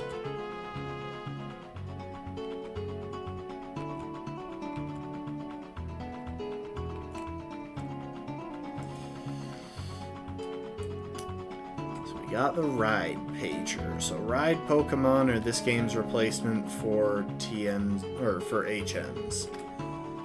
So rather than needing Pokemon with specific moves, we just borrow other people's Pokemon to ride around on.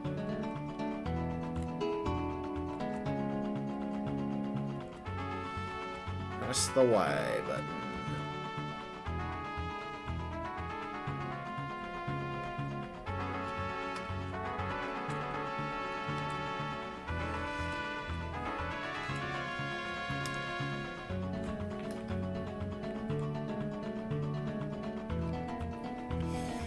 Yeah, they've got to introduce like 5 different side plots and new things. Right here.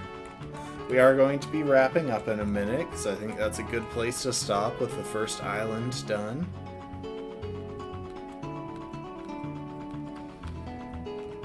And to get to the next island, next time around, we're going to do mantine surfing, which is pretty fun, surprisingly.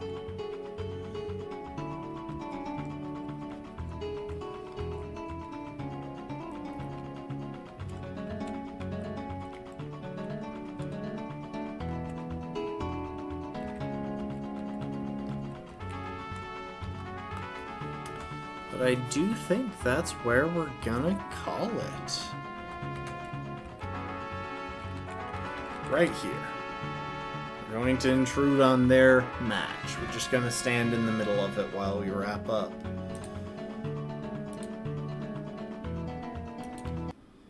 Thank you, Gerudo Valley. Alrighty, well, that was a good start to the Nuzlocke. We've managed to go deathless despite many, many risks. And we are kind of out of the extremely stressful part and into the part that I know less about and therefore am less stressed about. Oh, hold up, before I forget, I'm going to turn off my experience share.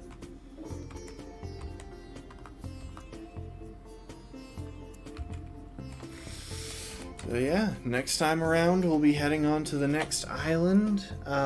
Once we get a little ways into the next island, we'll actually get what we need to come back and...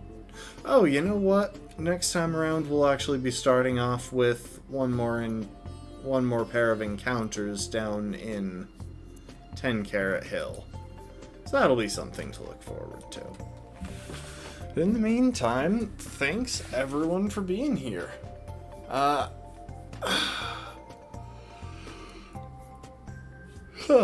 don't think there's too much to say, but I appreciate y'all. Hope you enjoyed, and I hope to see you next time. Later, folks. Thanks for being here. Bye, bye, bye, bye, bye.